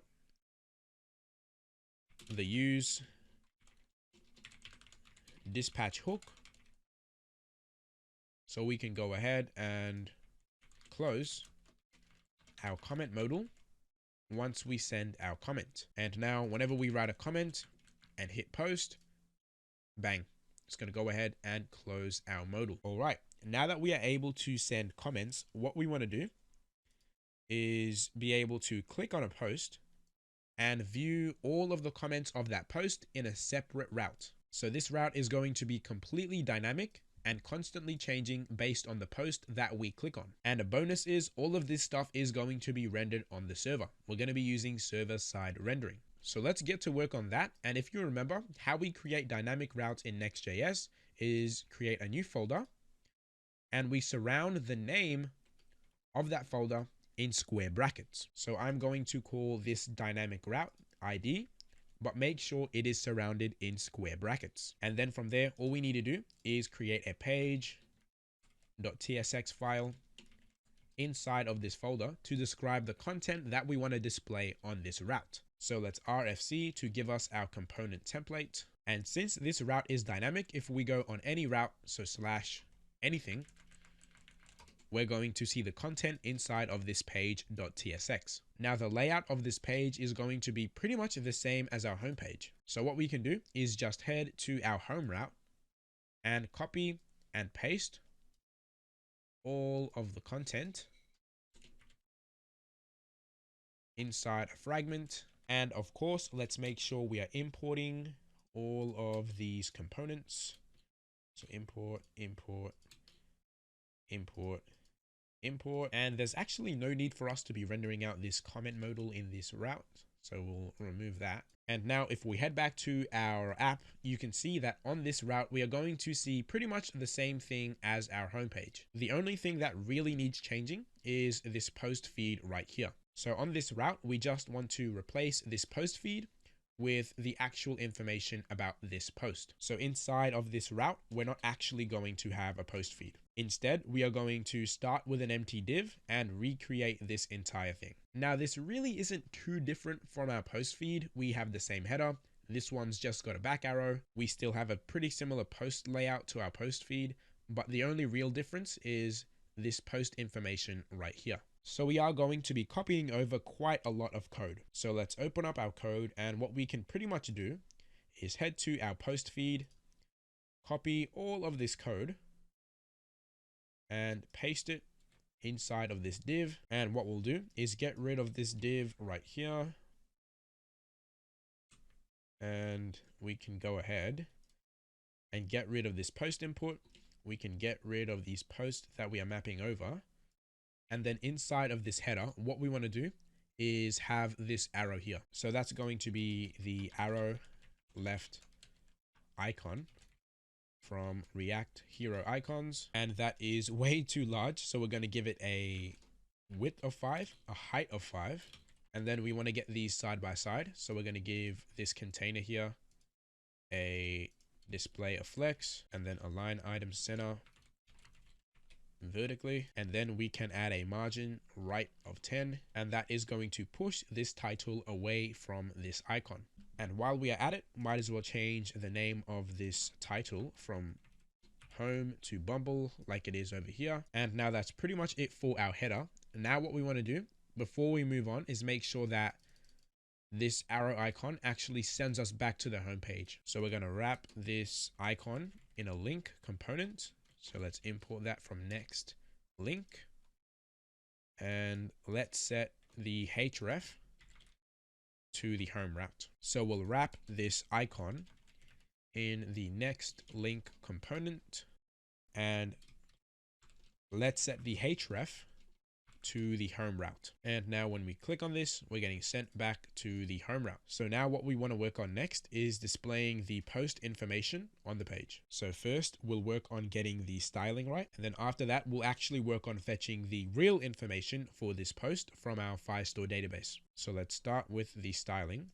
So we'll go below this header, and we'll first work on this little section right here. And we are going to have a div, and inside of this, we're going to have a div at the top holding all of this content. And then we can have our span at the bottom here, span, and this is going to be our post text. So we're going to say post text. And now inside of this div, we want to have all of this information. And then on one side of our div, we're going to have another div with all of this information. And then on the other side, we're going to have the ellipses horizontal icon. So this div here is this one holding all of this content, and then we have our span below it. And then inside of that, we have a div on the left holding all of the user information, and then a icon on the right. And now inside of this user info div here, we're first going to have an image. So that's going to be an image component. And the src is going to be /assets /profile pic.png. The width and height are going to be 44 pixels, and the alt text is going to be profile picture. And we're going to also give this a width of 44 pixels and a height of 44 pixels in our CSS, so we don't run into any weird issues with this image stretching or the width and height changing like we have in the past. And then on the right side of our username info, we want to have a name and a username going down in a column. So in order to do that, we have to have a div, and inside of that, we'll have two spans, one for the name and one for the username. And this is going to have to be a flex element, and we're going to give it a flex direction of col. And now that's pretty much it for the raw HTML. But if we head back to our page, this is not looking how we want it to look. So there is a lot of styling that we have to add. So the first thing we are going to do, just to make everything easier to style, is give this icon a width of 5 and a height of 5. And now everything here is a lot more manageable. Now what we are going to do next is come to this very top div here. So this one right here, that is holding these two slabs of content. And we are going to give that a display of flex, a flex direction of column to get them going down in a column. And then from there, we're going to add a padding of 3 on all sides, a space Y of 5 to space out these two pieces of content, and then a border bottom that is going to be of color gray 100. And now the structure is sort of starting to come together, but what we want to do next is give this div, so that's this block of content right here, a display of flex, and that is going to get this content going in a row like it is over here. And then from there, we're going to give it a justify content of space between to get our icon on one side and our user info on the other. And of course, let's align item center to get everything looking nice and aligned vertically. And while we are here, let's give this a margin bottom of 1.5 to add a little more space between this and the post text. And now to get our user info, so this part right here, going in a row like it does over here, what we are going to do is come to this wrapper, so this div right here, and give this a display of flex. And now we can see that the structure is really starting to come together. Now what we are going to do is add a space X of 3 between our image and our user information. And that's going to add a little more space between these two. And then we are going to come down to this name, and that is going to have a font size of bold. This username is going to have a text color of 707 E89. And then we can give both of these a text size of 15 pixels. And we are going to do the same for our post text. And now that's pretty much it. These two are looking pretty much identical, but now the last thing we want to implement is this sort of text responsiveness right here. So when the name or username is too long, we cut it out and we get this ellipses. So in order to do that, we're going to head back to our post component, and we're going to scroll all the way down to our post header component, and we can copy all of the code for that responsiveness over here. So I'm going to copy that and paste that into our name, and then also paste that into our username. And now if we have a really long name or a really long username, you'll notice that we're going to get that text responsiveness just like we do over here. And now that's pretty much it for this entire section here. So now we can close this out and work on this likes section here. And this one is going to be really simple. It's just going to be a div with a border bottom of gray 100, and then a padding of 3 on all sides, and then a text size of 15 pixels. And in here, we just say 0 likes. And now if we head back to our app, you can see that these two look exactly the same, other than that we forgot to bold out this number. So we can do that by coming to this number and wrapping it inside of a span, and we can give that span a font weight of bold. And now you can see that is 100% identical. Now we can move on to this next section with our icons.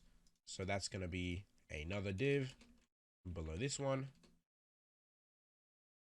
And that's going to have a border bottom of gray, 100, a padding of 3 on all sides, and then a text size of 15 pixels. And in here, we are going to have a couple of icons. So let's start with the chat, bubble, oval, left ellipses icon, and then we'll have the heart icon, the chart bar icon, and then the arrow up tray icon. And what we are going to do for all of these icons is give them the following styles.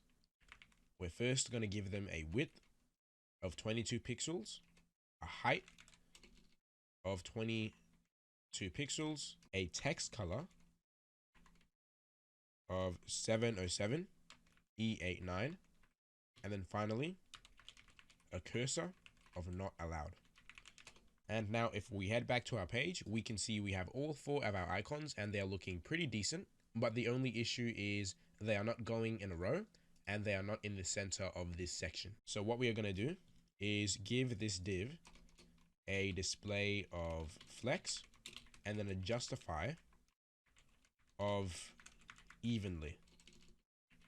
So justify content space evenly. And now you can see we get our icons right where we want them. And now that's pretty much everything for this section here. Now the final thing we need to work on is the styling for this comment. So that's also going to be very simple. We're going to come below this and we are actually going to create a new component for this comment. So we'll come below this function and we will create a new component called comment, and this is going to return a div, and that's going to have a border bottom with a color of gray 100. And inside here we're going to have 2 things. We're going to have a post header, and for now let's just pass in a random name. So that's going to be Alex, a random username. So that's going to be Alex123, and a random text, hello world.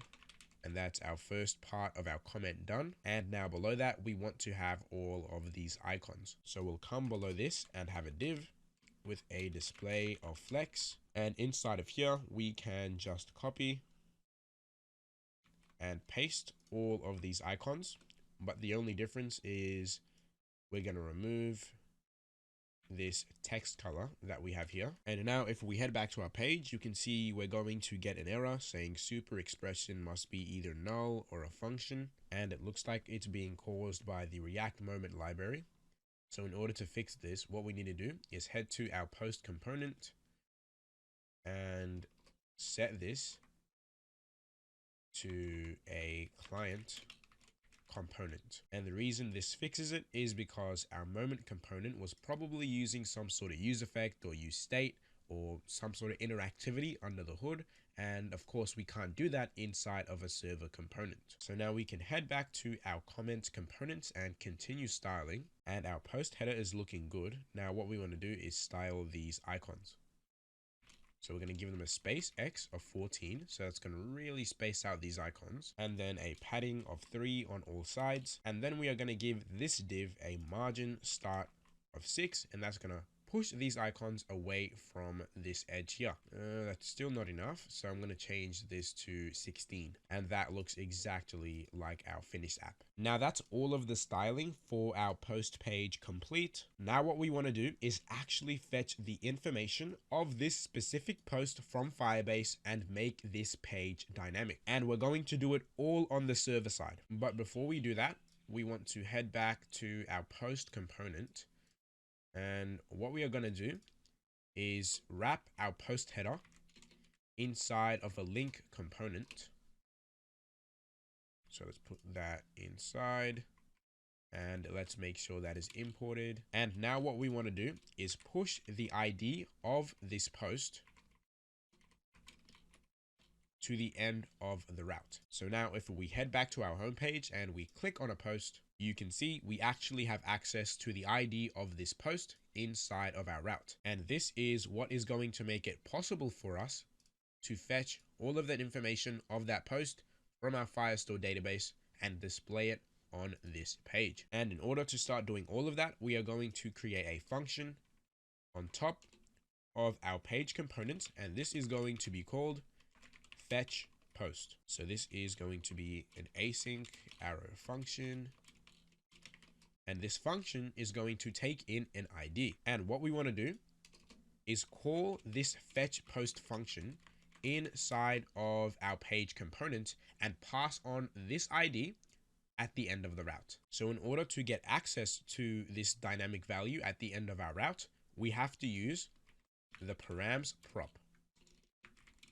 And this is given to us by Nextjs whenever we set up a dynamic route. So now let's remove this for now and console log params to see what we get. So we'll have to open up our terminal because we are rendering this component on the server side. And we can see the params prop gives us an object with an ID property. And what do we have inside of that ID property? We have the value at the end of this route. So let's use object destructuring to rip this ID straight out of this params prop. So we'll say const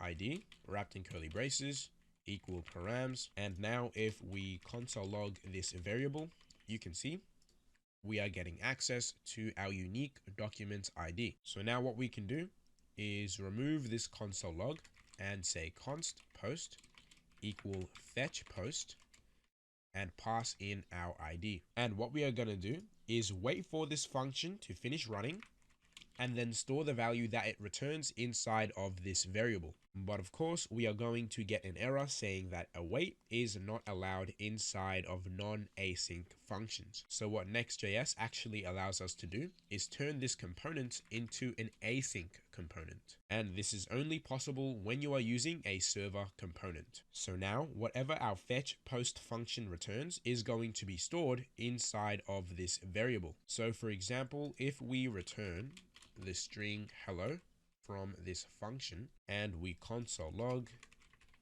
this post variable, we should be seeing hello logging to the console. But of course, we don't just want to return hello, we want to return the data that we are fetching from this document. So we need to fetch this document using its ID and then return all of the data that we get. And lucky for us, Firebase makes this really simple. All we need to do is use the getDoc and doc functions from the Firestore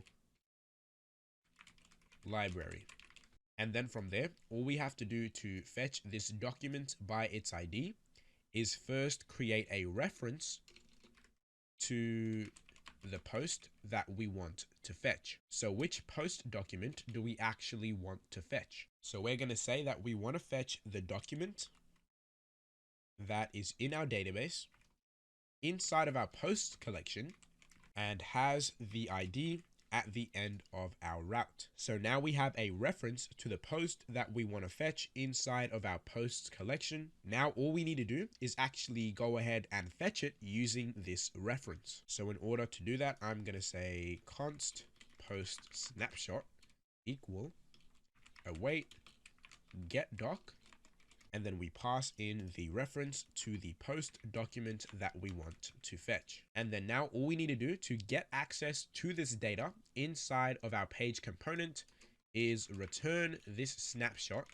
from our function. And now if we console log this post variable in our code, we can open up our terminal and see what we are getting. So if we scroll all the way up to the top, you can see that we are getting a document snapshot. So you can see document snapshot, but it is a bunch of backend gibberish that we can't understand. So in order to turn this backend gibberish into data that we can actually work with on the front end, we're going to make sure to return post snap.data. And now if we open up our terminal, we can see that stored inside of our post variable is the likes, the text, the comments, the name, the username, the timestamp of this document right here. So now we have access to all of the information of this document inside of our code. Now all we need to do is actually render it out on our page. But before we do that, let's fix these errors that we are getting from TypeScript. So for this first function here, we can hover over this and it says parameter ID implicitly has a type of any. So that means we aren't giving any types to this parameter and TypeScript has no clue what it is. So let's go ahead and type it. And we know that this ID is going to be a string. Now we have to do the same for our component props. So what we're going to do is create an interface called page props. And there is going to be one prop, and that is going to be the params prop. And that is going to be an object with our ID inside of it. And that's going to be a string. And now that we have created our interface, we can go ahead and make sure that we are using it. And now we have gotten rid of our TypeScript errors. So now we can jump straight back into actually rendering out all of our post information. So for this name, instead of a hard-coded value, let's render out the post.name. And when we do that, we are going to get an error from TypeScript saying post is possibly undefined. So if we go to a route that is not a valid document ID, that could cause an error. So what we need to do in order to prevent that is say if post exists, then go ahead and render out the name. And that's going to go ahead and solve this error. Now we can just do the same for the rest of our data. So we're going to say post.username, post.text.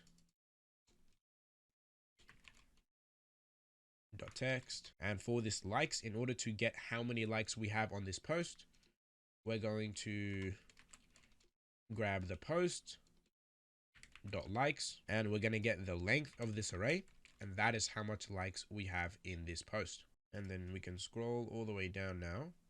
And the last thing we want to do is render out all of our comments. So we're going to jump into some curly braces and we're going to say posts.comments.map. And for each comment inside of that array, we want to render out the comment component. And now we are going to get an error from TypeScript because it actually wants to know what value is being passed in to this comment parameter. So what is each individual comment actually going to be made up of? Well, if we head back to our Firestore, and we head to a post with comments, we can see that pretty much each comment is just an object with a name property, a text property, and a username property. So what we can do is head to this comment and type it as an object with a name property that is a string, a text property that is a string, and a username property that is also a string. But I don't really like this inline approach of typing parameters, and it's not really best practice either because it's a little bit messy. So what we are going to do instead is copy this, remove it, come all the way up to the top and create another interface called comment.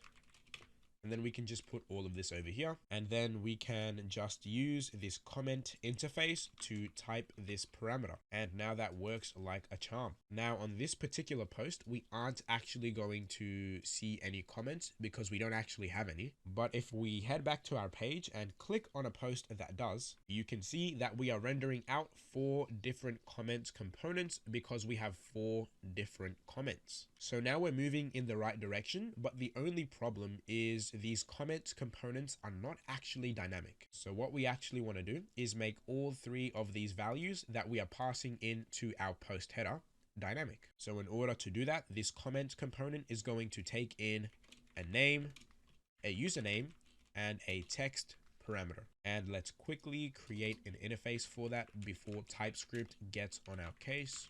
So let's say interface comment props, name string, username string, and then text string. And let's make sure that we are using this interface. And of course, let's actually, instead of these hard-coded values, use the props that are getting passed into this function. And now we can come up to these comments and actually make sure we are passing in these props. So we're going to say name equal comment.name, username equal comment.username, and text equal comment.text. And if we quickly fix this typo, you can now see we have our comments dynamically rendering on our page. And with that, that is pretty much it for our dynamic post route. Now, what we want to do next is work on displaying the correct number of likes and comments, and also being able to actually like our posts. So let's close out this page and head to our post component and get to work on that. So liking a post is pretty much the same as commenting on it. All we're going to do is take the UID of the current user and push it onto this likes array. And in order to display the amount of likes, all we have to do is get the likes.length and display it within this span. So how we are going to do that is come to the very top of this component and create a new function called like post. And of course, let's make sure this is an async function. So in order to get that value, all we have to do is a const user, and let's use the useSelector hook to head to our Redux store. So let's go ahead and do that. And we're going to go inside of our Redux store. We're going to go inside of the user slice, and we are going to store that inside of this variable. And now what we are going to do next is create a reference to the post that we want to like. So we are going to use the doc function. So make sure that is imported, and we're going to say that the post that we want to like is in our database.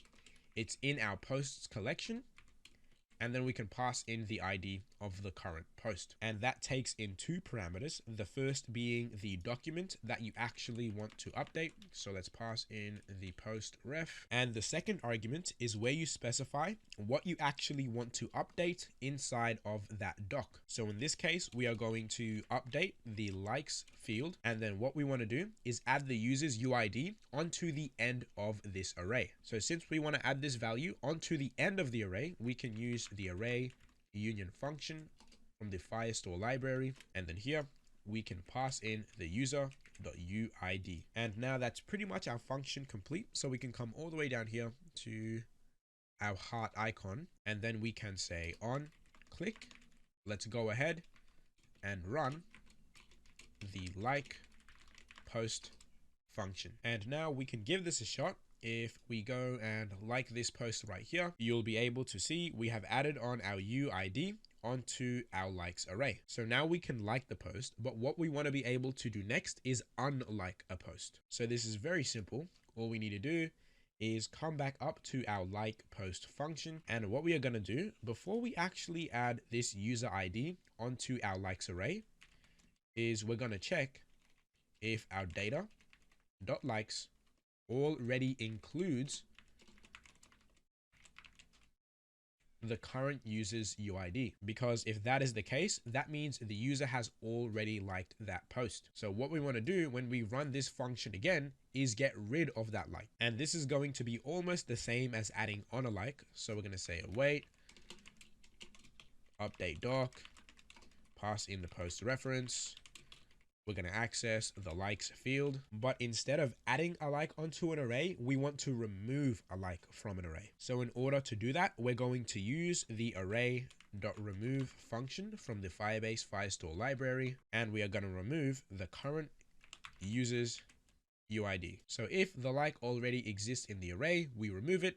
Otherwise, If the like does not exist in the array, we add it on. And now if we give this a shot and we like this post, we can see the like appears in our array. But if we go back and remove it, it disappears. So now the functionality is working great. That's exactly what we want to see. But now what we want to do is actually display the like status on our page, just like we are doing over here. So in order to do that, we have to head down to our heart icon, and we are going to say if data.likes already includes the current user's UID. That means that they have liked the post. So instead of showing this heart icon here, what we want to do is show this filled in solid heart icon. So in order to do that, we first have to import the solid heart icon. So we're going to import the heart icon, but this time from Hero Icons React Solid. So hit enter on that. But one problem is these two icons have the exact same name. So what we are going to do is import this icon as heart solid icon so that these two have a different name and we don't get an error from React. So now we can scroll all the way back down, and then we can say if our likes array already includes the current user's user ID, let's display the heart solid icon, and it's going to have a color of pink 500. And on a quick side note, we also want to make sure that this hover is text pink 500 rather than yellow. And now if we head back to our app, you can see that when we have the post liked, we get the solid icon, but when we haven't liked the post, we get the outlined icon. So now we have the liking functionality down. Now what we want to be able to do is accurately display how many likes and comments this post actually has. So doing this is very simple. All we have to do is come to this first span here that is next to our comment icon. And instead of hard coding it to 2, let's set it to the data.comments.length.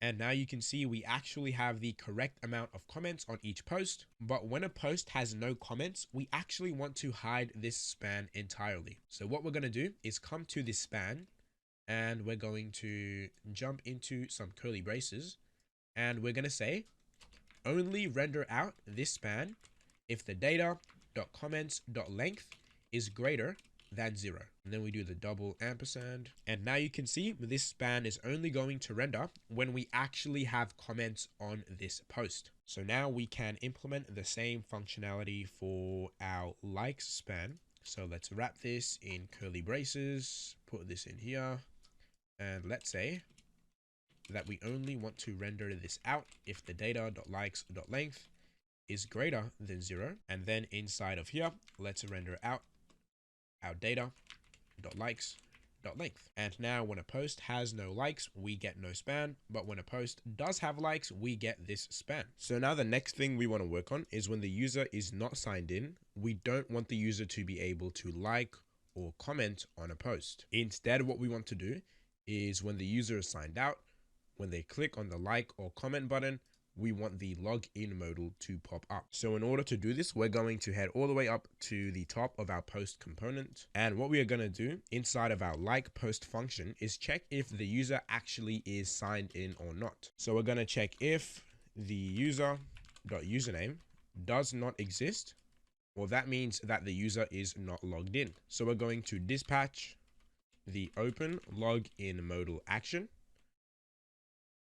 and then return from this function. And now if we head back to our app and we try and like a comment when we are not logged in, it's not going to work. The login modal is going to pop up instead. Now what we want to do is implement the same thing for our comment icon. So let's come all the way down to this comment icon right here. And before we dispatch the open comment modal action, we're first going to make sure that the user is logged in. So we're going to check if the user.username does not exist.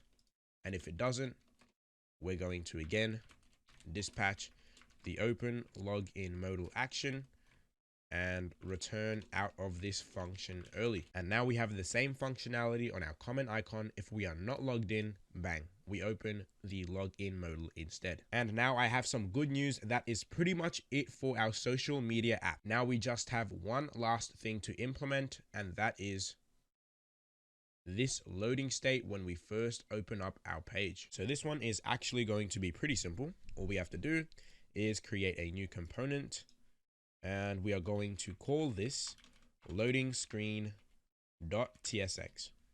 and then let's RFC to get our component template. And this right here is what we want our loading screen to look like. So first we are going to start with a div, and that's going to be this entire loading screen right here. So that's going to have a position of fixed, and then a top of 0, a left of 0, a bottom of 0, and a right of 0. And that is going to make it take up the entire screen. And then we can give it a background color of white. And now what we are going to do to see how this looks is come to our home component, and outside of this div, we're going to be rendering out our loading screen component. And now if we head back to our page, we can see that it is taking up the entire width and height of the screen, and it is appearing over all of the content on our page except these few ones here. So in order to fix that,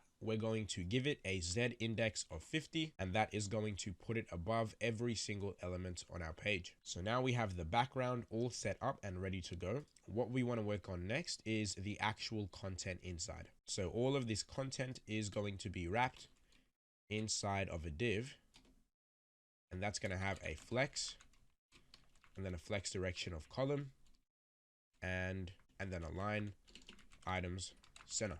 And inside of here, we are going to have an image, a title, and a loading progress bar. So we'll start with the image. So that's going to be a next image component. The src is going to be /assets/busy b -logo to.png. The width is going to be 120. The height is going to be 120, and the alt text is going to be busy b logo. And then below that we have a title, so that is going to be a h1, and that's going to have a class name of text XL. So the text size is going to be 60 pixels. The font size is going to be bold, and this is going to have a margin bottom of 10. And while we are at it, let's also give this image a margin bottom of 5. And now inside of this h1, we are going to say busy b. And now if we head back to our app, we have our image and we have our title, but it's not in the center of our page. So what we're going to do is come to this very top div here, and that is going to have a display of flex so that we can align item center and justify content center. And that's going to bring all of this content in the center of our screen. So now these two are looking pretty much identical. All we need to do is get this loading progress bar. And we are actually going to get this as a component from Material UI. So if you open up the Material UI sidebar and you scroll all the way down to feedback and you click on progress, it should take you to this page. And then we can scroll down all the way until we see linear indeterminate. So that looks exactly like the one we have in our finished app. And all we have to do in order to use it is import this linear progress component. So we're going to use the linear progress component and make sure that is imported. And now if we head back to our page, we won't actually be able to see anything. And that is because we actually have to give this thing a couple of styles before we can get it up and running. So in order to do that, we have to pass in the SX prop. And the reason we can't just use Tailwind here is because it actually takes a split second for Tailwind to go ahead and override Material UI's default styles. And since our loading screen is the first thing that appears on our page, we can actually see that process occurring. And it makes our loading screen look a little bit crappy. Now again, it would be fine using Tailwind on this Material UI component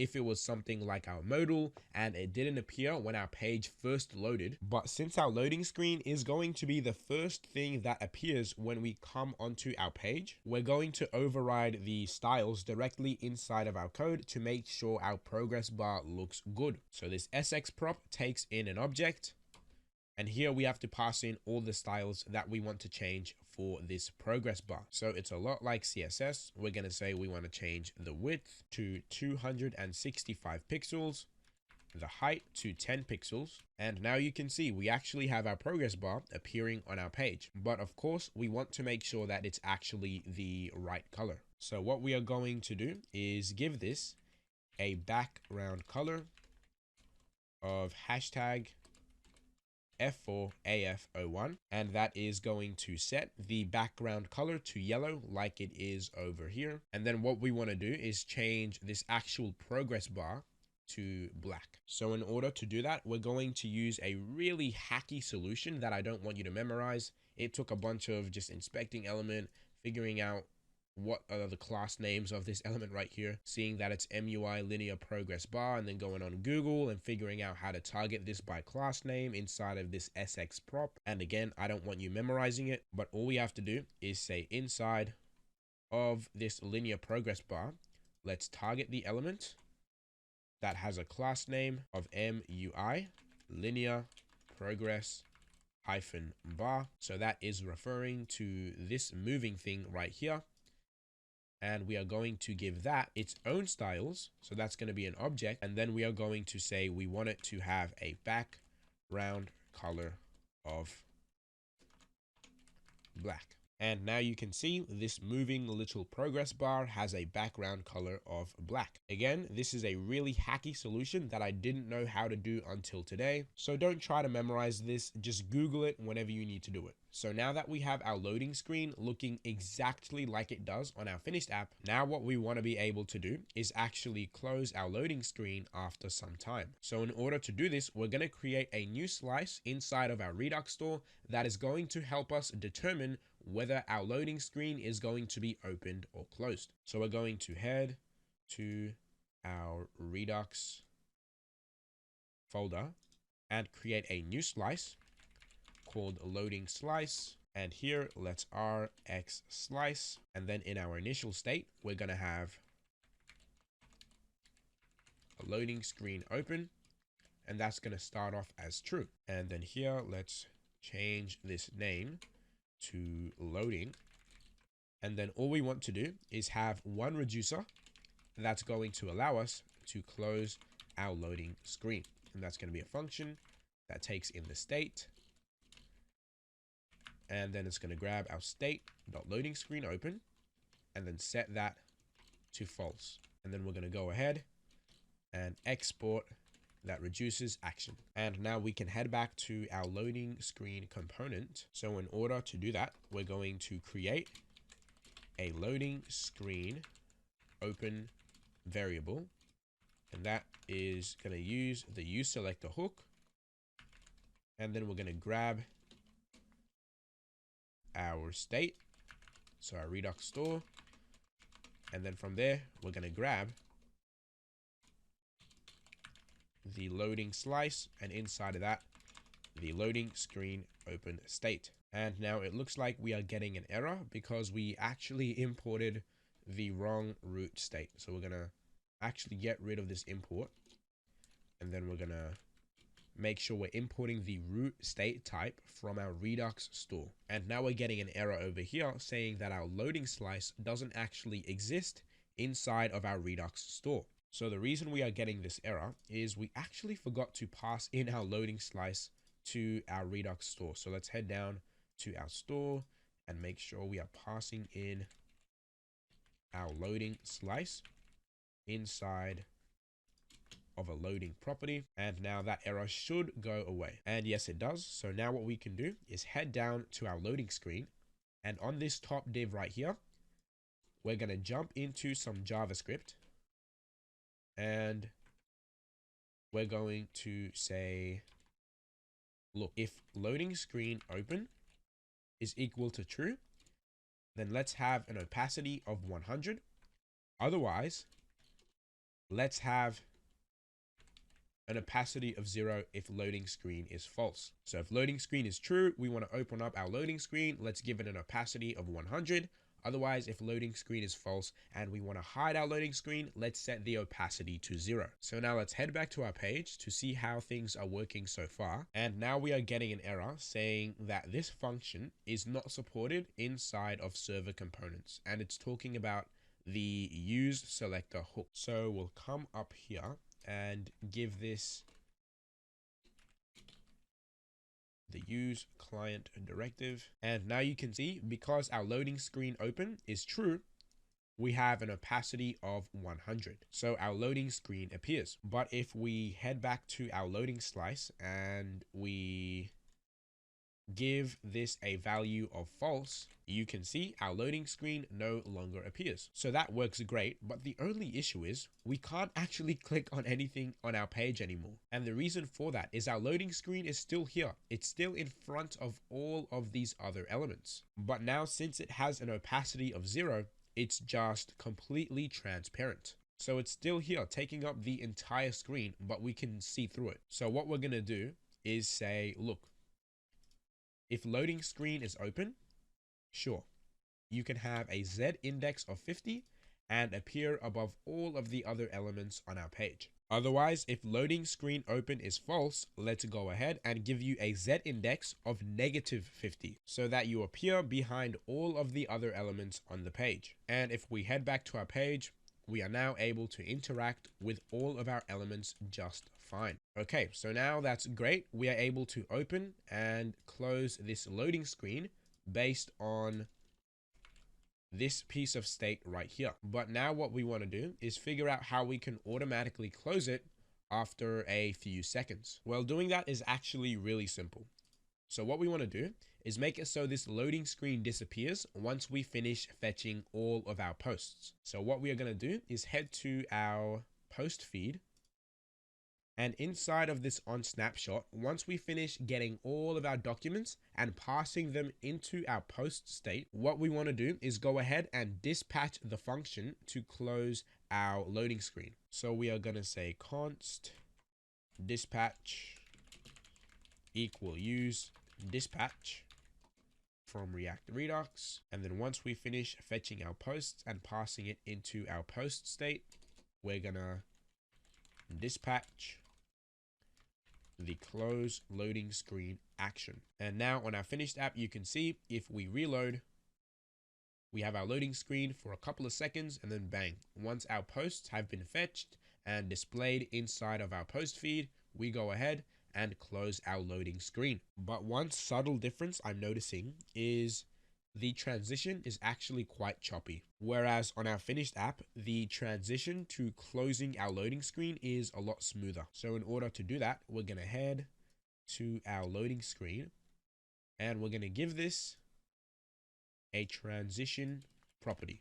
And now if we head into full screen and give this a shot, you can see, bang, the loading screen transition is nice and smooth. And with that, I have some good news. That is pretty much it for our social media app. That was a super long and tedious build, but I bet you learned a ton of new stuff throughout this video. Now we just have one last thing to do before we can finish up, and that is deploying this app to Vercel. The process is going to be a little bit different now that we are using environment variables, so make sure to pay attention. But before we get to work on that, there is one last bug in our application, and that is that someone can tweet even if they are not logged in. So let's head back to our code, and in order to fix that, what we're going to do is head to our post input, and in our send post, we're going to check if the user actually exists before we add the doc to our post collection. So we're going to say if the user.username does not exist, let's go ahead and dispatch the open login modal action, and then let's return early from this function. And now if we go ahead and give this a shot, if we try and post when we are not logged in, the login modal pops up. So now that that is fixed, let's go ahead and delete that post from our database. And another issue I noticed is for some reason, this logo is aligned to the center. So let's head back to our code. Let's open up our sidebar and let's remove this align items of center, and that should fix our issue. And the last thing I forgot to do is actually render out the widgets component in this dynamic route. So we'll head back to our dynamic route and we want to make sure that our widgets tab is inside of this div right here. So let's paste it below and that should fix our issue. So now that all of those issues are solved, we can push this code onto GitHub and deploy it onto Vercel. So that's a good habit that you really want to get into at the end of your build, going through, making sure there are no weird bugs or errors, because that is what is going to set you apart from the juniors who don't put in that extra detail. But again, let's now open up GitHub and push this onto a repository. So head into github.com, log into your account, and let's create a new repository called social media app. And then I'm going to keep this private for now and hit create repository. So now we can head back to our code, open up a new tab in our terminal, and we're going to say git init, git add, and then the full stop to add all of the files in our application. And then let's git commit, git branch m main, git remote, add origin, and then finally git push u origin main. And now we can see all of the files of our app inside of this GitHub repository. Now, once your project is uploaded onto GitHub, we can head over to Vercel. So head over to vercel.com and log into your account. And then what we are going to do is click on add new project. And here we'll get the option to upload a GitHub repository, and we are going to be able to see all of our GitHub repositories. Now, if you don't see this, hit on this drop down and hit add GitHub account. And once you do that, you'll see all of your repositories like so. So what we're going to do is pick our social media app repository that we just created. So hit import, and before we can hit deploy, we have to add all of our environment variables. So I mentioned earlier that we don't actually push this file onto GitHub. So Vercel has no clue what these values that we are using in our code are. So that's why we have to let it know over here so it can correctly build out our app. So let's add each of these variables one by one. So we're going to grab this key and then we'll paste in the value and then hit add. And then we just need to do this for the rest of our variables. So once you have done that for all of your environment variables, we can hit deploy, and Vercel is going to get our application running on a live site. So once that is complete, we can hit continue to dashboard, and we can open up our social media app. And yep, now our app is working on a live URL. So let's play around with this. Let's log in. We can like, we can unlike, we can comment, we can post. Absolutely no issues at all. So with that, I have some good news. That is our social media app complete. So I really hope this brought together everything you learned recently, the Nextjs, the TypeScript, the Redux, and even just got you more comfortable with JavaScript and React in general. I'm super proud of you for getting to the end of this build. I know it was super tedious, it was super annoying, but this just shows that you have what it takes to become a professional developer. That's all for today, and I will see you in the next video.